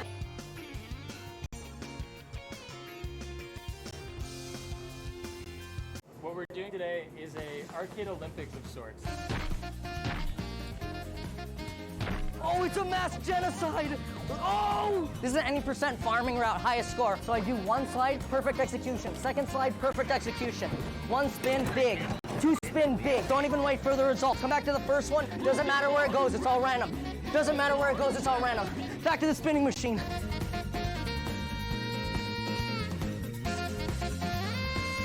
What's up, guys? My name is Jay. Hey everyone, welcome back to the OfflineTV Holiday Charity Valorant Invitational. We're raising money for Thankmas 2021, and you can find the links and the alerts in chat. Please consider donating because it's an amazing cause, and we're doing it all for you today and your entertainment. So let's bring in our casters, DDK and Van Silly, who have been taking us through the action and who have witnessed some truly incredible Valorant. Van Silly, real quick, we got a big match coming up here. It's gonna be Skara and Toast. 2-second prediction. Ooh, Skara and Toast. I don't even know anymore because, like I said, Toast had like that mentality. It's like we're gonna win everything, and then they kind of did win everything, especially in that last matchup. And then Skara, I am actually quite impressed with how they've played so far, and it's got to be off like Jummy, for example. So I think I might have to give it to Skara. Let's go with the underdog story. All right, DDK, even shorter than that. Tell me, who's gonna win? Team Scar because H June. Okay, Team Scar, H June. Wow, you That's really true. figured that one out. You want to do it fast, and there we go. That's how it. Good Reyna. That's it. Yeah. Press DDK. Now, this is a speed check for chat coming up next. We're going to be doing another giveaway. We've got 15 surprise OfflineTV merch packages up for grabs, and you can use ! giveaway to enter. Make sure you enter before the countdown ends to be included, and anyone in the world can enter this one. This is an international prize package, so get to typing, folks, and while you do that... I'm going to do it as well. Yeah, no, not you, not... Okay, no. DDK and Van Silly do not. Hands are up. Thank you. We have to talk about our teams that are going to be facing off next. So let's take a look at our lineup. We've got Pokemon's team, who just had a very impressive win. Oh, nope. We're way far. We're actually looking at Scar's team. It's Scar and Toast. Yeah. I accidentally said this was the last match of the day, and then I looked ahead, and the last match of the day is Lily and Pokey. So But still, it's nonstop fun. Even if you change the name from Pokey into Skara, this is still a team that impressed us looking at this matchup when they played on Icebox earlier on against JoJo's team. So I think, I mean, as Dan said, I was mentioning on Jummy, like, yes, he didn't have that many frags, but I think, like, the mobility that he had with satchel charges on Raze to create space was actually quite good, and it allowed somebody like H-June to get all those kills and to lurk in Reyna. I can't wait to see what's going to happen, depending on what map they play here, Dan. Yeah, I think one of the cool things about H-June on the Reyna was just how active H-June was playing, and it created so much threat against the other team, and oftentimes H-June was able to confidently win those opening duels and get those first bloods and then dismiss away. So it created this huge advantage that the team was always able to play off of, and they were quite good at managing information as well. So that's something I liked a lot from them, and that's why I am thinking that they're gonna take this one. But the map can definitely can make things very different, and we'll have to see what that's gonna be. But yeah, looking at Team Disguised Toast, I mean, they did have a great showing on Split earlier, but that's not to say that that one map is going to dictate the rest of their tournament. Yeah, because even looking at Disguised Toast, or they even had moments, if I'm not mistaken, that they had double ops on Split. So because one of them had Tour de Force, the other one had an op. And I think if they want to try to, or if they're able to play on a map that's gonna allow this to happen more, because even if you're looking at this sticker that has a meme of a judge onto Toast as a sussy Among Us, he actually didn't really use the judge at all. He's been pretty much not necessarily saying one trick, but using the operator a lot more. So I'm looking forward to see if that's going to be ringing true going into the next map that they're going to play as well. So how do you play around that operator from Toast as well? I'm glad to hear you maybe guys we'll have... switch back to the Cypher. Maybe. If it's Split, maybe.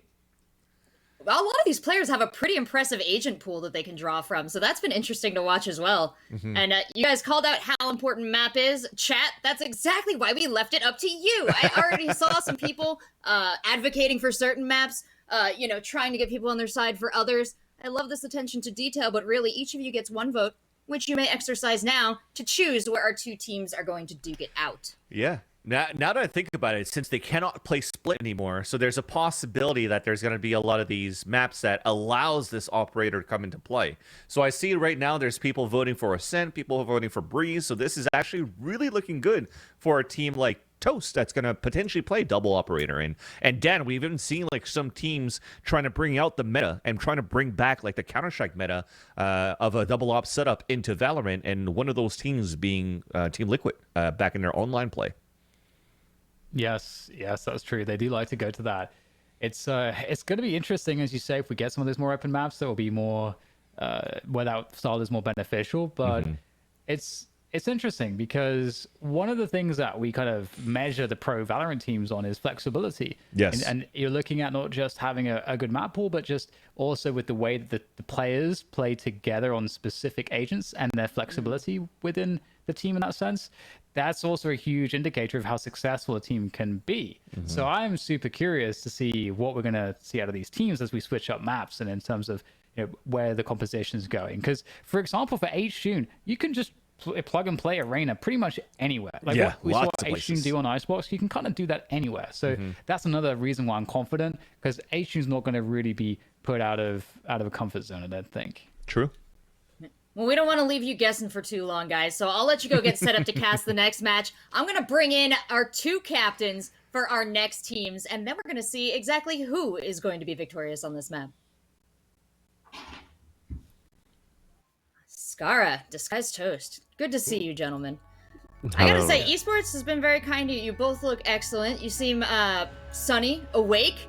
I feel like my compliments are news to you. You're receiving them as if they were funny. But Skara, you got a little extra beauty sleep today, didn't you? Were you sleeping late today? I still wasn't the last one here, which is shocking given that I missed the warm up by 30 minutes. So, yeah, I'm feeling good. Yeah, you guys you had a very impressive victory in the first match today. How are you planning on snowballing that into another win now? Well, I thought everyone just did a really good job. And then I just, now that we're warmed up, we're going to do an even better job on the second game. So, rather than asking me, you should ask Toast. What's he going to do? It's true, Toast. That is my question for you as well. How are you guys going to come back from that devastating L? My morale is broken, and I have no confidence in me or my team anymore. What? No, your team's not bad. They can do it. No, it's over. No, I'm sure your team can do it. No, no, we can't, Scar. Don't you get it? We suck. We fucking suck. I let everyone down. I mean, just because you have Abe doesn't mean that like you guys are gonna lose. Like you guys got it. Oh god, I tried to trade him away, but no team would take him. I understand. Hey, you want to do a trade, Scar? Yeah, you want to? We'll take Abe from you. Okay, can we get a H-June? Yeah, sure. They're both gold players, right? Yeah, they're both gold players. Well, Yeah, actually, Abe is players. plat, so technically. You guys want to smooch on it? Yeah. Mwah. All right, stop it over. Okay. I'm telling But Abe maybe right after now. this tournament. Abe, go maybe over. Maybe after this tournament. You don't want to stop for this game. Maybe after this is the one we'll see. I don't wanna stop June from joining the team. You know, the bros. You know. That's a good coach. Doesn't want to stand in the way of player development. But I gotta say, guys, this has turned into you complimenting, building up each other. This is not at all the intention of the segment. So, look, Toast. I feel like Toast needs it though. Oh. See, I'm wondering if this is actually a bit of a strategy from Toast. It was Lily that came on and sandbagged last time, so they weren't gonna win. They weren't confident. Oh. And, actually, that was Sakuna? Confident? No, we had a lot of confidence all around here. So Toast, I think this is gonna work out for you here. You're the only one not saying you're gonna win it. So, you know, Scara, continue your encouragement. A festive cheer, perhaps. I think we're gonna lose even more than him now. I didn't realize this. Okay. Oh, I understand what he's doing now. I think we suck, and we're gonna lose this even. No, harder we than suck you. more, Scar. We're trash. We suck more. No. We lost our game. You guys won your game. It was just lucky that we won. Like we actually are the worst team. Honestly, you're gonna just snowball. It's like dogpile us. Just go easy, okay? All right. Well, you guys have really sold this match, so I've always been excited to watch, but now I'm pretty sure everybody is. I'll let you get back to your teams, and I'm going to hand it back over to our casters, DDK and Van Silly. Thank you. Oh, it's muted. I'm back. This is just one of those moments where I need to pull out my meme again, where I just put my face on like my office setup, and then I'm just like, I just want both teams to have fun. I don't want anybody to lose at this point if both teams think they're gonna suck that badly. There's only winning. There's no fun, Alex. Come on. You gotta have a spirit of a competitor. You could always have fun losing. I guess you could. In theory, I guess you can. But you shouldn't. If you do, you're a bad person. Well, Alex. yeah. Maybe that's why I'm only casting, because when I play ranked games, I get so mad, and I hate getting mad at my teammates, which is why like I probably can't play competitively or professionally, just because I might be like one of the most toxic players trying to win. Well, that's the problem with matchmaking, because you have no control over the people that you'll get matched with. So actually, you're in the most horrendous environment, because no one has any investment coming into these matches as well. So of course they're going to be toxic. They can just jump off. That's true. Off their back. That's true. Thankfully, we have a good team with wholesome people. Exactly. And speaking of good teams with wholesome people, that's why I was like, I'm happy that we have this with the OfflineTV Holiday Charity Tournament, because it's 25 wholesome players. And this is the most wholesome place to be on the internet right now. Oh yeah, indeed. I agree. Fully agree. 100%. And I think we're going into Ascent, Dan. So we talked about where the operators could be quite important. There was a mix between Ascent and Breeze. I want to know if there's going to be more Chamber coming out of Toast, because I feel like a map like Ascent, just like Breeze, you could do kind of a lot of shenanigans with the with those teleporters, because for example, on Ascent, you could get on top of those boxes on A site. You could try to get off these like these off angles that could potentially take your teammates off guard. So I'm looking forward to this. Yeah, if it is the case that Toast is going to go to the chamber, if we'll see chambers, I completely agree. This is a much, I mean, we haven't seen how it plays out in pro play just yet, but theoretically for me, this is a much better map for a chamber pick. There's a lot of opportunities to get aggressive with the headhunter, the sheriff that you can use as an ability, or the operator, the tour de force.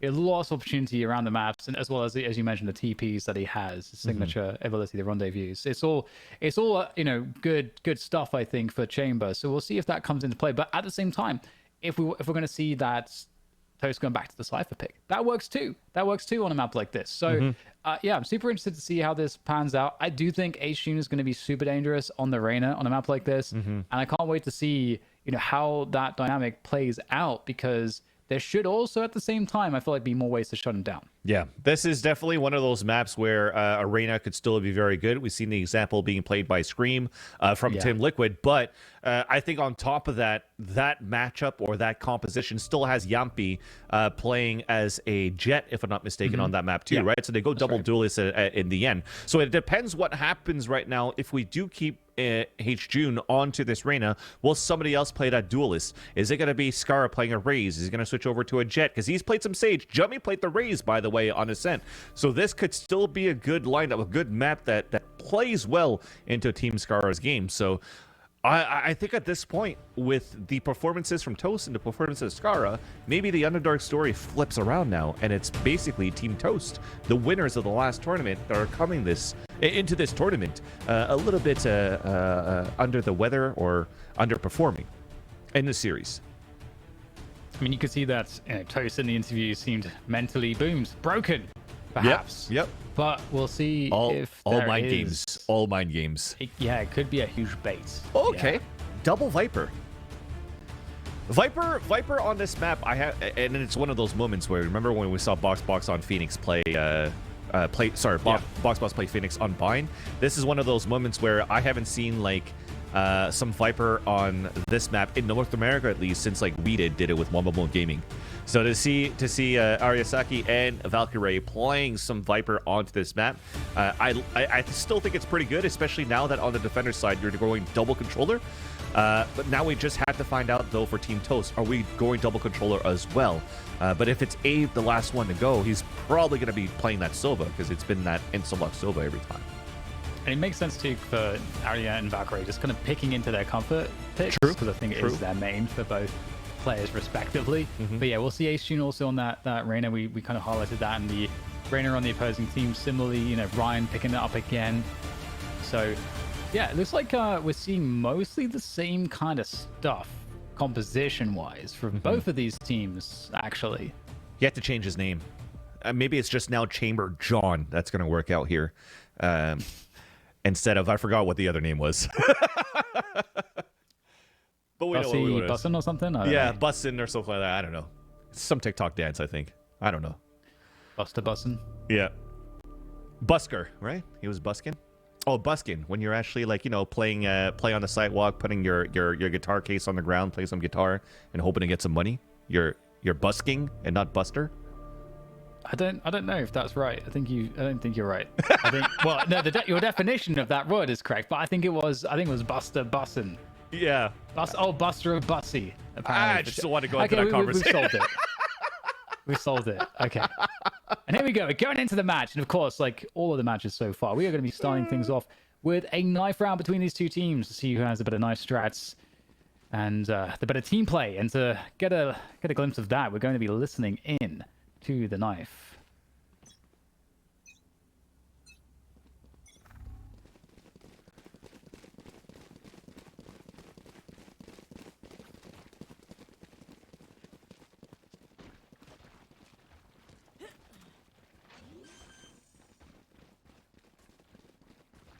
Spike planted. Alright. If they go for it, we rush them. Yeah, let's go for it. Oh, I died. Nice. That's fine. Play it out. Play safe. Nice. Let them go for the defuse again. Okay. June's coming in. Go Peter. Nice. Okay. 3v1. Yeah. 3v1. Nice, Ryan. Guys, the left click doesn't work for me. I have to right click it. I don't know why. Whatever works, That's baby. okay. We needed that. We needed that for Team Toast, When they were so down into the trash talk, and then now they could actually get the knife round and go into the Spectre round. This is going to help, especially on the attacker side now of Ascent. We're going all out here, Dan. What? Oh, actually, we're going to Vandal round 2. Vandal round 2. It's bold. Okay. Abe could potentially just spray with the Ares to the wall, and then have Ryan Higa trying to entry up here with the Vandal. Oh, no catches with the recon. Oh, there we go. Market, there is one. And actually, we have a stack from Team Scar towards the B side. So they've got H-Tune just solo towards that catwalk position. And Peter Park has found himself a... Oh, dropping the dark cover aggressively. Love that. Will they try to take the weapon away, prevent it from getting picked up? I don't think that they were able to do that. Peter Park making a play for the gun. Definitely had some spidey sense to come out of that smoke to get that kill. Yeah, early 5v4, looking for the thrifty. This is where it gets dangerous though, Dan. We still have a headhunter here for Toast. 2 bullets left. It's a one-shot. So if you guys are unfamiliar with Chamber, with this gun, it's an instant 150 damage with the headshot now, no matter the distance. And we'll see now the work through onto that B site. At least they're trying to do so, but they're going to get stopped, it looks like, due to the counter utility. There is not a lot of time to rotate here, and they're rotating through mid. They've got to get to the A site very quickly. Ooh. Nice shot from H-Tune. Another doing hit. so much damage with this Marshall. We've seen it before, and it looks like even still, Team Toast will make their way across to the A site, but Valkyrie's found a way, but she hasn't got the gun in hand, and that is an opportunity now as the spike goes down from Natsumi. There's nothing they can do to stop it. Here, Team Toast, or Team Scar rather. Aside from you saw it from Valkyrie. She was trying to go towards that door and close it, but didn't expect how close her opponents would be coming up on that tree side. And we're trying to hopefully land some more Marshall shots, but it seems to be a round that could potentially be lost here. It's such low HP of the last 2 players on defense. One enemy remaining. Yeah, looking really good there. Ryan will finish it off.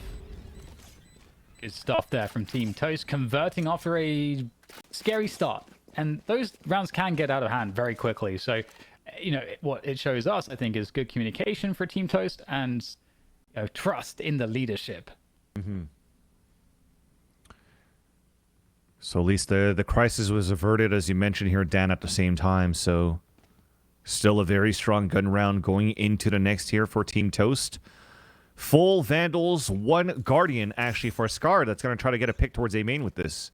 And this is exactly where we're starting things off with Arya.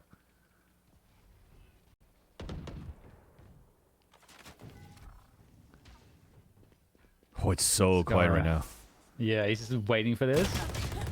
Oh! He just walks into the angle and domes Scar with the Ares. Laser beam. Didn't even lose any HP going into that battle. It's a good spot there for Valkyrie. Might be one and done depending on how the utility falls, but actually rotating off of this position, and Peter Park's going to win the battle against Abe. That's kind of a problem. Need to go, though, so plenty of time still for Team Toast to decide how to manage this, and then looks like they want to go to B now.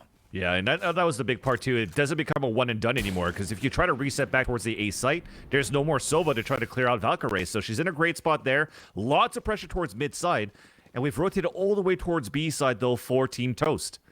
So this is an open site for now, and the huge contact on Catwalk is right here. Yeah, such a good timing, and that's going to shut down the fast approach through mid to market. That's going to force everybody on defense to just stream through spawn. So lots of info here for Team Toast as they make their way through to B, but there's still... Good spot. We still have Peter Park back B. That's it. That's such a good spot to be, and there you go. He capitalizes with 2 kills right there, Dan. Yeah, that's a huge hold, and I think it seemed like there was just too much left undone for Team Toast to really cleanly take the site.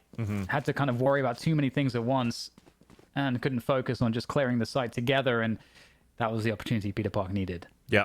At least I do find that for Team Toast, how they entered into the site was quite decent, though. They still had snake bites from Ariasaki, so she put that towards the spawn sign.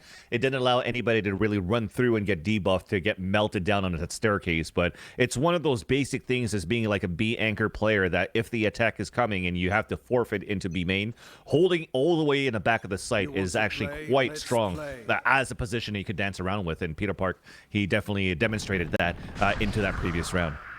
So now we hear the Tilde Foss. We hear also from the shadows coming out that's going to spot the information of 3 players at least. So this is really good right now, and it forces the full rotation from Team Toast to stack up in this area, and only 1 player to stay behind. And that's their main fragger, H-June, to anchor up towards the A site. So great positioning here for Team Skara. TP out of position there from Peter Park. Minute to go, and Team Toast haven't found any ground just yet. You've got a very passive opening from the defense here of Team Skara. He's waiting for a dart, I think. Or refresh smoke on B main as well. That's annoying for Team Skara, for Team Toast.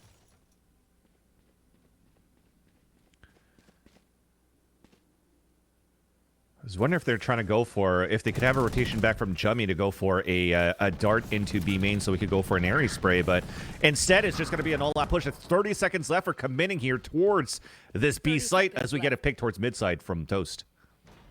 Yeah, Toast working way up to market. Valkyrie's in a good spot. Such good defensive positioning here. Oh, it's very hard to break. Skara connecting with the Ares again. Unable to get out of there, though, and falls into a 2v2. The site is under control now, but can they make it across with the spike? Oh, they're going to have to defend this fight. And you can see HU knows it. No time. And there's no time. Oh, there is just enough time to get the spike planted. Yeah, I think he's got it. Now it's just going to be HU coming through. Which way is he going to go? And oh my god, Abe somehow wins that battle. It doesn't matter. There was no time. It was like what, 3.95 off the 4 seconds to try to go for a plant. So they got it off time here for Team Skara. I thought my clock said 3.9. Exactly, it's 3.9, but it's 4 seconds to plant. So that was a GG right there. Oh my goodness. Yep. I mean, the Odins... I'm doing Counter-Strike timings here, man. That's true. That's true. It's all good. Well, you sort of have it right, though, right? 3.5 for a half defuse. You know, it's all good. I got you. It's going to be interesting now to see who wins this round because the economies of both teams are pretty stretched. So this is a very huge round for the momentum. For that mid take coming through here as well. As splits worked on by Team Toast. And Peter Park's been distracted, actually, going back and forth between two positions. Oh, the timing still works out as Toast goes down. And this is, oh my god. You saw Ryan Higo trying to go for like a hero play through that toxic screen, but we're just reacting very, very quickly so far, Dan, for the defender side. So far, there hasn't been really anything that's been going on in terms of like utility. It's like a lot of these like single lurks, single pushes, and you're going for these 1v1 duel fights, and it's paying off against Team Scar that seems a little bit more alert. Like we said in the beginning of the game, like Seltzer said as well, because Skara got an extra hours of sleep, then he's fully alert with the rest of the team here to win these fights when you're going for these 1v1 duels. And Natsumi, it's not a good spot to be in. It's a noble effort, but looks like Team Skara will come out on top. And again, it's a pretty important round because from an economy point of view, it's starting to get a little bit stretched here for Team Toast. Looks like actually they have just enough to still cobble together a buy. I'm liking the approach though from Team Toast. It looks better on the attack compared with this when they were playing Split, where they were kind of struggling to get the openings. They were not kind of playing the map control as effectively as right now. So overall, I feel like I'm seeing a better Team Toast. Yeah, I do like it because they're playing a little bit more passive. Well, not necessarily passively, but they got to scale a little bit slowly into these rounds, except for this one. We're just going all out into the B side then. Just straight in. The pacing is crazy. Catches Team Scar off guard completely. Very fast though on the retake effort, but that you can see that ice wall is slowing things down a little bit towards the sidewalk. The side alley. Team Scar is just coordinating behind this one. Empress is popped. And they have to pick their timing. The ice wall still causing problems. I think, okay, we still have a possibility to enter from the sidewalk now as well, so they can coordinate this attack from two sides at once, but it's going to be difficult to get in. So many defenders still in the site. Here comes Valkyrie, though, on that side alley. Still Natsumi in position, though, able to deal with Valkyrie, leaving everything on Aishun's shoulders. But Ryan, again, has the answers on the Reyna. Beautiful stuff. Really nice on Team Toast to hold things off there. You saw everything from the overhead view was that we really tried to coordinate a retake for Team Skara, waiting for H-June to get into position at Shed to go for the double leers. You saw Valkyrie trying to pull out the snake bites onto the ground, some smokes towards the back of the site to prevent any white swings coming out from the back of the site on the attackers. But the positioning was actually closer to the wall side for Team Toast by those boxes, by the staircase that actually actually inputted a lot of damage onto Team Skara on their rotate. So very well done on super fast-paced play, and they're trying to do it again. But this time it's fully denied by all of Valkyrie's utility, and it's traded off on mid-side, though, at least on these rotates. Oh, nice punish there from Abe off the Odin. Oh, Peter Parker in a good spot. There's one, two. That's a lot of damage. I don't know that there's position to deny that you plant the spike, but that Hunter's Fury is going to... Oh, is it going to find Abe? Oh my god, so the dodge. Abe is so lucky to be alive. This allows for a mid-fight, though. This could make it a 2v2. If Jummy stays, okay, he's not. If he stayed and he actually got the kill, that was an Odin picked up on a 2v2 right after with the Spectre on Skara. But now the odds are really swinging back here towards Team Toast. Standing ahead. How he's going to get pinged by this. Nobody getting pinged by the arrow. Playing 2 in hell. This is a very good setup, actually, for a spot like this. Will they expect 2 to be there? Skara turns away and can't find any connections there. Can Jummy, and that's going to be Team Toast taking the lead. Really back and forth here between these two sides so far. It's really good to see that level of competitiveness. And I don't know, it's hard to separate them. Yeah.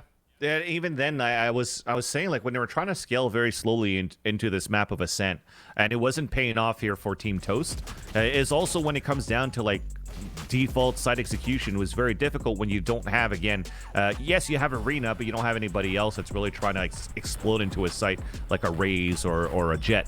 So for the last 2 rounds, we saw Team Toast just go out for 5-player site hits, and it's been working out. Like, go very aggressive, very fast at the beginning of these rounds, and stick together for trades. It's been paying off. It's been working out. So this is the 3rd time in a row that they're doing this, but this time they're stopped once again by Valkyrie. We're trying to get some sort of wall bang from the Odin and try to take Valkyrie down, but as that slows down, we'll have to see what the next step is. What is the next layer for Team Toast? Are they going to go back to a slow default, or are they going to stick together here? So noise has been broken down, or noise has been cut.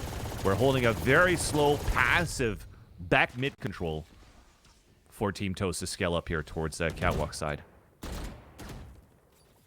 Yeah, that Viper's Pit's really slowed everything down. It's going to force Team Toast to slowly work their way towards the catwalk, and Jummy in position to deal with that. Again, at this point, you know, Team Skara with the Viper's Pit down on B, they can kind of assume that mid and cat is where their opponents are going to go. Jummy, great second frag on the follow-up on catwalk, and there's a crossfire with Peter Park now as well. And, oh no, I think Peter Park just dropped off just at the wrong time and can't capitalize, and that gives opportunity now to Team Toast, even though they're in the 3 versus 4. Still a good defense here for Team Skara, though. You have still the Viper's Pit on the B side. You're playing against a star player for H-June on the A side, and they're walking right into this. H-June's going to play around the dice. Yeah, really well played here. Finds that perfect moment as they start running on up, and one more player to go. The spike does get planted, actually, by Natsumi, but I think the door is closed. Odin, perfect gun to knock the door straight down and possibly make something of it, but H-June shuts it out, and the 3K from H-June will give another round to Team Skara. Let's go tie things up again, as have we just gone round for rounds just constantly here? It seems like it at this point, Dan. Together? It does seem like this so far. I feel like it has. Maybe it got like 2 rounds strung by Team Toast by winning pistol in 2nd round, but I think since then it's been really going back and forth overall.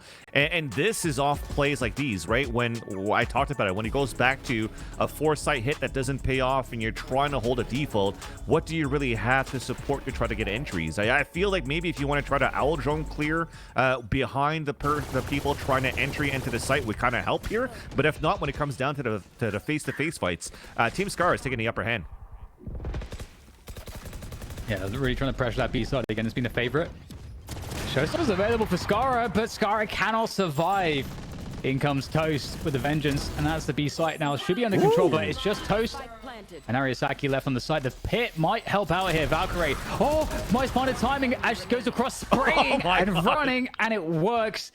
Ariasaki goes down, as will the Viper's Pit. All on Toast now with the Headhunter. Can't find it, though. Valkyrie in position again to take advantage. That is still so insane that it's disguised Toast that walks into B site and gets an entry with an operator. He's entering with an op. And that's pretty crazy that he landed that first shot. But you know, like we said, favoring these type of sight hits, I think it was slow to split off when we finally saw the utility being pulled up here by Valkyrie towards his B main side. So you're just spraying a couple of guys with Abe, with that Odin that allows Valkyrie to just swing out from her own smoke to get the kill onto aim. And that really shut down the rest of the attack there for Team Toast into that B site. So again, Dan, it's a seesaw battle going back and forth, back in the lead here for Team Skara, as the economy is finally actually broken for Team Toast. So this is finally an opportunity where we have a team that might be able to string 2 rounds since the pistol in second round. Trying to get rid of that drone. Slowing things down here for Team Toast. Our Team Scar with some of that early cap presence, and Team Toast looking to work on A main here. You've got Toast, the Headhunter. Oh, hello. Headhunter is what it's called, and that's why. It's a nice little upgrade.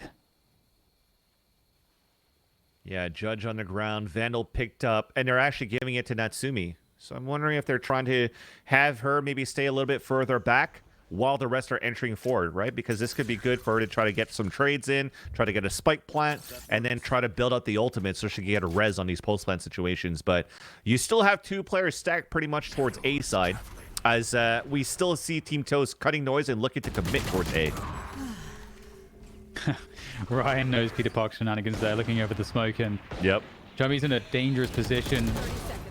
Has to shoot the Lear, and oh, they're actually going to rotate out. All that presence to A is going to draw the defender rotation towards the A side of the map, and at the same time, look at this rotation coming through from Team Toast all the way to the B side that they know is now completely open. Yeah.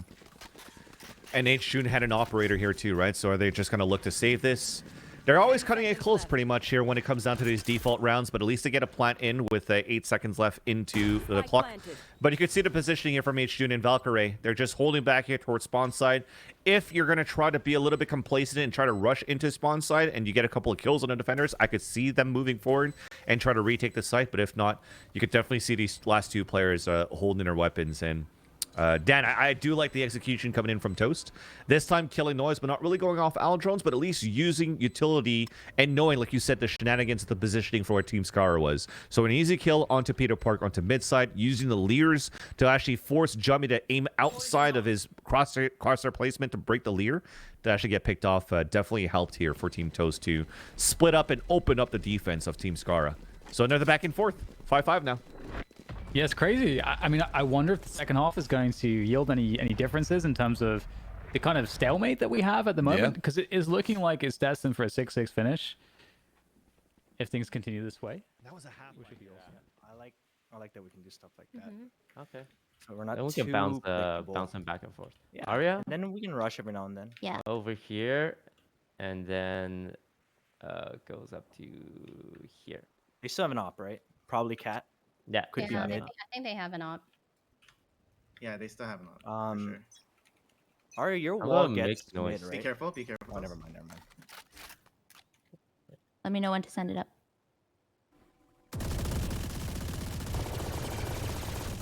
It's Jemmy and oh god!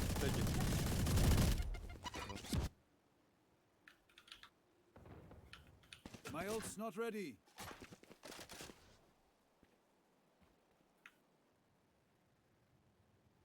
Alright, let's send it up. B team, we need to lurk and try and find something here. Nice. Good That's kill. mid. That's big. That's an opper. Okay, Toast, I'm gonna drone. Okay. Close, in smoke, in smoke. Oh fuck. Out of charges. Shoot. Just don't want him to get that op, but He left to let's CT. go. Yeah. We can go. Scanning We can ahead. push B. It's smoked off. Like Somebody else you leave. have to go through the smoke. Wait, yeah, you have to go Wait a through the little smoke. Go with Wendy, go with Wendy. Can someone check back site? I mollied it. Nice. 30 seconds. Oh, that's CT. CT. CT. Light planted. Ape has post plants. Yeah. Does have a red? Oh, on back site. Wow, that was Nice, so nice lucky. Arya. On site. He's on site. And T. I was too low. Wait, how did Ray get there? She was just already chilling there. there. She was the whole just time. No one cleared patient. it. It is over. Yeah, we didn't get on. Should I have just like went in backside?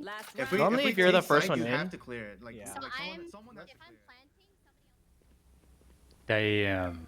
Yeah. Valkyrie did him like that. In that side, let them plant. Let them think that it's safe. That's actually real well done. Really well done too. And Yeah. the communication was there for Toast to understand what they have to do for next time, but it's also we needed more players to make sure that you swing into the backside too, not just only one.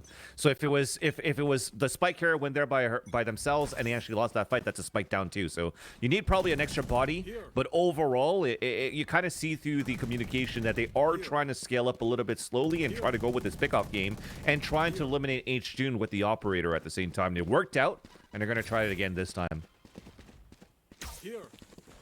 With a tour de force here as well from Toast. And if the script is... That's huge. It's functional. If everything follows the script, we'll have Toast winning this round. Team Toast. Yeah. Oh, so close. Stuck in the corner. Lear surely going out there. But there's just too much behind this. Early opening 5v4 Peter Park though. Oh, hello. There comes another one. Nice peek from Toast. Able to get that 5v3 for the team, and a quick call there to go towards that A site. Killed H-June as soon as they're trying to pop the Empress as well. And Jummy, though, in the top of the heaven side. That's 2 through window. Even up the tally instantly. That res, though, is going to be huge. And Jummy actually popping the ult here. Unable to find the planter in time. It's unfortunate. And Ariasaki going around the side through the glass. Undiscovered right now. And there's the swing from Jummy. Ariasaki in position. And indeed, it's going to be Team Toast evening things up here. Alex 6-6. It's just... You can't separate these teams. Let's keep following that script. So it's 6-6, and it's on that momentum of this knife round now, Dan, going into round number 13. But you have to commend how hard these two teams are fighting on either ends. And even when we were talking about 2 rounds ago, you were talking about how Valkyrie had such a good position in the back of the site. I also like how Skara also just did a perfect timing to get through the smoke and to kill off the owl drone. And that was like, yes, he's low fragging, but that was such an impactful kill with the judge to allow for them to get that previous round before. So I like how this continues to go back and forth. I hope it continues this way. I mean, the later we get into this tournament, the later we get into these teams, it's looking that, you know, we're going to have some very, very close games. And it's going to go down to the wire to see who qualifies as the top 2 teams. But knife round is now underway. Let's have that listening. And so far, you can see that they're all split off across the map. They told him to back. Okay, All right, they're on a timer. Play for time. They're on a timer. They're on a timer. Yeah, play for time. I'm looking here. No one's here. I think B main probably. Most likely B main. This stack. Yeah, B main, B main. It's B main. Yeah, B main. Yeah, law B main. They're going to site. They're going to site. Sandwich him here. Sandwich him here. Oh, Oh, oh, two tag. no. Okay, I hit the. Sage is weak. Sage is weak. Oh, Sage is weak. Nice. Yeah. Ari's one hit. Oh no! Oh. Run, June, run! Nice. Yeah! Oh my god! Holy crap! Nice god! No way! Way. My god, Dan. That was effing insane. Those are all knife like almost headshots at that point. Right clicks? I don't know how you hit right clicks and he's hit 3 in a row. That's how you do it. H-June. Showing us how it's done. Oh my god. Just oh my. Savage. That's insane. And I actually like the initial tactic. I thought that maybe one player was going to stick that spike on the defuse for Team Toast, and 4 players around them would try to defend that. But it's not going to be the case. We're back into the second round. We do have the attacker side going into the Spectre round, and a double, like a half buy, a double Marshall coming in here for the defenders of Team Toast. Yeah, we're getting broken pretty early to keep that pressure on, and right now 4 players here for Team Toast ready to defend that A site. They're just leaving Ariasaki all alone on the B main position, but there's lots of info still for Team Toast to understand that they can keep players in position here. There's a check for mid. So Toast is seeing that, okay, maybe they're rotating out now off of A main. And you can see they're actually going to go and rotate pretty quickly through spawn. But this is genius, right, from Team Skara, because they're going back to A, and the site is now weaker 2 players. That's true. And it's the Marshall continuing to come out, and a couple more hits. That's a couple of them down. But it's still Spectres, Dan. It's still Spectres. Yeah. Yeah, it's definitely a heavy advantage. Good to see the way that the map is being played, though, by Team Skara, showing that sort of awareness of how the defenders' rotations work, and yeah, just closing it down.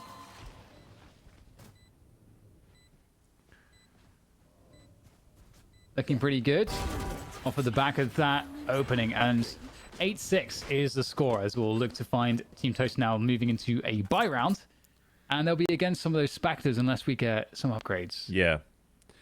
So at least now it comes down to following the same script as we've seen. Whoever won pistol round won the second round, and then it tied up and went back and forth. So we'll have to see what happens now as we develop into the second half. But so far, it continues to be June, continuing to push aggressively and still being on point with how they're placing their crosshair for these kills.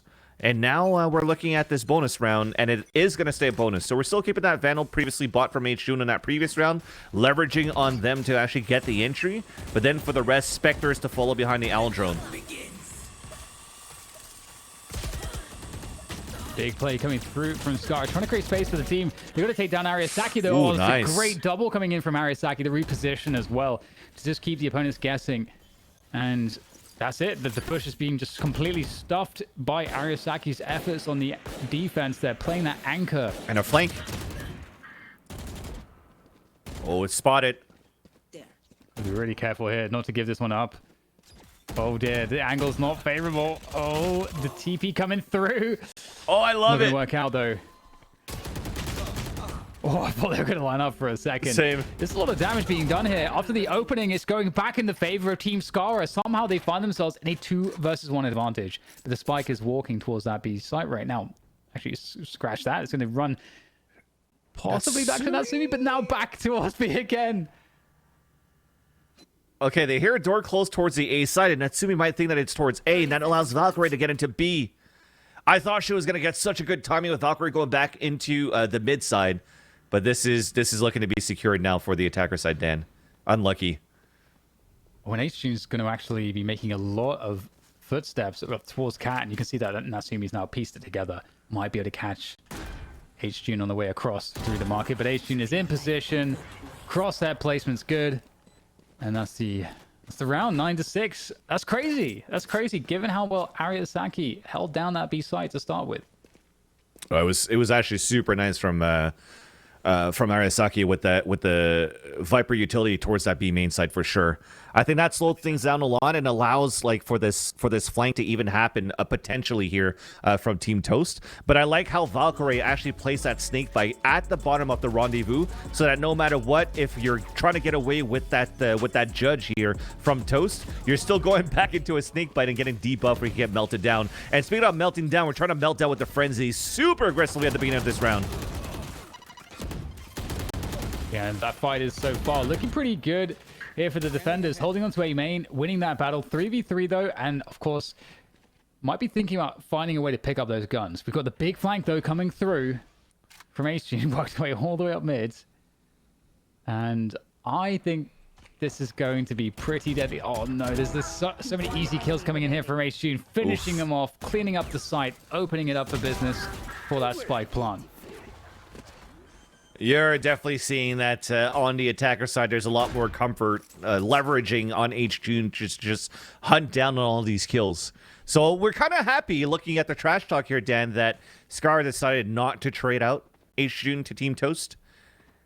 Because H-June is still making quite a difference into this game. We were talking about how Peter Park was actually playing very, very well on that defender side, and he was like, I think like 16-7, and everybody else was like kind of low. But as soon as we switch sides here, look at H-June now. He's caught up with Peter Park. Now you have two very high impactful players into the entries, and three very good players in terms of utility, deniability, getting information, and also creating space with Valkyrie, Jummy, and Skara. So it's looking to be a very good composition for the attacker side. It's a nice opening kill though from Abe, keeping Cat under control. There's not a way in right now for Team Scar. They've got to go back from B as well. Looking to get some control in mids. And there we go. HUN able to tap down Abe. And opening up that cap position quite quickly as well. Yeah. That Viper Wall really helping to cover them as they make their way towards A. But actually going beyond it, HUN looking to catch somebody else with that Empress. Big plays here for HUN. Oh, that's a massive kill to get. The heal comes through. Another frag is opened up here. Natsumi stuck in that heaven position, taken down by Jummy. HUN creating so many problems right now. One enemy remaining. Whew. Just keeps going and going and going. The HUN train isn't going to stop. Team Scara, 11-6. What happened to the scripts, Alex? What happened? It's HUN. He's going off script. He's like, you know what? I got a place to be. I want to be back in my trailer. I don't want to follow this script for the film anymore. I'm just going to take the matter into my own hands. And it comes down like, you see this pick that he gets on Catwalk, and everybody, just everybody from Team Scar just rotates back and follows off behind him. And especially when he pops an Empress, and you mentioned his Viper Wall that helps him split into the tree side, and he continues through that. They're just leveraging off him so far. So he's being a nuisance right now for Team Toast for sure. Oh, Border Force ready to go. The leg. Ready to go. Nice shot coming through from the man himself. Peter Park's been having a great game of Ascent so far. And now Team Scar really need him to try to find a way back into this one. Ryan has to hold this by himself, and Peter Park, that's a huge entry. That opens the round up completely now. Should put this wall down here on the attacker side quite soon. That would allow for the Tilda Fuss to get a pick into the sidewalk side. They could play with a lot of time, but with this time wasted, it also allows a Viper Spit to come out from Valkyrie, and that's a deadly spot to be when you're facing against Valkyrie inside B-side Viper Spit. Just spamming that Tour de Force to find Jummy. There's a nice find from Jummy as well on the 2K. Here comes Peter Park again to finish it all off. Out comes the classic. Oof. Oh, Peter Park is just having such a sick game of Ascent right now. Oh, yeah. Both of them. Oh, I was talking about Valkyrie. It doesn't even matter when actually off that, the pulse plant from Team Scar to just swing outside and not play within the Viper's Pit and just let Valkyrie be the final boss in case everybody else falls down around her. That was actually very well done for Team Scar to actually catch Team Toast off guard on that rotate. So this is going to put them in like a tight economical situation here for Team Toast. I think I saw Marshall for one of the players. I think that was Abe. And then we'll see for the rest. I think we still have rifles. Okay, so it's an Ares and a Spectre. So we still have 2 Spectres on defense. And we're hoping for that kill to start things off there for Toast. But this is map point once again for Team Scar, Dan, when we have a low econ buy for the defense. So they're in a really, really tough spot. Yeah. It's very difficult. And actually, Ryan might have been looking for an engagement there towards a main. And that is where... Oh, wait, once tiles. It's 3v3, guys. Spike planted. I have no smokes for 3 seconds. That's Viper. Oh, 80. There's gonna be 2 tree. Heaven dead. One more heaven. One pushing you, Gray. Okay. Last player standing. Nice. Nice. Heaven. Oh! Damn. Oof. Natsumi keeping the dream alive for Team Toast. They're in a position, once again, Alex, where they have to make a pretty huge comeback. Yeah, and that's a huge res too for Econ, because I was going to say that was such an expensive round for Team Toast to actually win. You're having to use the Viper's Pit, you're having to use a res, a tool de force at the beginning of the round, and also all of your economy depleted. So what's left going into this round? So that res was super important to allow 2 rifles to be carried over into another round where Team Toast is trying to stay alive. And I just saw this before the replay. We're seeing some old school Toast right now from the OfflineTV Charity Invitational number 1. A judge to come out now as they're stacking 3 players towards the B side, and everybody from Team Scara is looking to go quick here. Look at the delay. Look at the slow here. Oh, all huge. these abilities coming through, and it's causing a... Oh, the double from Abe. Oh my god, so much damage. There comes the counter Hunter's Fury, and it's not going to find the mark. And, oh, Team Toast are in such a good position here to close this one out. Arisaki bringing the fight to them, making it worse for Team Skara. That said, Team Skara, Valkyrie, and Peter Park making things look a little bit dicey. There's not a Viper's Pit or something available here, but there is a possibility, of course, with Peter Park and Valkyrie, that they can make this 2v3 a reality. From the shadows is huge there for Peter Park, and he avoids the Owl Drone, so he's in a great spot on Sidewalk.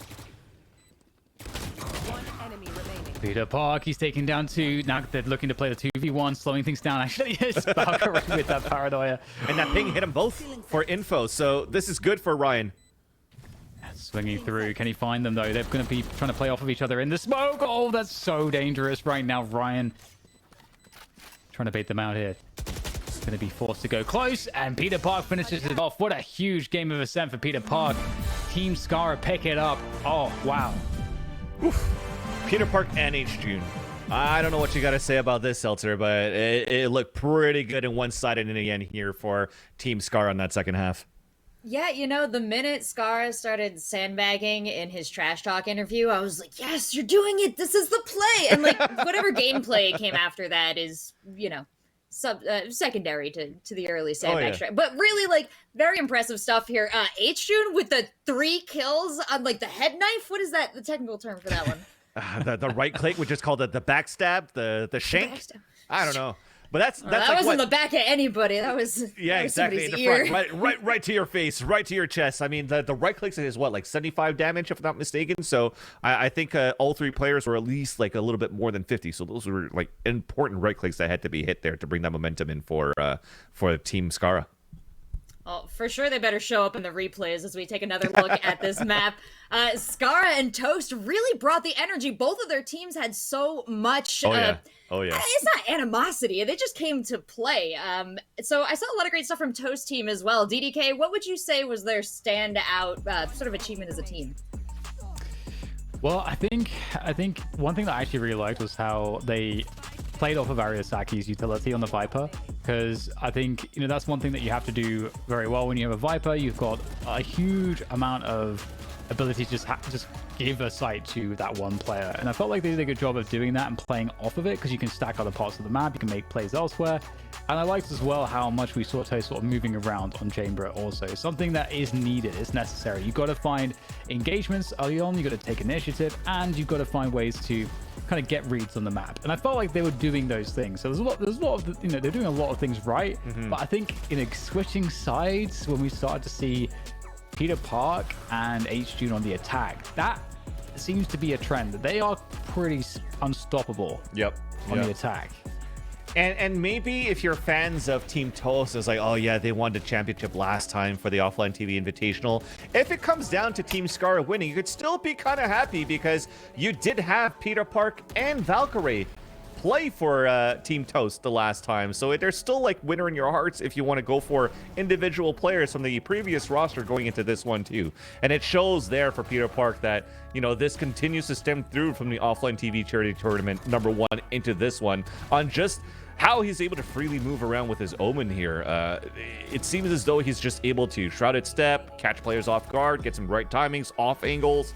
It's just been really, really good how he's played the attacker side of Omen. Battle Omen. One of the things you mentioned early on, Vansilli, was that in the default rounds, they seem to be a really closely matched team. So where do you start to see them separate in terms of, you know, skill expression? Yeah, so I think it's definitely looking down as what Dan was mentioning before in terms of like how H-June was playing on the attacker side. Because when it comes down to like the opposite team of Team Toast on the attack, we definitely saw like some moments of some flash in the pan when it came down to very, very aggressive site pushes that worked out in training conditions for Team Toast. When it came down to defaulting, the defaults seemed to be a little bit better for Team Skara, because we mentioned it and we heard it. It's like, hey, I'm going to drone, we're going to try to work this out. And H-June is just able to get those entries the way that he does in terms of being a little bit more... quicker in the draw in these duels that just sways around over for Team Skara in the end. Right on. Dan, any last words on this matchup? This is an exciting one. I think the scary prospect for me is that we're also seeing Peter Park now really popping off. So this team is starting to really come together and to be very dangerous. I think on the first Icebox, I didn't feel like they were as dangerous as they just showed us. But if we keep seeing more of their map pool and it keeps looking like this, it feels like we're going to have a team that's definitely good for those grand finals. It's exciting enough. You got to grab the pup for stability. I mean, he's always like, oh, if Vansilly's on camera, I got to scratch his leg because I need my camera time. So he's always, he just knows every time. He does know. He knows we're happy to see him. Got a of fresh course, cut. I hope you guys at home are also happy to see the pup and happy to hang around for one more match today. It's going to be Team Lily versus Team Poke right after this break. Stick around.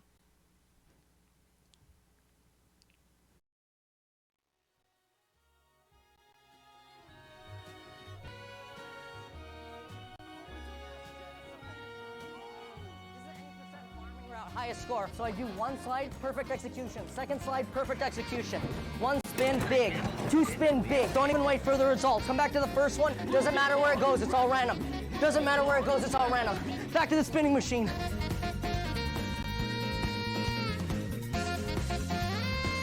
What's up, guys? My name is Jay, and we are OTV. Today, we are playing our version of hide and seek, and this is our prize. It's a computer sponsored by MSI. Welcome to the annual OfflineTV Hide and Seek Challenge. This year, we rented out a sprawling Hollywood mansion. Our friend Jay joined us all the way from South Korea to be our seeker. Here's some of his music.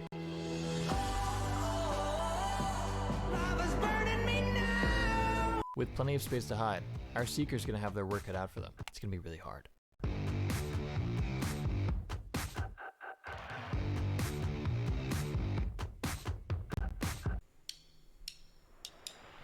Next week, we have interviews for new employees, so make sure you guys are all there because it's really important that we find the right people, okay?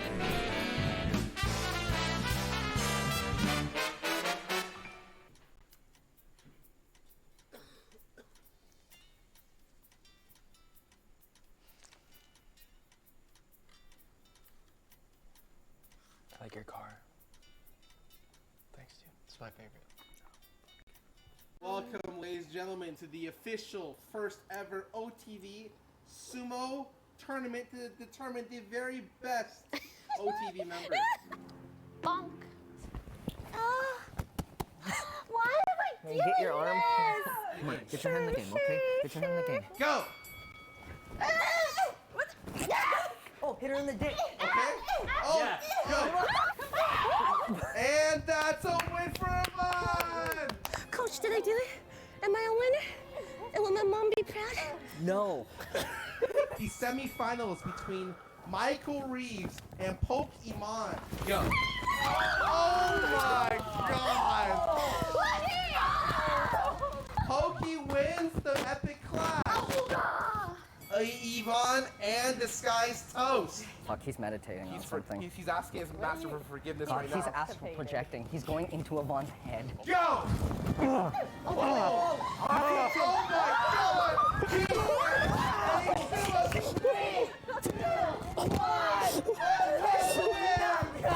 Oh yeah!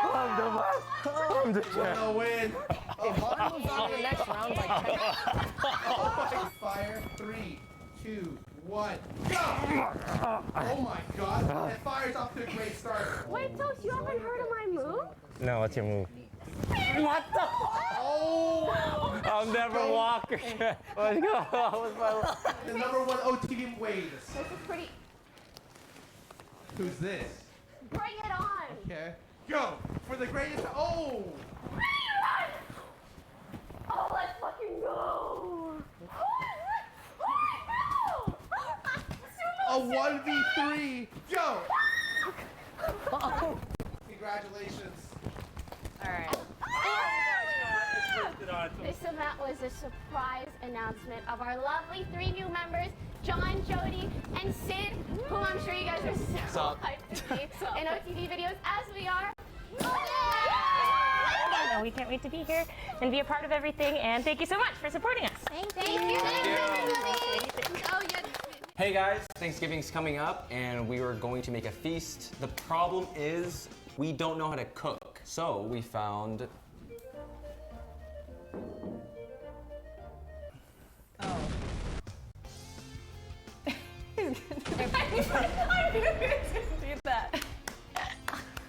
Oh my god. That was a classic. That's a classic. That's a classic.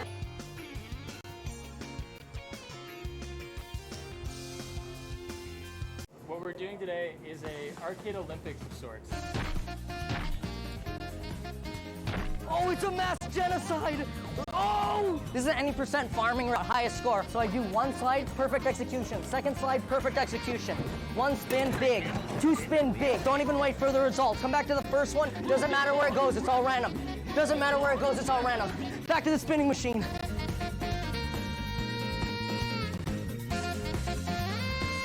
What's up, guys? My name is Jay. Hey everybody, welcome back for the final match of today's Offline TV Holiday Charity Valorant Invitational. Of course, we've got a lot more Valorant coming to you tomorrow, but let's really savor this last match. I'm gonna bring in DDK and Van Silly, our two casters for the day, for the weekend, for the game of Valorant. We are lucky to have you as you've traveled all over the world casting our pro players in this fantastic esport. But Van Silly, I'm gonna let you do my job this round. Sure. Do you want to give the people a present this time? Yeah, more Duggo airtime. Yeah. No, I'm kidding. It's time to actually do the giveaways, chat. We actually do have the 20 North American gift cards, the $10 value points for the Valorant points that you guys could actually try to win. They're up for grabs. All you have to do is do exclamation point giveaway in the chat, and make sure you put it in the chat before the counter comes down. So 20 of them to give away. $10 VP cards for North America only, unfortunately. But, you know, hopefully it works out. Hopefully it works out. Good luck. Yeah, the timer is going, but we've got other things to cover, including the teams for our final match. Both of them are undefeated, DDK, and both of them have put up very impressive performances already today. Now I think it's a perfect end of the day to put these two winning teams head-to-head. What do you think? I couldn't have said it better myself. I'm sure you could have, actually. I used a lot of words to get a very simple point across. But guys, we're getting to the end of the day here, and I know what you want to see. You want to see Team Pokey and Team Lily. So let's take a look at the first team card. That's going to be Pokey's team here, and remind ourselves what made them so powerful in their match against Team JoJo. I'm looking at a lot of names here, and I'm pretty sure all of them got a shout-out from you, Van Silly, during the match. Agreed. If you're looking from top to bottom, everything looked really good from this roster. From, Pokemane's, the way that she played with everything in terms of, like, entering with the Raze, or just doing her job with that. You had B-Nance, the way that she was aggressively pushing towards the defender side when she was playing the Sage on Bind, but also some great slow orbs, so great utility usage from B-Nance moving forward. You also had the Phoenix, so an agent that we haven't seen for such a long time for Box, and was able to farm so many of these run it backs to actually create such a huge impact on a triple duelist setup for Team Pokemon. Yeah, that was particularly impressive, and also just the skill behind it. I think that team has a pretty. I feel like we have only scratched the surface with that team. And going to Lily Pichu, I think the thing that for me was particularly impressive was actually a lot of the team play. I think it's the same thing across the board, yeah. yeah. Well, there we go. I mean, we had, I think, the right players doing the right thing on the team, which is fantastic to see. And we had a good mixture as well in the composition that I think is pretty adaptable for any map. So this is an interesting one for me because it's not a team that necessarily, I think, on paper, you would say, hey, this team's going to go to the grand finals. But I do feel like they are going to give Team Pokey, who for me the favorites in this matchup, they're going to give them a run for their money, and I feel like the defense will be stronger. And the duelist setup, if we see it again, I think it will be harder to make that work.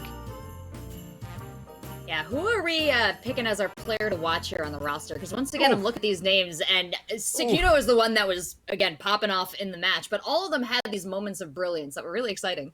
Oh yeah. I think when it comes down to that team again for Team Sekuno, I also have to give it to Shonik most likely at the same time. I mean, I don't know, man.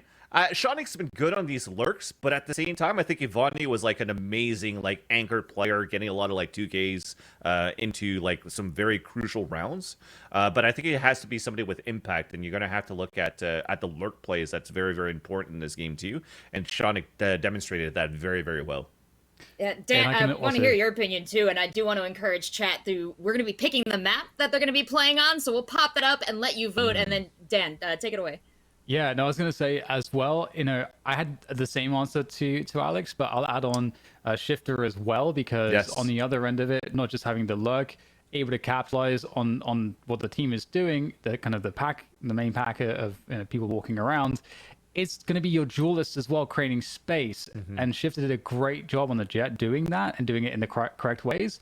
So you got both things working there. The pressure in the right places, and then the players performing in that regard with Shifter, and then also the luck, as you set up with Shawnick. I think those are the two players for me. Definitely players to watch as we head into our match, and I'm a little excited to get into the heads of our team captains. I think it might be Sakuna that's coming out and doing the team interview for Team Lily Pichu. Any questions that you guys think I should ask them before we see them duke it out? Ooh, I want to continue with the festivities, Seltzer. I want to go with like, hey, what are the nicest thing you could actually tell to your opponent right now as you're going into this final match of the day? That's a contest I'd like to see anybody win. Dan, any questions for the people? No, I'm just going to let you do your thing, Rachel. Thanks, man. I'm going to let you chill out. Then both you guys take a break, bring the energy for this last match of the day. And of course, make sure you get some rest because we got more tomorrow. But go, young man. I am going to talk to our team captains next for the final trash talk of the day. Is that us? Huh? I'm so excited to see you guys. Hello, Poogie. Hello. Hello. Oh, that's us. That's us. That's us. Where's you guys? Oh, you're here. Hello. It is me. Hello, I'm back. I'll try to make this less awkward for you this time. Sakuna. I'm sorry about that. That is on me because you are a pinnacle of just. Oh no, poise, it can't get any more brilliance. awkward. Don't worry. No, you got this. I'm gonna get out of your way, man. Let me just do the speech that I heard you rehearsing and tell the people what you wanted to tell them and say all the things. Rehearsing. Yeah. We didn't rehearse. I mean, Pokey told me to. Yeah, he was gonna slap me. What? Like abuse, yeah, abuse. Wait, what? And now No, I'm she invigorated to get revenge in game. Okay, I guess it worked in a weird way. Yeah, well, this is gonna be good. Hopefully we put up a good fight. I'll be honest, team, we're demoralized. Wait, why? You guys won, didn't you? I mean, we won, but we like barely held on. Like we're about to fall off, like Simba from Lion King. Actually, I don't think he falls off. No, he doesn't. He doesn't. Plus the other guy, L? the other guy who does Plus fall off, Rachel. that's us right now. We're barely holding on. It's rough. out Leslie there. told me to say that, by the way. Oh, Yeah, she did. she's kind of right. She's kind of right. I don't know, Pokey, this is exactly what you have to watch out for because this is the attitude that he brought into the match against Team Oh Toast. no, I know. He And they likes to like underplay his contribution just- and his skill, but I will not let that throw me off. I'll be jump peeking every angle. I'll be droning. I'll be darting. I'll see if you're opping. I will telepathically know if you're opping, Saikuno. We're on the same wavelength and you don't even know it. I know you're gonna op rounds 5, 9, and 13 when you lose. Dude, she is in your head. Calculated. You are I mean, I don't know prepared for half this the question things mark? she said because I'm bronze. I'm bronze in this game, but you know, we're gonna try our best. I think Lily's gonna carry us to victory. She's a good captain. I will end the interview on a nice note. Saikuno, I think you're at least silver 3. Oh, thanks. Well, I think you're also really good at the game because you stream in the morning, so I get to watch you when I wake up sometimes. Oh, So, he's doing the flattering thing, so I'm thrown off, but it's not gonna work. It's not gonna Let get work. to you, Pokey. You've got Aren't too many you, like, great people immortal? on your team and too good communication to fall for Yes. that. But it's like, you know, you got a great team yourself, so I'm excited to see how this match pans out. Thank you for the lovely wholesomeness too, Pokey. That's the last question I wanted to ask, and you already nailed it. So I'll let you both get back to your teams, and good luck to you both. Hope you guys enjoy. Good luck. You too. All right, let's throw it over. There we go.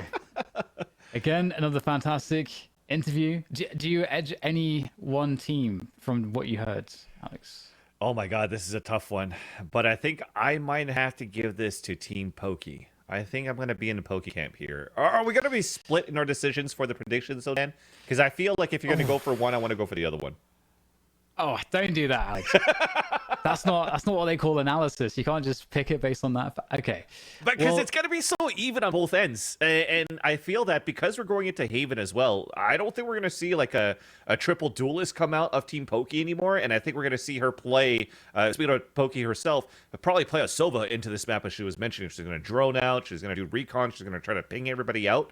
So I think that from teamwork, from the teamwork of how they want to throw these executions and retakes, then it's nice because I don't think that Sykkuno has that in his team, right? I don't think they have an initiator in there. Right. I mean, I want to go with Team Poki, so I guess that means so I'm going with Team Sykkuno. Sykkuno. So. I got it. I'm going the other there team. We go. I got this. Easy. Awesome. Well, I'm glad you're happy with that. Okay. So yeah, it's going to be interesting because I think the individual skill factor that Team Poki has is it's going to be interesting to see, as you say, if that's as transferable on a map that's maybe not as good for that playstyle that they were using on Bind. So, I mean, it remains to be seen. We get such a small sample size, so generally speaking, I feel like a surprise could happen at any moment. Yeah, I think we've seen that a few times today, so it's good to see kind of where everybody's at in their map pool. Because of course, this is just day one. We've got another full day of this. Another full day, another 5 games, and then looking at the format, just to reiterate things, is whenever we're done these 10 games, and it's going to compile all the final scores, then the top 2 plays into a grand finals of a BO1. So really the same format as we had on the first Offline TV charity tournament. So this is finally going to be the matchup to figure out who's going to be moving forward in a 2-0 today between these two teams, because they're both 1-0. And you know what? If you're telling me you want to go for Team Poki and I'm going for the other team being Team Lily, I was like, you know what? It's not so bad, because I commended every single one of those players going into their split game earlier on today too. So I'm counting my lucky stars with Team Lily. Yeah, I mean, I do like the compositions that they have access to with their players. I think that's a lot of fun for me, because this is a lot you can do with it. Who are you going for? Again, with Team Poki, if you're a fan of just brute force, then there you go. That's what they're all about. If they continue to run something like a triple duelist setup. But like you say, you know, we did hear from Poki that she was probably going to be playing a Sova. She's talking about shooting arrows and stuff, so I assume that's what's going to be happening. So maybe that will break up that triple duelist composition, and we might see something completely different from them. I expect to see BN's probably on the stage still, but other than that, I think it's hard to predict. I think the biggest thing is looking at Shifter and looking at Shonik for again the other end for Team Lily, because you're playing a map like Haven.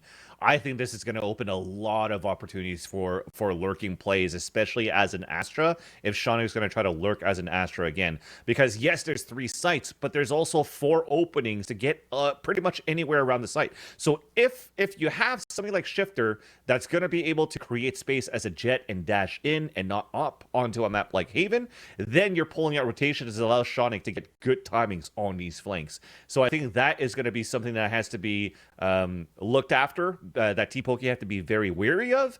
Although, like I said, they have the experience in that roster for Team Poki to keep that in mind for those type of flanks. Well, I think we're operating under possibly a lot of assumptions, so I'm very happy about this next sequence we're seeing here on screen. Just another back and look forth, at Dan. Haven. That means the agent select is near. Oh yeah. And here we go. Hey Dan, what animal is that? That's a dragon. Dragon. I'm not gonna finish that sentence, but I had you. I got you. You got me? I definitely got you. Is this some Zoomer thing? Yeah. What's happening? Yeah. Don't worry, Dan. Chat will understand. But yeah, let's look at the composition though. We're gonna have Sykkuno continue here with the chamber, so I think that's pretty good. So pretty much a very same combination right now for Team Lily as they had on Split. And I still believe that despite not having an initiator, it's still a pretty good comp right now for Team Lily. But I feel like, Dan, we could definitely say the same thing here for the defenders of Team Poki. I definitely agree with that one, but I want to draw the attention to the fact that we're seeing again the Astra from Shonik. I feel like this was such a good look on Split. I think the Astra provides a lot. One of the things we mentioned at the beginning of that match was the fact that with Astra, you have a lot that you can do when synergizing with your team, or some of those gravity well setups that we tend to see in pro play. So I'm curious if we'll see something like that. Obviously, you can shut down a lot of the forward choke points with that on the defense, which I think, around A lobby, for example. The A lobby control is a big part of focus for me when it comes to Haven. So we'll see if that comes out as well from one of these teams. Yeah, so let's definitely wait and see what's going to happen in this knife round between Team Pokey and Team Lily. And of course, once we start things off here, the final game of the day for day one of the Offline TV Holiday Charity Tournament. It is going to be now looking at the team comms to figure out who's going to get this knife round.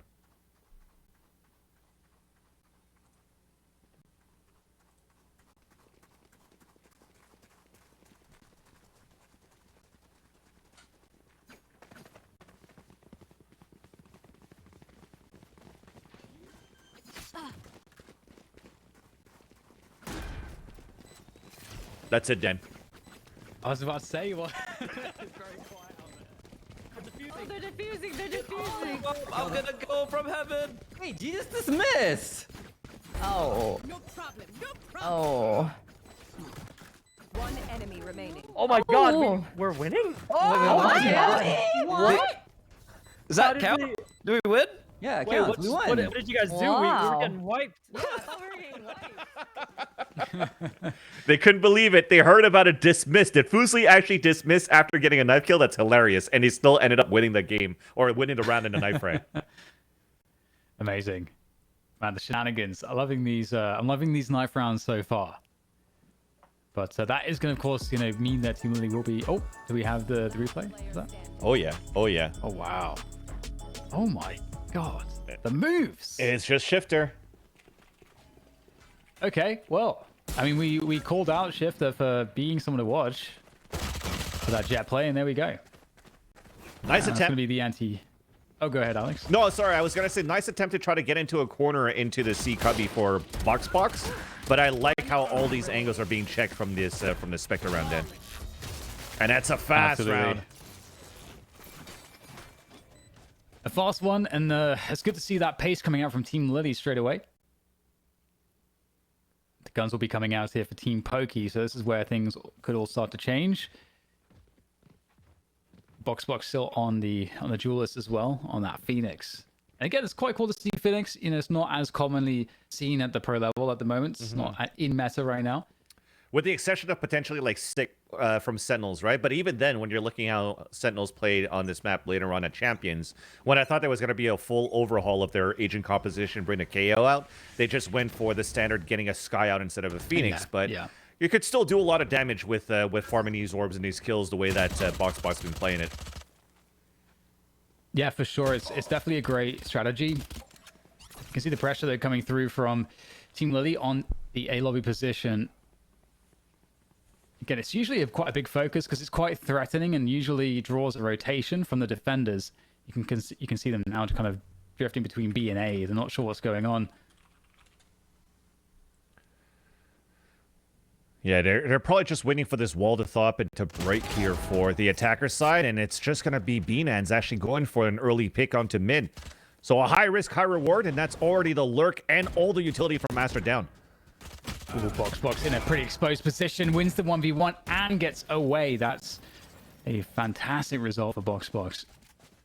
In comes Ivani to try to find the trade. Here's the reload behind, but doesn't hear Fusli sitting backside, and it's a good opening coming through from Team Pokey. Wrapping around, Lily gets that trade onto Box finally, but now for Team Lily, all that's left is Sakuno. It's gonna be a tough one. Headhunter comes out. Oh, and they're pushing down towards the garage too, Dan. Committed, and there you go. Finished off. B-Nans is the one to deal the final blow. And Team Pokey straight on the board. Yep, great job there for Team Pokey actually to shut down the bonus round coming out from Team Lily right away. And again, off the back of B-Nans, when you're actually walling off so early into the garage, you could just focus more bodies into other parts of the map. And you could already see there where B-Nans is playing out in the open, trying to gather some information because the Sova's all the way back towards the A site. So this allows now to see if there's going to be any type of like split happening from Team Lily towards mid side. And she gets perfectly to be able to get that first kill onto Shonic. So an important round to win Team Lily now with the rifles coming out and looking to focus towards A main to start. Pokemon is going to spot one, not only with a jiggle peek, but it's still going to be first blood on mid den. Yeah, and this is what we were talking about too. Just between Shornik and Shifter, able to get those opening pressures and duels towards B and A in this round. And then you've got, of course, the flank covered at the same time. So really wonderfully worked here this round, that is, by Team Lily. And even with the flank possibility from Shornik, they're in spawn, taking down B-Nans. Last player standing. This is a great round from Team Lily. Oof. Barely any damage taken in here, Dan. So this is off like a lot of aggression that came out from the defender side and immediately punished, right? We'll talk about this a little bit more as we're trying to hunt down the last player, which is going to be Pokimane, just trying to save her rifle back towards A site. So we'll take that time. After the initial jiggle peek and the information that was taken from Pokimane by actually pinging one, which was shifter towards long A, this forced B-Nans to maybe go for a jiggle peek towards B side. And this time Shonic was ready for that. And not only that, this is like the third round where we actually see Box pushing down towards long C. So Saikuno is actually holding back towards spawn side and is able to get the backstab. So this whole type of like early aggression, early information jiggle peeking could actually maybe switch away from Team Poki going into this round, into further rounds after that, because now they have to be wary about all these ratty angles that Team Lily are positioned at with their slow defaults at the beginning of the rounds. I'm liking it. I'm really liking what we're seeing so far from the attack strategy. And we saw previously, again, it was Bind, it was a triple duelist setup, but, you know, whatever it was, Team Poki had a lot of success on the attack as well. So it's good to see the Team Lily have got their approach all fine-tuned here so far. The opening aggression, though, coming through from Team Poki. Out of garage, out of the B doors as well at the same time to collapse. And so far, so good. They're going to keep committing those, and it's going to be very difficult to win against those rifles. Big flank. I guess B-Nets, it's just a Spectre, though. Oh, she just wishes it wasn't a Spectre. And we'll be forced to engage close range. Just a little bit better for that weapon. And we'll get caught out on the reload, though. And a lot of damage still. Opportunity for Box. Guns on the ground as well in this 1v2. I kind of like this. Even Box, he does like a little with his stinger, because he wants to make noise to say, hey, I'm here. Rotate it over towards A, and I could upgrade to a better weapon on 2v1. So he picks up this Vandal, and he also has to run it back for the retake. So this is still very doable to see how effective Box was when they actually didn't have the ultimate ready on their side. Yeah. It's going to be very interesting to see if Box can actually catch one of these players off guard. Got the wall here. That is going to force Box to announce presence. So no element of surprise now. That's gone. Here comes Run It Back. Needs a quick kill out of this. Can he find it, though? Oh, there's the teleport. Beautiful maneuver with Chamber. That is so annoying. Doesn't really leave Box with much opportunity or time here to work this round out. To go for it anyway. And there we go. Sakuno closes it down, but love the use of the rendezvous there. I love how Chamber says, "Oh, good." I didn't know that title was in there. That's so awesome. But yeah, I think it's also totally fine that Box just went in, even though they were like really low on time, because it was a half buy that we got here for Team Poki. I like the idea of just pushing out towards the garage and also front B, just to try to disrupt Team Lily on this default that they always had towards front B side at the beginning. It turned out to a 2 versus 1, but they're still very healthy into another buy this round here. Yeah, once again, it looks like we'll see the same kind of default out of Team Lily. You've got, again, pressure on mid, on A long, actually walking the spike down short A as well at the same time. And you can see that Shornik is going to make some presence here. We'll get tagged by the drone. So creating distraction. And that's the drone gone. That's a big piece of utility for information gone now for Team Poki. Yeah, and only leaving B-Nans on her own. Almost had that. Oh no. And that's it. They're in the site. They got the lockdown there to just guarantee post-plant positions. Wall comes in. No ultimates to this is so cancel out the painful. ult. So you have to wait for this to finish, and then you're going to have to play the retake. You are divided. Recon Dart should be available for Pokey. There you go. It's on the top. It's going to ping out Ivani. It's only going to ping out, maybe... Actually, I didn't even see it ping out. Was it too high, Dan? I'm not sure, but the Cosmic Divide is being used here as well, and it's just disgusting how strong this defensive setup is. I mean, they've invested for it. And that's... I mean, they didn't have to use the Cosmic Divide. They decided to. And it's just so difficult to deal with.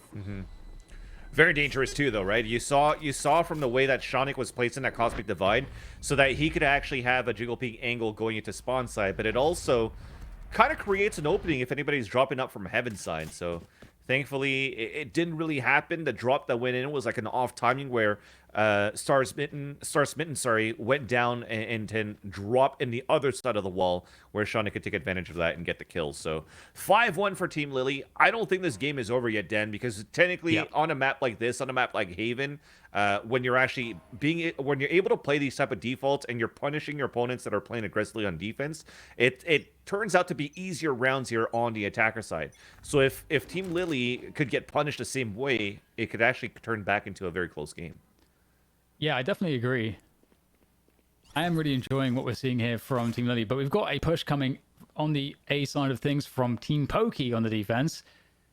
Looking to collapse on what has been some A lobby pressure in previous rounds. There's nothing here, though. And there's that alarm bot. Lily goes for the face, swings wide, and Pokey is going to deal with that. And here comes Boxbox catching them as well with that garage push. The timing couldn't be better if only trades, but Pokey's already in position, and there's very little left here. But Shifter looking confident on the aim battles there in mid. Yeah, Spike though. That is a problem. You've got Sakuna who will have to work on that. But the wall is... Oh, that's a pretty tight wall. No vision. You have to break that one. Oh, the res coming through as well to add insult to injury. Shifter trying to punish, but can't find it in time. The updraft, gets the first one. 30 seconds. And the Blaze-Storm still activated. I can't believe he doesn't manage to find the kill on that one. Very unfortunate. Star Smitten as well around the corner. Oh my God, the last headshot. bullet. It's labored. Oh my God. That looks so doable. All right, Dad, I need your help here. This is me with my 3 languages, right? Because I speak French, English, and Vietnamese, and I never knew this term. So it's adding insult to injury. I always thought it was just adding salt to injury. Because you know when you have an injury, let's say you have a knife wound and it's open, right? So if you add salt, it burns. So I thought because of that, it's like, oh, let me add salt into your injury and not adding insult to injury. Wasn't it salt to the wounds?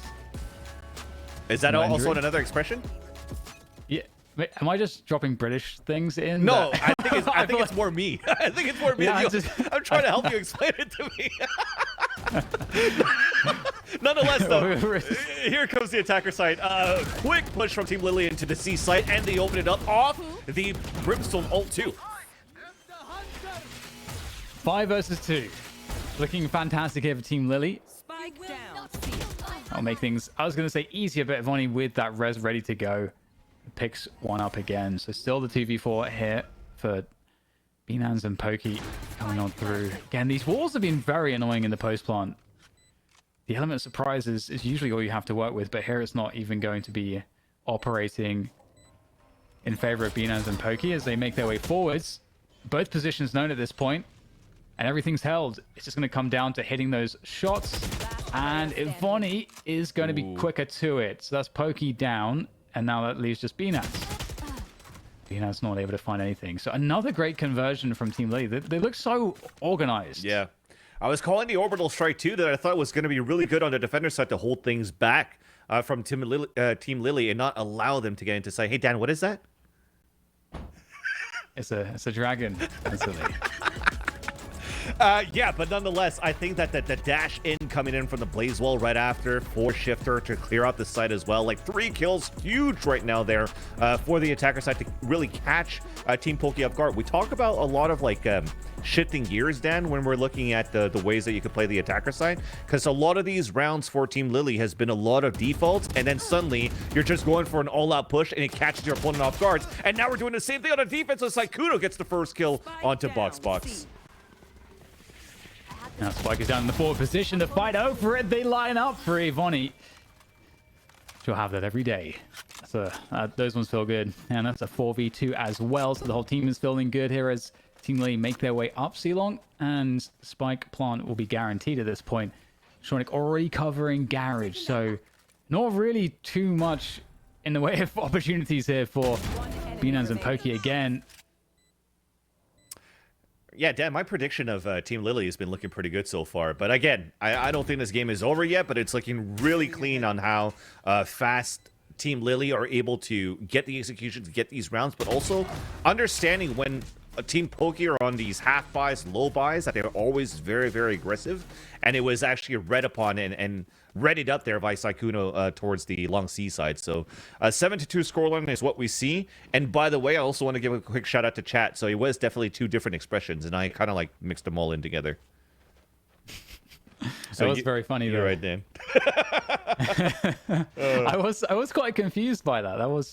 Yeah. Listen, Dan, I spend too much of my time watching movies and playing video games, and I don't read books, so I don't know any of the expressions. I'm trying to catch up on animes too, man. Like I'm 37. I have little time left, and lots of movies, lots of movies and animes to watch and catch up to. All right. Well, there's quite a bit of catch up here for Team Pokey. 2-7 down at the moment, and looking for possibly some information. Star Smitten gets struck by Shonik, and that's a problem. That's a 5v4 early on here for Team Lily on the attack. Pokey, though, answers that towards the short position, and there's another frag there as well. That's crazy. Here's the footsteps on long. Pokey has it every day. All 4 kills, 1 player left. And maybe Pokey can find Saikuno as well. Tour de Force out in hand. Saikuno looking ready for this one. Opponents on all sides. Totally pinned in. This is not a good look whatsoever. But Saikuno will try to find a way out. 40 seconds, and you can see just absolutely surrounded. Not giving any opportunity right now to Saikuno. But Pokey is hungry for the ace. And here she comes, Saikuno. It's going to be absolutely timed right from the back. Pokey's got herself the ace. Oh, it's a quad kill. There's a V in there. There's a V. It's close enough. It was essentially the ace. It was still a very good hold in the end. I think right now we wanted to see something a little bit more out of Team Poke, especially on our defense so far, as, you know, any type of like ideas that they were trying to go for, shifting gears on the defense, that is, right? Trying to find information early, trying to go for any type of aggressive pushes. They've always been punished. So it's nice to see that it's paid off with an anchor hold that was actually an all-star play there from Pokimane. To have a 7-3 or 3-7 scoreline right now with 2 more rounds to go, this is still potential to close it up on a very close half in the end. Yeah, absolutely. It's going to be interesting here because the approach is totally different from Team Lily as well. You know, they've given up the A lobby side of the map completely, going for a fast split on the C side of things, but have to get through Garage first. Firstly, unable to escape. Box with the trade, has no idea where next to look, and that's the C site now under control here for Team Lily. Hunter's Fury to try to delay, goes for the backside plant, but Lily able to escape there. Even saw the Hunter's Fury that came out. So the spike is going to be just planted at a default spot. So this is actually a bad position here for Team Lily on the pulse plan, because you're stuck in a cubby. There's a flank coming in from Long C, and you also have to wide swing when we eventually get into sight. So Saikuno has to come up huge with this op, and he does. That's a great start. Oh, 2 players in cubby, that's a problem. Binans doesn't even get a chance. Star Smitten charging forwards, confident. 3 players to go. It's going to be a tough one. Very convincing first kill, but time is of the essence, and there's nothing left. And another round here for Team Lily. Honestly, they're so impressive, I have to say, Alex. Yeah, definitely. And we talked about it before, too, and just post plants utility. And to have actually Ivani being the one that's playing the off angle, right, on that double cubby, so that you could just make sure that Lily's the one that's going to stay alive, so you could run the Killjoy utility on pulse plan, really just securing the round based on time if you're losing players too. So I just love how they're applying like the layers into their attacking rounds here for Team Lily to potentially close into a 9-3 curse on the first half. Yeah, and it's back to that A lobby control here again now for Team Lily. Just constantly switching things up, keeping Team Pokey guessing on that defense. You're right. Oh, gonna get spammed. There comes the spray through the smoke, but can't quite find the damage. That's two. Saltzman got tagged down very low though. 2 players so low too, because we had some sprays going on towards the C side earlier on too, and you now have Box down to about 45 HP as well. Yep. We're having some jiggling around the garage position here from Team Pokey as well, so they're getting some information, and I would expect that they've worked. They've definitely worked out what's happening at this point. Already 2 players on that mid flank. There's a trap, I think. They can hold it off here. There's just so much. Oh, they got stuck in the slow. It's so unfortunate. Can you imagine that? You saw all that? There was Insane. Nano Swarm's alarm bot on top of that too, Dan. They had so much to watch that flank. Sorry. And just look at this massive rotation coming through as well. And this is just not going to be discovered in time. 30 seconds left. So an open sight plan, a late lurk coming in from Sykkuno with the Yop. He's going to hear the rotates coming out from Sewers. Could potentially get this kill onto Star Smitten. And... Oh! Okay, at least gets the wall bang. At least gets the wall bang. Oh my god! Sykkuno! That was insane. Oh man. That was insane. Yeah. That's what we call the aim lab flick of the day, Dan, usually when we're casting these games. Hell yeah, that was beautiful. Oh, the orbital strike coming in. I love that. From the last round, obviously, you got to burn it, and at least we get 1 kill out of it. All right, so it's going to be a 3-9 finish. The 3-9. Team Pokey, we know they're good on the attack. Yes, I definitely do think that as well. And when we talked about these rounds where, you know, Box is able to get a lot out of the run it back, and with the type of composition that you have a Brimstone that has some thick smokes that last super long at 15 seconds. So you could actually, like, if you're actually trying to get into a site and you're slowly slowed down or denied by, let's say, Nano Swarms from Lily or from these trademarks left behind by Sykkuno, once those are broken out, you still have potentially enough smoke time to even get into a site, commit, and plant. So the comp is still really, really good here for Team Pokey on the attacker side, and it starts off with a knife round, much needed here for Team Pokey. So let's check out the comms. Running up long. On Astra. Got her. Good job. There's All right. a jet here. 150. Yeah. 2 CT. Too long. Too long. I'm zoning him off. I feel like we're playing football. I agree. I did 50 to chamber. Oh my, Sykkuno's nice. Last player standing. Oh god. You could play Oh time. god. Oh. We didn't play time enough. NT. Honestly, that started off well. Yeah. Oh, this is gonna be so hard. Yeah, Dan, I love that snow globe knife. Just the clubbing that you get, right? Yes, I love that was the weapon to get the final frag there. But you could also hear though, Team Pokey, this is going to be so hard. You know, they know that this is such a difficult spot. 7-round deficit. It is a very difficult spot to be in. And you could see the desperate measures, Dan. Because of that, they're like, we have to buy into this.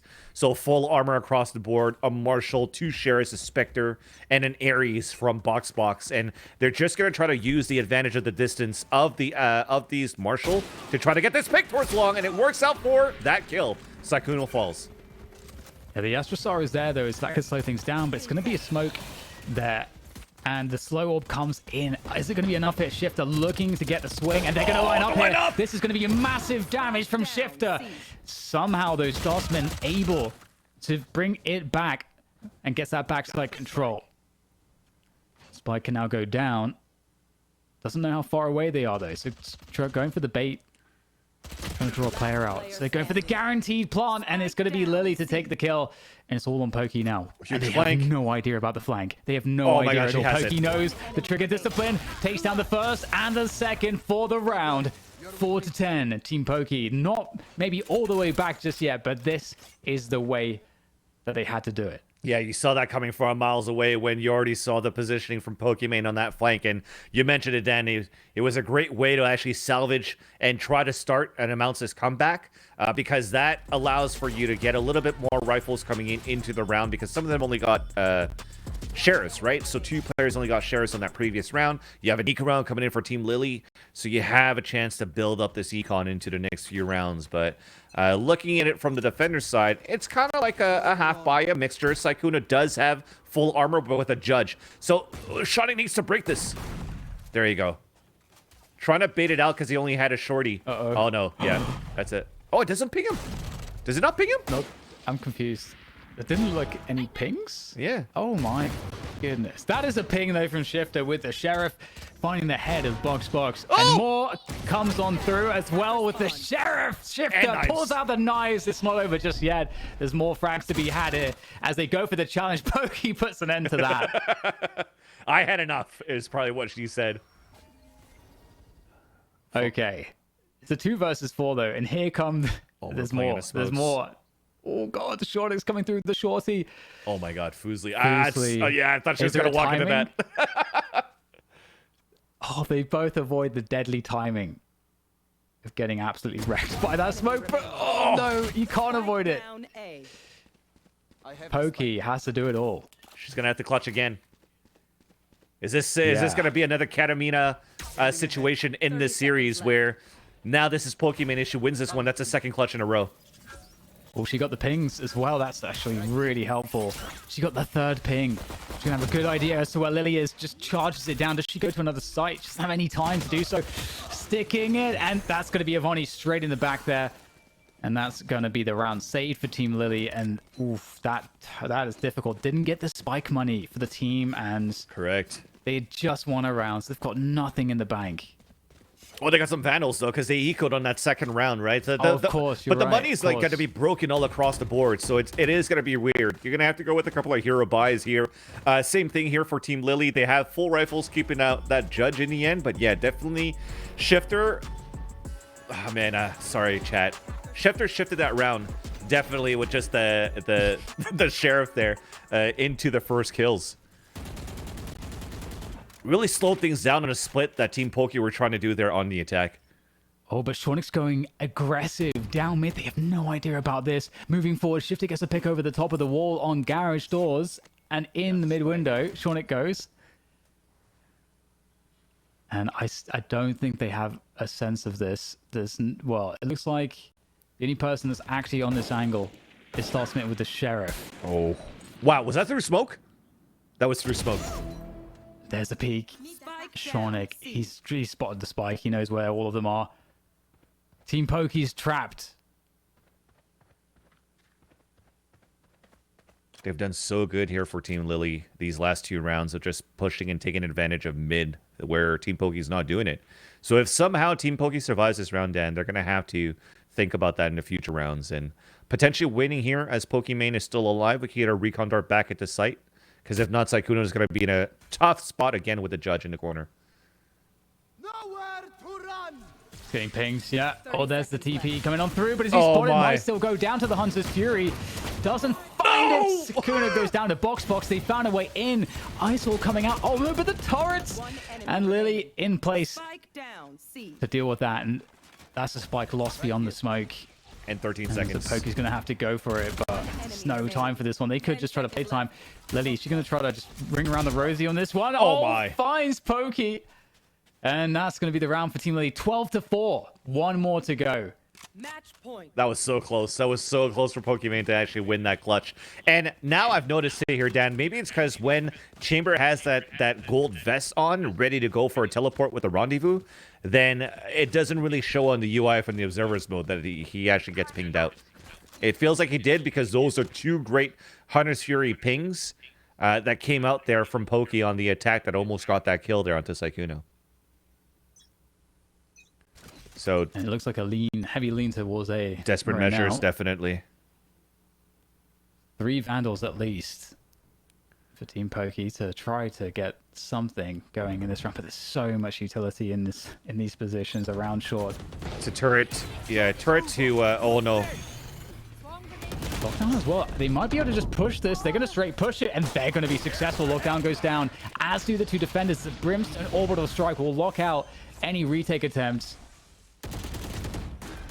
And we're going to have Fusely and Pokey actually fighting Spawn. They're still pushing. I like this so now. much delay. Yeah, I definitely like these delays now, Dan. This is looking pretty good at least to hold out spawn side. They're in a pretty good spot. Pokey very close to this angle, so be very careful. It is somewhat of an off angle. You don't expect it, and it will pay off this time around. Everyone going down on the retake for Team Lily. And Team Pokey, 5-12. It's a long road, but that was a very convincing look. And that was off like a lot of these ultimates, actually, Dan, right? So we had the Brimstone Orbital Strike that went towards the spawn side, plus the run it back.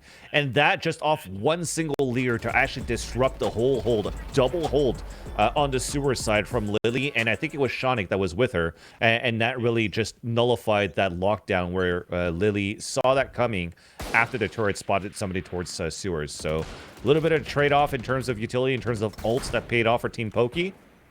And this also forces Team Lily into a half by this round. So moment of salvation, silver lining, still an opportunity to come back into this game and bring it to overtime for Team Pokey. As understanding how, you know, we're getting really close to losing this match, we're playing it very, very cautiously this round because we don't have those ultimates to explode with her, Dan. So very slow defaults, and we're finally inching towards this A sewer, sorry. Yeah, and I would like to see, you know, constant clearing of this Killjoy utility. Looks like they are going to commit towards the A site, and there is a lot of Killjoy utility here, and oh no, not a corner checked, and that's Lily with the kill. There is another player on that angle, but no, it looks like everyone's going to come through from long, and they can't walk out here. They can't keep going, and there's a flank coming as well through mid. It's all falling apart. There's 40 seconds to get this spike planted. They forced the res already. Oh, but the flank's gone, Dan. They can rotate back towards the A side. Lily has to come up huge again.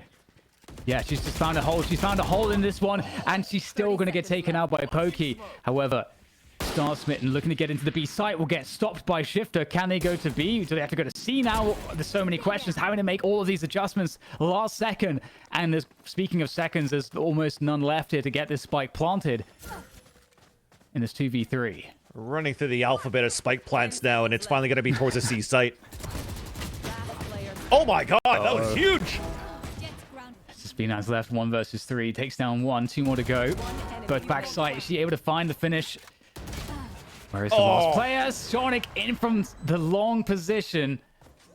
Very unfortunate for B-Dance. And there you have it, fans. 13-5, Team Lily, they've done it. I'm glad you made me switch my predictions, Dan. Going with my girl, Team Lily. And that was actually, we were talking about Team Lily, but it's also Team Lily that had the most impactful kills in that round for them to win that last kill. The last round, sorry. That kill onto Fusely into sewers, and also getting a second spray onto the long A side to drop another player down, forcing the ult out at the time. That was actually huge right there to actually like slow down any type of like aggressive push coming out for Team Pokey in the end. So very, very well done. We thought that it was going to go back and forth, but once we hit that second half, Dan, that's where we saw, again, a one-sided victory. Yeah, Team Lily were really impressive in terms of just how well coordinated, how well organized they were. Their attacks looked really great, the way that they pressured, and they always had the right person covering the right position at the right time on their attack. When they were able to control things, I felt like they did a great job, and that's how they got that dominant half in the first place. So really impressed by these various looks that we're seeing so far from Team Lily. We saw Split and Haven looking pretty good. Oh yeah, the map rotation or the map pool, at least for Team Lily, looks pretty deep so far. But I also do like, at least, even though it looked like a one-sided scoreline here, Dan, what I did like for Team Pokimane was how they were able to execute into sites when they actually had the ultimates. They did a very good job when it came down to that, but when it came down to not having ultimates and having to play slower defaults or trying to gather information early, they were losing a lot of grounds on the aggressive pushes from Shifter and his teammates pushing down towards the long B, or sorry, the mid B and also garage side. So maybe trying to use potentially a cipher into your composition to put the camera in the middle there to try to get some information, or to maybe leverage Pokemon's utility as that Sova for a recon dart or an owl drone to clear that out towards mid side to understand when the aggressive pushes are coming out here from the defender side of Team Lily. But overall, you definitely have to commend of how good and prepared Team Lily looks into this tournament. Maybe they're the ones that look pretty practiced. Yeah, it does feel that way. I mean, again, looks really organized, and it's good to see a team that does look like that, because it's replicable. It's something that you can bring to just every single map, and so far we've seen that be the case. And it means that you're setting up your players in the right ways as well, generally speaking. And that is the kind of feeling that I get from what we're seeing from Team Lily so far. I really love the pressure that we see on the attacking side in particular, because we, as mentioned, you know, Shifter and Shawnick are both pressing at least two sides of the map at once. Yep. And they're both pretty good at winning those opening kills. And if not, able to at least create that pressure. And they work really well off of it in the mid-round core. Yep. So that's the thing I'm enjoying the most about Team Lily and their success. Oh yeah, it's looking to be potentially Team Lily a favorite to go into the grand finals of tomorrow. So far, at least, they make out of this group what 2-0 at least when we're looking at all these games that we've casted from Team Lily. So it's looking pretty damn good to start things off here into that second day, where they can make another appearance into the grand finals tomorrow. Where last time they faced off against Team Toast, and when we look at Team Toast, for example, Dan, we saw the opposite day pretty much.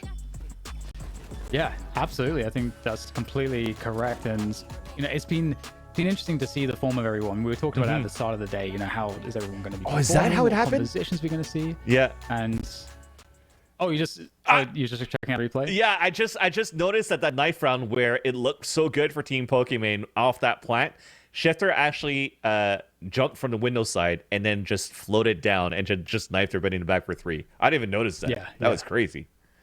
Yeah, it's pretty dope. We've been blessed with some pretty sick knife rounds, Oh to yeah. be honest. Oh yeah.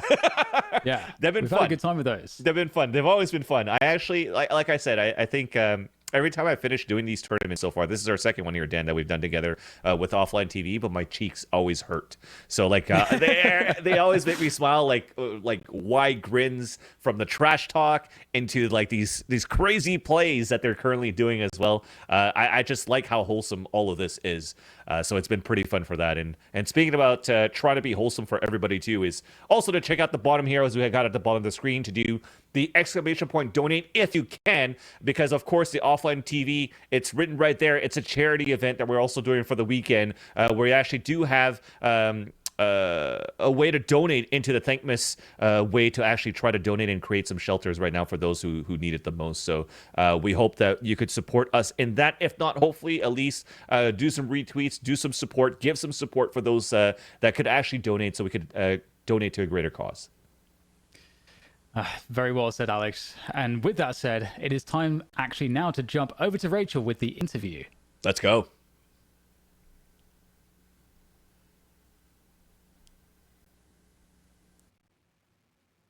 Hey guys, thanks so much. Lily, congratulations on 2 incredible games today. Very nice job with your team altogether. Thank you. So when I talked to Sakuno before the first match that your team played, he was saying, well, Lily, he was calling you out. He said that you didn't show up for practice, that the team wasn't going to do good. Was it all an act? Oh shit, can anyone hear me? Hold on. Oh, let's find out, because they want to hear you. Testing 1, 2, 3. Can you hear me? Hello? Okay, can you hear me now? I can hear you great. Can chat hear you? We can hear you, Lily. Fear not. Okay, thank God. What was I thank gonna goodness. say? Oh yeah, I'm in the middle of moving out, so I didn't get I packed my computer and I couldn't join them for screens. And then Sakuno told me, yeah, we're kind of screwed. We haven't gotten higher than like 613 in any of our games. And I'm like, oh, okay. So truth be told, I had 0 expectations today. That might have been the secret sauce coming into this then. And might I say, an excellent excuse to not have access to your computer. That makes sense. But it turned out your team really pulled together. You picked up 2 huge wins today. And I was asking you before this interview, was there anyone in the match you really wanted to shout out and talk about? And you said every one of your teammates did something good. So I figure Lily, let's do this like yearbook style. Can you give me like superlatives for each of your teammates, like which they did best, each of them? Well, Danny and Sean were just popping off. They're telling us what to do. We're like sheep. They're herding sheep. So that was good. Sekuno, I was kind of scared he would like try to knife everyone and stuff. But you know what? He's doing it. He's doing it. Yvonne, He did knife everyone, yeah, but it worked out great. yeah, and Yvonne, wow, has she been practicing? Cause she surprised me too. I'm like, wow, she's doing it too. Wow, great job, everyone. Really nice work. 10 out of 10. I mean, spoken like a true team leader that you're able to look around and pass out these compliments. Spend your time not only crushing in-game yourself, putting up some very impressive plays, but noticing what they contributed as well. So, Lily, a fantastic team leader, someone well set up for potentially heading into the finals tomorrow. What are you going to do tonight to make sure you guys win tomorrow? Maybe drink. Nice. Yeah, find that center, chill out, enjoy yourself, but... Lily, you got a lot of fans in chat. They love seeing you, and they love hearing your voice. So anything else you want to say to everybody watching? I parasocially love you guys too. Right on. Well, thank you so much, Lily, for coming on for the interview. We've got more from you and your team tomorrow, so I hope you do rest up, chill, have a drink, whatever it takes. But I'm going to let you go here, and I'm going to bring DDK and Van Silly back in for one final chat before we wrap up the day. Okay, very poggers. Goodbye. Hey, guys. Very poggers. It's so good to talk, and especially when we're all in the same Discord channel. So get on up there. Yeah, what's going on, guys? Hey. Chilling. Such a fun interview, actually, to see how wholesome it is once again, as we were just mentioning before the interviews. And looks like I'm pretty much around the same page as Lily. I'm ready to go and just drink, I mean, if anyone has earned it today, it's definitely Team Lily Pichu. They put up numbers, they put in a lot of work, and well, they deserve to kick back a little bit. Oh yeah, for sure. Well, we're talking about the work they did, but why don't we take a quick look at the standings and see just what that work manifested in. I think it's a big 2-0 for Team Lily Pichu and Team Scar, both of them sitting at the top of the leaderboard. Team JoJo, though, what happened there, DDK? I have no idea, Rachel. I think... No, explain for them, DDK, what happened? I'm just kidding. Well, Team Scar are good, and Team Lily better. I think it's as simple as that. But in all seriousness, it's been really interesting. I think for me, today has showed just which teams not necessarily have better individuals, but just a better and more correct dynamics on a team. Because when we've been seeing Scar and Team Lily, like both teams obviously play quite differently, but their success is coming from the fact that everyone's doing the right things together, and you're not having the team be too one-sided in any which way. So I think that cohesion's been working really well for Team Scar and Team Lily, and that's why they've been doing so well. Yeah. And I think when you're having players that are in their element and are happy to play a main agent, but it also helps out into a team composition, also is actually quite nice to have a look at, right? Because this makes me think, Dan, when we're looking at all these like young crack aimers or these ranked demons that are always like insta-locking duelists at like the Radiant level, but they never really get picked up by a team, it's because you're missing that cohesion as well. Sometimes the duelists do a great job, but then who's your clutcher, right? Like, if you're looking, for example, Katamina was like that main clutcher going in for like 5 clutches in a row or something like that at some point. So you're definitely going to need to add a little bit more layers into how you're going to play these games, and which is why we're seeing. And unfortunately, it wasn't all about the frags. It was all how it works as a team, as a cohesive unit. Well, everyone here today played against about half their matches, so tomorrow we're going to play another 5 where they get to settle the score, figure out who rises to the top, and who is going on to our best of 1 very intense final, where it's all on the line. And what is on the line? Money. Charity. Money. Money for charity. Money for charity, right? So I think that's again always a good cause going forward to do the Thankmas stuff with the charity. So I'm looking forward to see how it goes out and how it finishes towards the end. I like how just day 1 we've already made very close to like $8,000 on a very quick day. Actually, I think I had a lot of fun. That the time just flew by with you guys. Oh yeah. Yeah, the games were fantastic. Your commentary was excellent. DDK, why don't you start us off as we wrap up the day? Anything you're looking forward to tomorrow, and where we can find you in the meantime? Yeah. Tomorrow, I'm just looking forward to more of this. We get this again, but plus an extra bonus game, which is going to be the grand final. So I'm looking forward to seeing sort of the storylines between each of the teams. As you know, we check in with them. That's been a lot of fun throughout today. I'm also looking to see if we, what new storylines we get in terms of the plays and the clutches, the moments that we get. For example, we had that buying game with Katamina where we had this huge story now. She'll always have that story behind her in this tournament, and that's a beautiful thing. And I'm sure we'll get more stuff like that tomorrow. So that's what I'm looking forward to. Nice, Vincent. On my end is today we were able to witness some great stories of the underdogs, right? We saw like the underdogs play very well, the underdogs on top currently on the scoreboard.